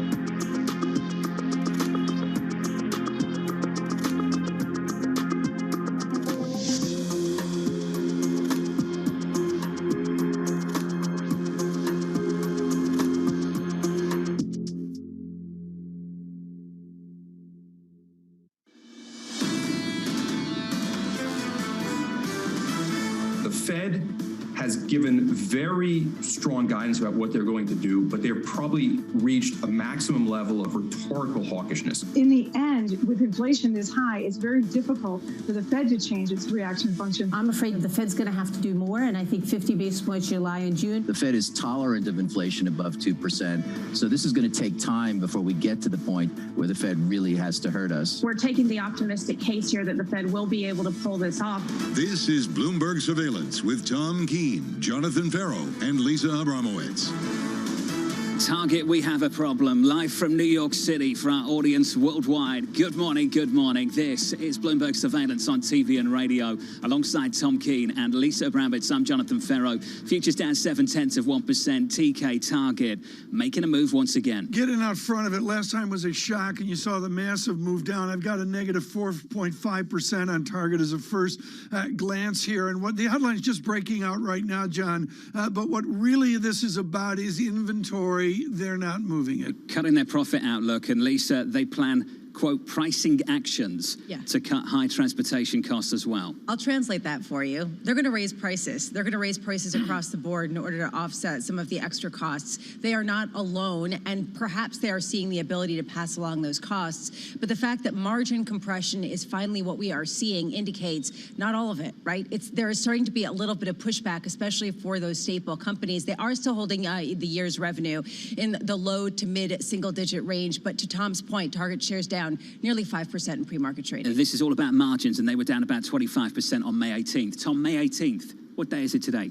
June 7th. Yeah, May 18th, this is really, John, June this 7th. is What's going on here? really important is how fast it's moving. And I'm going to suggest, John, that all corporations are going to adapt. What I'm going to guess is a hack is what they're going to do is start pricing their transportation costs with the new fuel regime that Jeff Curry is talking about at Goldman Sachs. Where is Uber? Where is Lyft? Obviously, but every company's got to factor in a new transportation cost. These kind of lines get your attention, Lisa. Pursuing aggressive options to control costs. That's some aggressive language. And they're dealing with an aggressively changing landscape. When you take a look at gas prices, I mean, if you look at diesel, for example, while you walk, it is changing in real time at different gas stations. And this is indicative of the pressures that companies like this are facing, especially as a lot of consumers are still demanding just-in-time delivery, John, and they're dealing with this. And I don't know how they get ahead of the margin compression that they're already expecting to see. Is Europe any different? Does Lagarde have to deal with her own targets? They're dealing with the same problem, Tom, in a big way. All these retailers are. What's interesting about this note from Target this morning is this second quarter pressure and the second half relief. They think they can do something about this, Tom, and things get better as the year progresses. But based on the guidance we've had from them in the last month, I think a lot of people in this market might be a little bit doubtful about what's coming. Corporations will adapt, and the profit makers, as Dan Ives just talked about, will reign supreme. Clearly, that includes Target, the market -26, down -200. But, John, I'm going to just suggest what's really going on here, to your point, is the timeline is moving. You've got corporations with an autumnal mentality right now here in June. Lisa, for me, has led the way on this. Lisa, when we started seeing this from the likes of Amazon, that we'd gone from being understaffed to overstaffed to having not enough inventory, not enough space, to too much space, too much inventory, too much supply. That's the big turnaround. These corporations have been caught totally wrong-footed. They're set up for the economy of last year, except it's 2022, and they're facing down a weaker 23. And the economy is changing so quickly, and consumer spending habits are changing so quickly. They cannot get out front, and now you add to this higher commodity prices and gas prices that will continue to climb, and this really dovetails to the Goldman Sachs note that we were talking about earlier. The persistence of $140 potentially Brent crude to try to dampen demand, to sort of equalize the supply-demand in equilibrium that we're seeing right now. Target down 5% in early trading. If it feels like Groundhog Day, it was only May 18th that this stock was down 25%, cutting their profit outlook then, and Tom doing the same this morning. I know we got to get to it, but just on another story, J.M. Smucker, smaller company, iconic in America, good morning to the Midwest. They go from an 882 estimate down to 785 to 825. It's not just Target. It's not just the big companies we talk about. Everybody's modeling down, including SJM. We'll keep building on this. Your equity market looks like this morning. Good morning to you. Down 0.6% on the S&P. On the Nasdaq 100, down 7 or 0.8%. Yields come in a little bit by 2 basis points after kicking high yesterday by 10 or 11. 3.02% is your yield on a 10-year. 118 right now on WTI. The team at Goldman, Lisa, they think we can push 140 in the third quarter. Just sort of a really shocking statistic that has a lot of others on board with it. Today, when I'm looking at 8:30 a.m., we get the U.S. trade balance for April. It is expected to be a little bit lesser of a deficit, but this is coming off of a record trade deficit for the United States on the heels of the stronger dollar, more buying power overseas, which is part of the reason why we're seeing imports increase to the degree that we have and that trade deficit deepen. 10 a.m., Treasury Secretary Janet Yellen is testifying to the Senate Finance Committee, ostensibly about President Biden's 2023 budget. How much will it really be focused on consumer inflation? We're expecting later this week that can CPI print. How much can she talk about getting wrong-footed, and how much will she talk and be questioned about the potential influence of the stimulus by this administration back in 2021? And at 1 p.m., an auction, U.S. Treasury Department is selling $44 billion of 3-year notes. This is the first one that will be affected by the runoff of the balance sheet, with less money from the Treasury Department reinvested in this market, John. Lisa, thank you. We've got to pick up on Target all over again. Target cutting their profit outlook. Once more, the stock is down, and down hard by 6%. Nothing like the move we saw just a couple of weeks back when we dropped 25% on earnings day. But here we go again with a similar story, down 6%. Wei Li joins us now, Global Chief Investment Strategist over at BlackRock. Wei Li, let's start there. How many more targets are out there? How much more of this is still to be seen that we need to discount in this equity market? Well, so far, if you look at margin growth, and if you also look at earnings growth expectation, it's really elevated. It's really elevated, and margin, if you look at in the US and Europe, it's actually higher than pre-pandemic levels. And if you think about structural tailwinds that have led to margin expansion over the years, low rate, low production cost, low labor cost, arguably and globalization as well. Arguably, they are stalling, right? So it is in our view that margin is at risk of further compression, and earnings expectation for this year is perhaps too rosy at this juncture, and that's why we downgraded developed market equity outlook to neutral, to stay invested but not chase the bear market rebound that we have seen so far. Whaley, I want to go back to Cambridge mathematics and to look at what the unexpected is. There is no one expecting a dollar breakout. Is the mystery for the rest of the year, given the cards dealt, that we could see actually strong dollar and legitimate dollar breakout in certain pairs, and particularly in the blended indexes like the Bloomberg Dollar Index?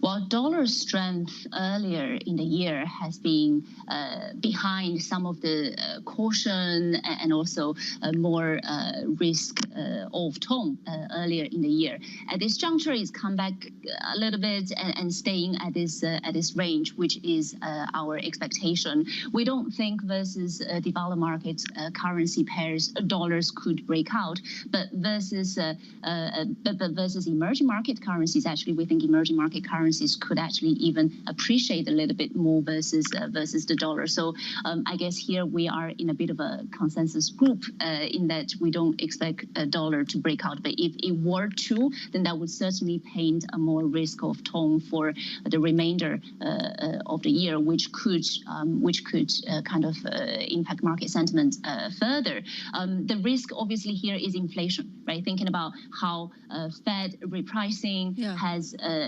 reacted to inflation surprises and how that impacts the dollar. So obviously that's something that would influence both the dollar as well as the global risk sentiment. Why are U.S. companies, Wei, going to have a harder time passing along the costs to consumers than in the developing world, if given the fact that there is that strength in the consumer? And that seems to be the implication in moving away from overweighting the developed world and going to EM.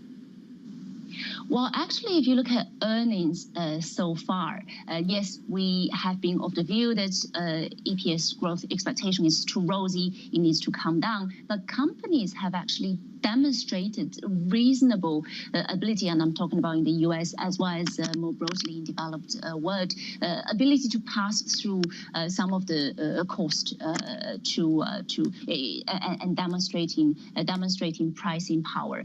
So if you think kind of looking forward, the gap, like CPI is high, with 8 handle, but PPI is even higher in parts of developed world, right? So that margin story will play out, and that would impact kind of company pricing power and profitability outlook going forward. Companies are finding it's hard to pass through. They are trying what they can, but ultimately it's also a market cap story, and we think that it's going to be very hard to do that on a sustained basis, which is why we are somewhat cautious around earnings outlook as well as margin outlook. Whaley of BlackRock. Whaley, thank you, as always. And some of the words of Whaley there reflecting what we're hearing from Target this morning. Good morning to you. If you're just tuning in, the stock is down by 7.3%. It is the middle of May on repeat, Lisa. It was only a few weeks ago. And what strikes people this morning, I think surprises them, is the speed here, the speed that we're doing this all over again just a few weeks later. And just to put this into perspective, Target shares are down more than 30% before today's sell-off. The shares now down more than 7%, nearly 8% more of a decline. So this is coming as a massive surprise, one revision after another in a fast-moving economic backdrop. CK still heading lower, down about 8%. Heading lower, and I can't give you any technical wisdom other than it has breached the day close low of May 24th. So we're really down to new low territory. Equity futures heading lower too. We're down about 1% now on the S&P 500. NASDAQ futures down by 1.2. From New York City, for our audience worldwide, heard on radio, seen on TV, this is Bloomberg. Keeping you up to date with news from around the world with the first word, I'm Ritika Gupta. Boris Johnson has managed to cling to power. The question now is for how long. The British Prime Minister survived a confidence vote by lawmakers of his Conservative Party. 148 Tory MPs voted against Johnson. That rebellion was bigger than the one suffered by his predecessor Theresa May, who was then ousted as Prime Minister 6 months later. The US has warned Kim Jong-un there will be a strong punishment if North Korea conducts a nuclear test. Both Washington and a United Nations watchdog agency say there are signs that North Korea could soon set off its first atomic device since 2017. Kim's regime has been test-firing missiles at a record pace this year. Elon Musk is threatening to walk away from his deal to buy Twitter if the company doesn't do more to prove its users are real people. But Bloomberg has learned that at the same time, both sides have been meeting and the deal is proceeding. Twitter reiterated it will hold Musk accountable to the terms of his $44 billion proposal. The U.S. Securities and Exchange Commission is considering a change to stock market rules involving retail investors. Bloomberg's learned that trading firms could be forced to directly compete to execute their trades. SEC rules demand that investors get the best execution for trades. Kohl's is in exclusive talks with Franchise Group for a deal that would value the retail chain at about $8 billion. Franchise Group's offer is for $60 a share. That has Kohl's surging in pre-market trade. In February, Kohl's said it had rejected takeover offers because they undervalued the company. Global news 24 hours a day on air and on Bloomberg Quick Take, powered by more than 2,700 journalists and analysts in more than 120 countries. I'm Ritika Gupta. This is Bloomberg.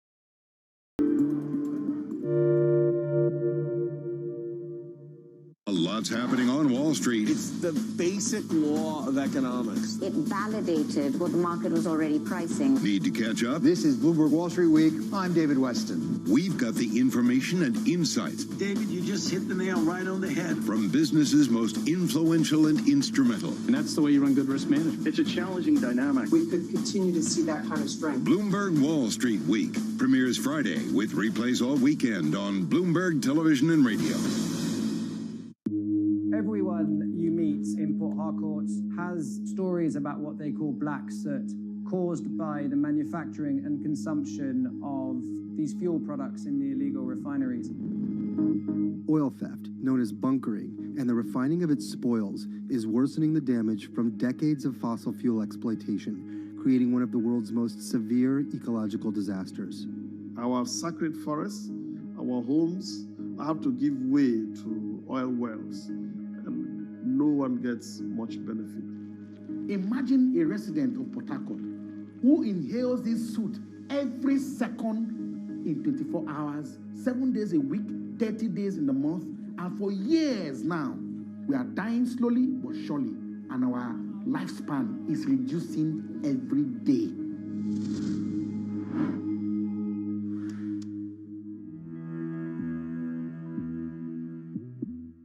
Front Row, exclusive interviews with the most influential figures in finance. Lloyd Blankfein. Deflation is a terrible thing. Inflation you could tolerate. Kathy Wood. Tesla will be in the pole position to dominate. Jeremy Grantham. We've had a very, very abnormal honeymoon Goldilocks period. First available on the Bloomberg Terminal, then on Bloomberg Television and Bloomberg.com. Front Row, the best seats in the house for business's greatest minds.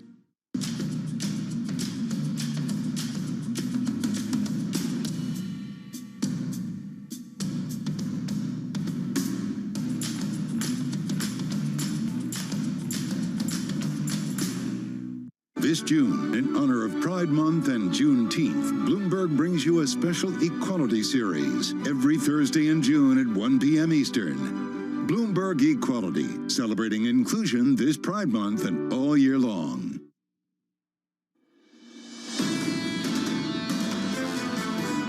Once you get to $5 on average nationally, that's a startling number, really, frankly. And we're probably going to see that during the summer. But there's so much pent-up demand. I think consumers are going to drive right through it.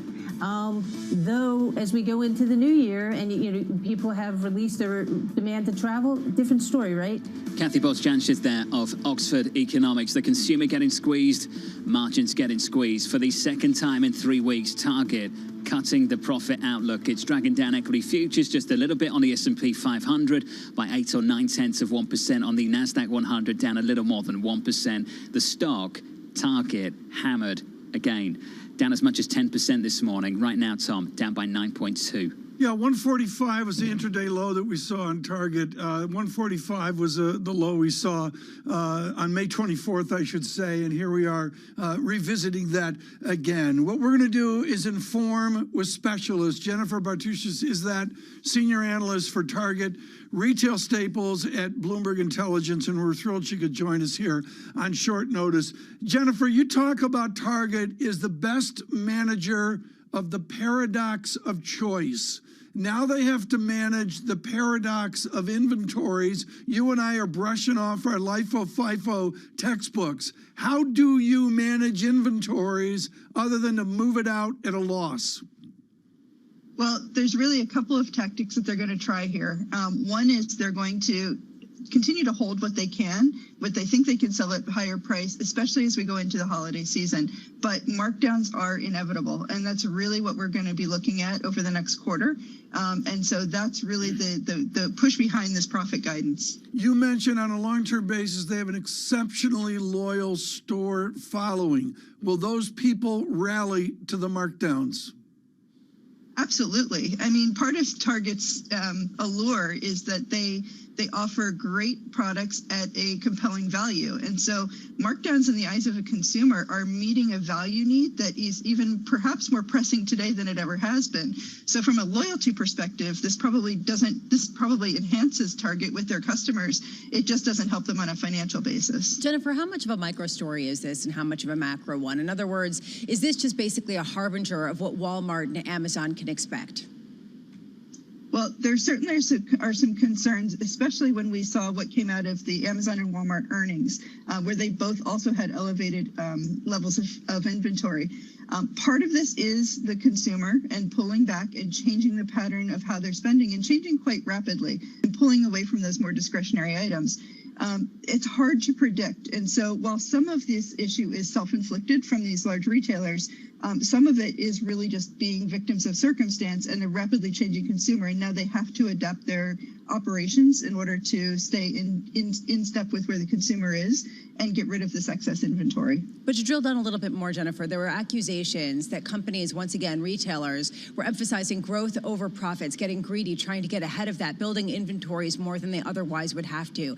Is that going to shift in terms of how they're going to act going forward? Or is this basically going to be viewed as unavoidable and, frankly, a dueling picture having to do with the pandemic?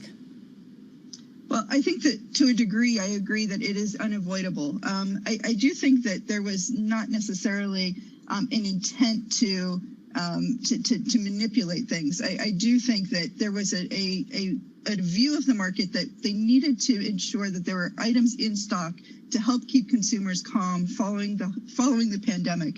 And that we needed to have some stability in the supply chain. And the only way for retailers to do that was to enlarge their inventories so that they would be sure that they had goods on hand.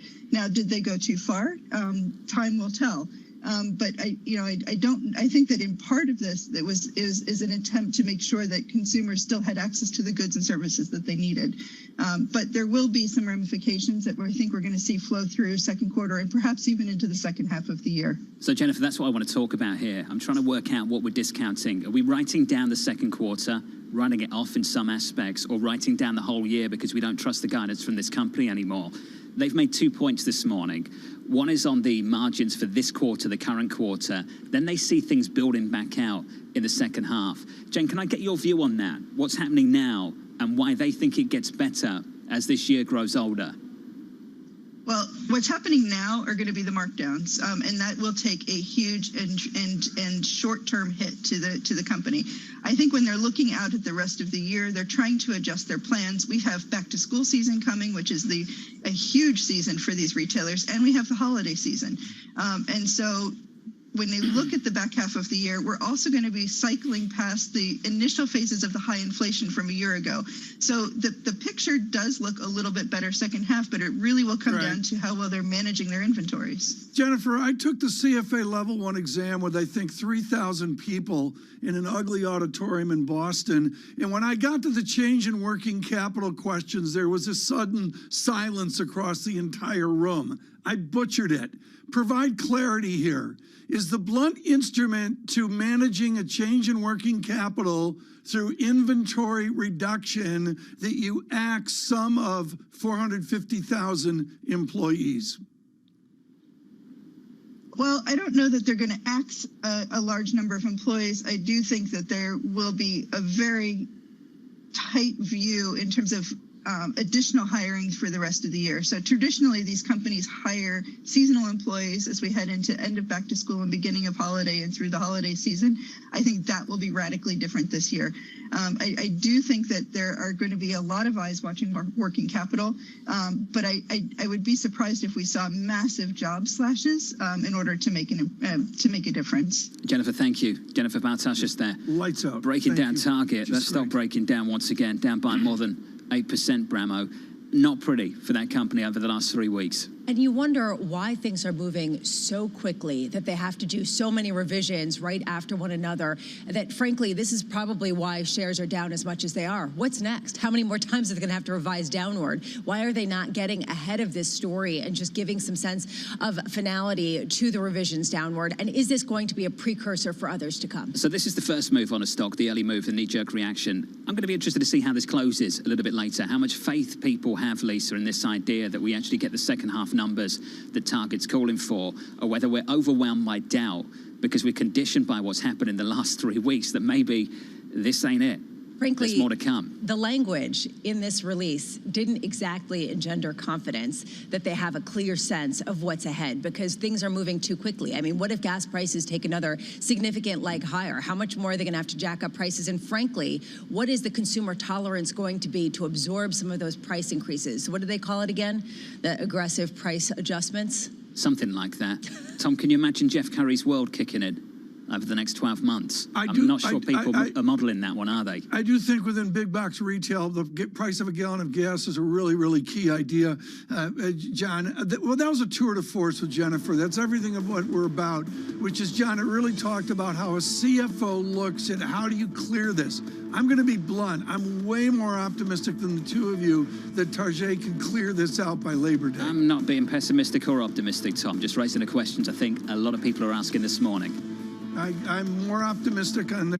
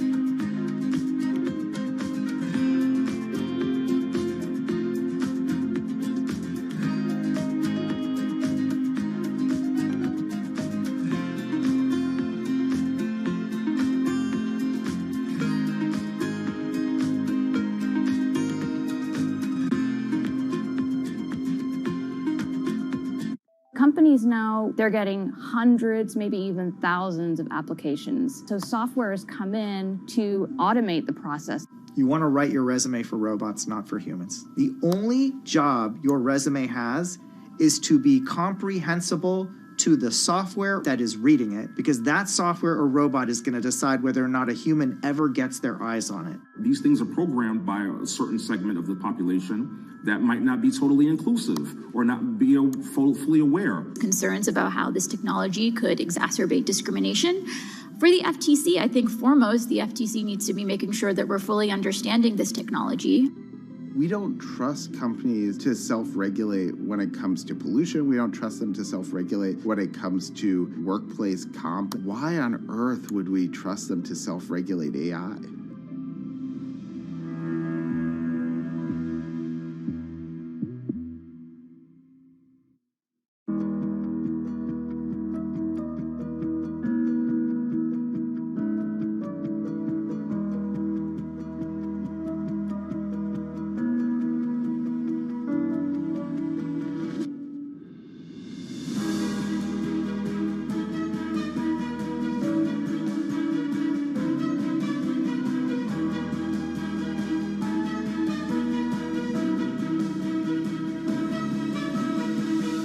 Why do the biggest names in business choose Bloomberg? That is a great question. It's a great question. It's a great question. Great question. Great question. Great question. Great question. That's going to be the best question I get all night. I'm glad you asked that. Bloomberg Television. Top experts. Great questions.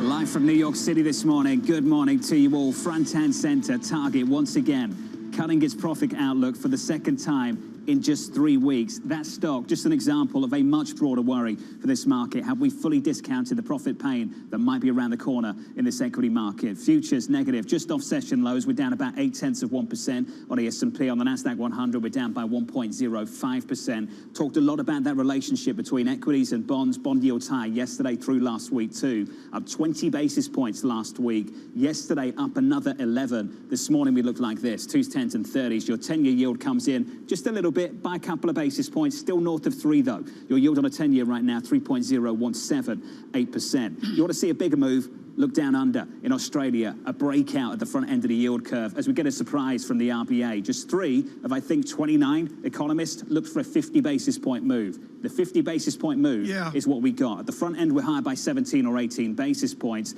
When you look at the currency, just bear in mind, Tom, today is a stronger dollar day. So that's contributing to this weakness we see in the Aussie. But it's a third day of it, and it raises the question for the ECB. If you get some kind of upside surprise from the ECB through this year, is it currency positive or currency negative? And Lita and I, Tom, have had that conversation, that debate through the whole of this year. And what Global Wall Street does, folks, is they go up the Pacific Rim to Aussie, China, but particularly AUD, JPY. Not out the new strength, John, but definitely Australia picking it up against a very weak yen. Bramo, the appetizer, maybe, for the ECB in 2 days' time. Especially because it follows what the Bank of Canada did. Now this bank, Australian bank, now we're dealing with how does the ECB handle expectations baked into the market of a 50 basis point rate hike at one meeting at some point this year. For a story moving so quickly, the ECB just taking its time.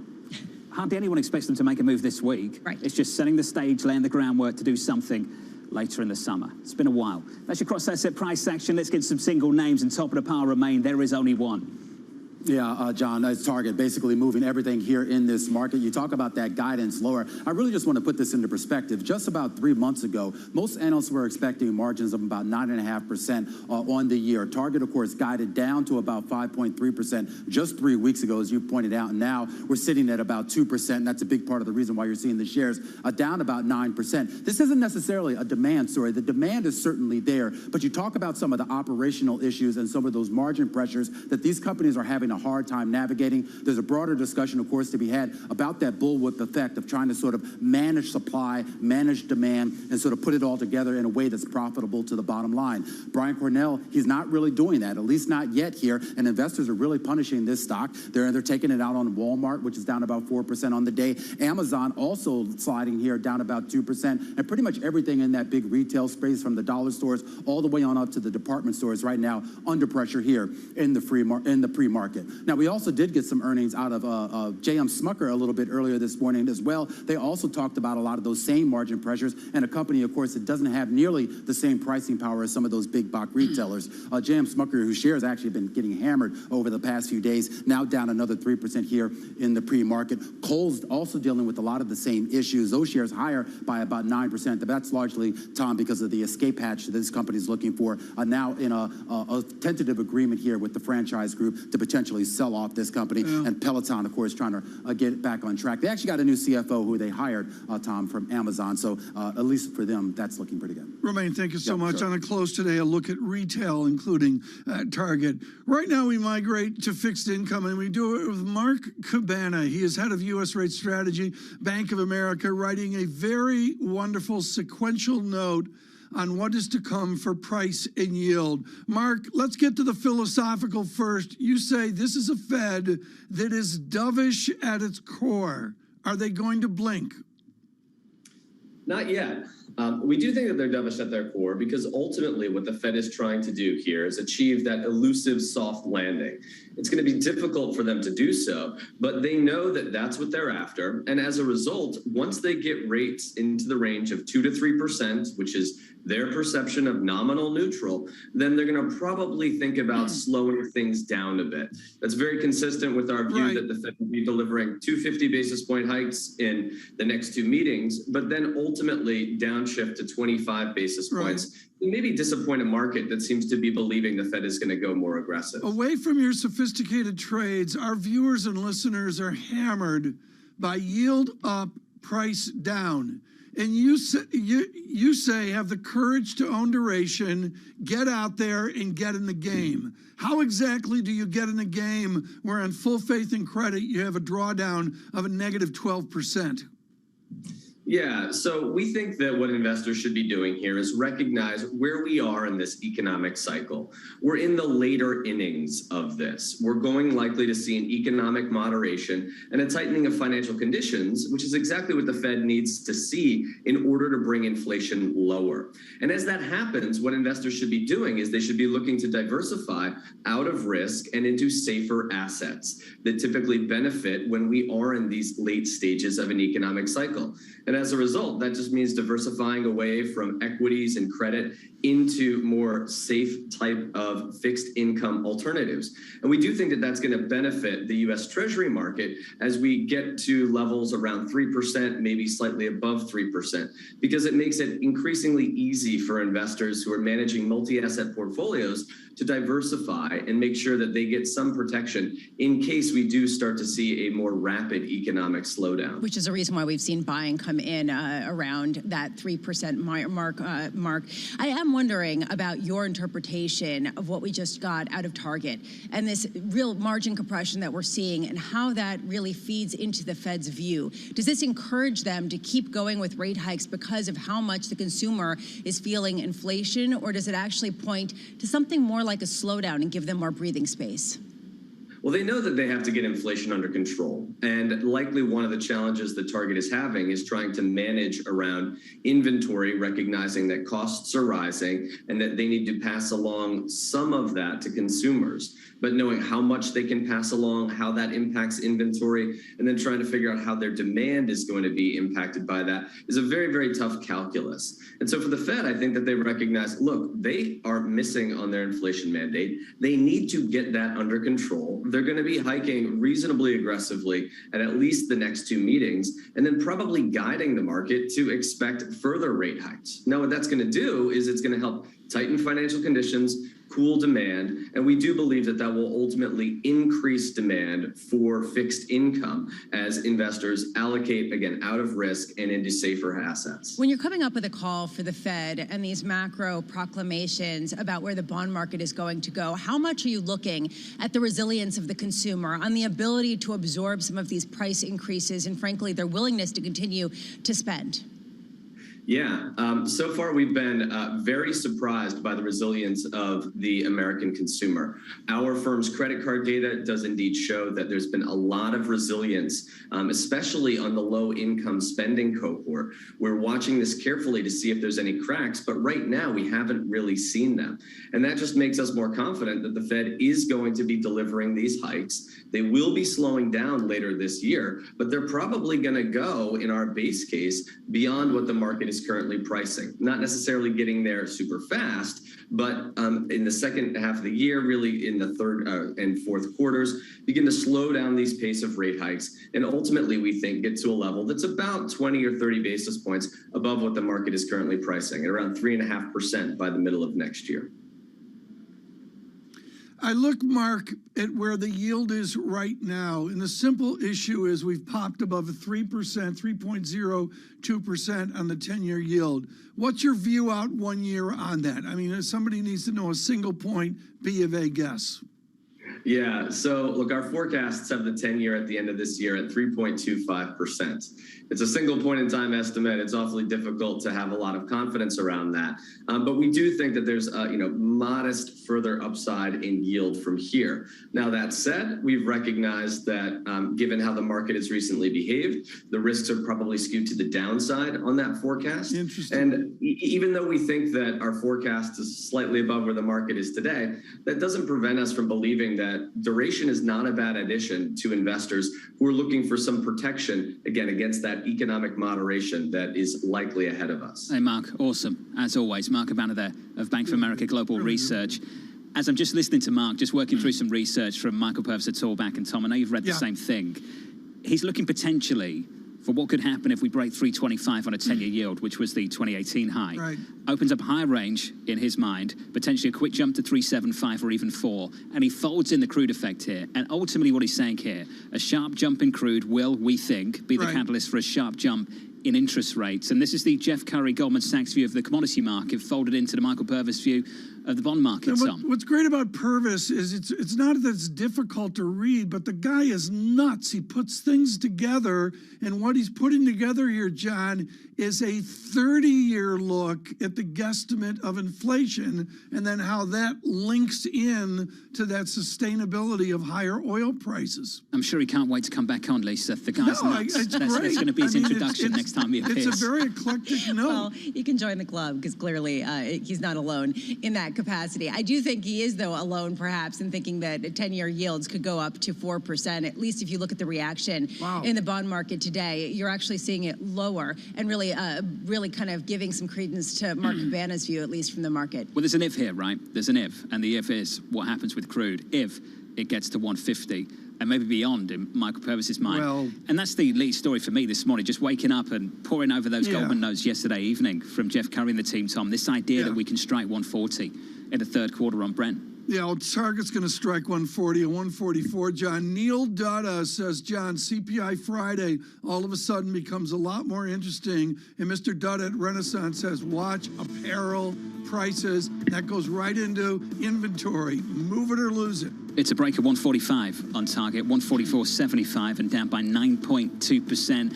Some of that weakness in that stock dragging down the S&P just a bit, down 0.8% on the S&P 500. From New York City for our audience worldwide, heard on radio, seen on TV, this is Bloomberg. Keeping you up to date with news from around the world with the first word, I'm Ritika Gupta. Boris Johnson is trying to draw a line under the controversy that's been threatening his leadership.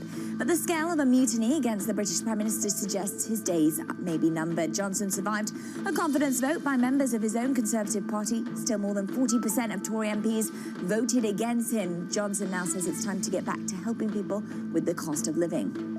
Shares of Target are falling. The discount retailer cut its profit outlook for the second time in just 3 weeks. Target's trying to ease a surge in inventory by marking down more merchandise and cancelling orders.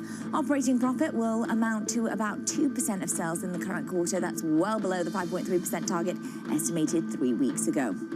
Hong Kong won't tighten coronavirus restrictions before the city's July 1st handover anniversary. That's according to Chief Executive Carrie Lam. There's been speculation that China's President Xi Jinping might attend the celebrations. Hong Kong's COVID cases have been rising since the city began rolling back social distancing curbs. And tourists visiting Japan may be sent home if they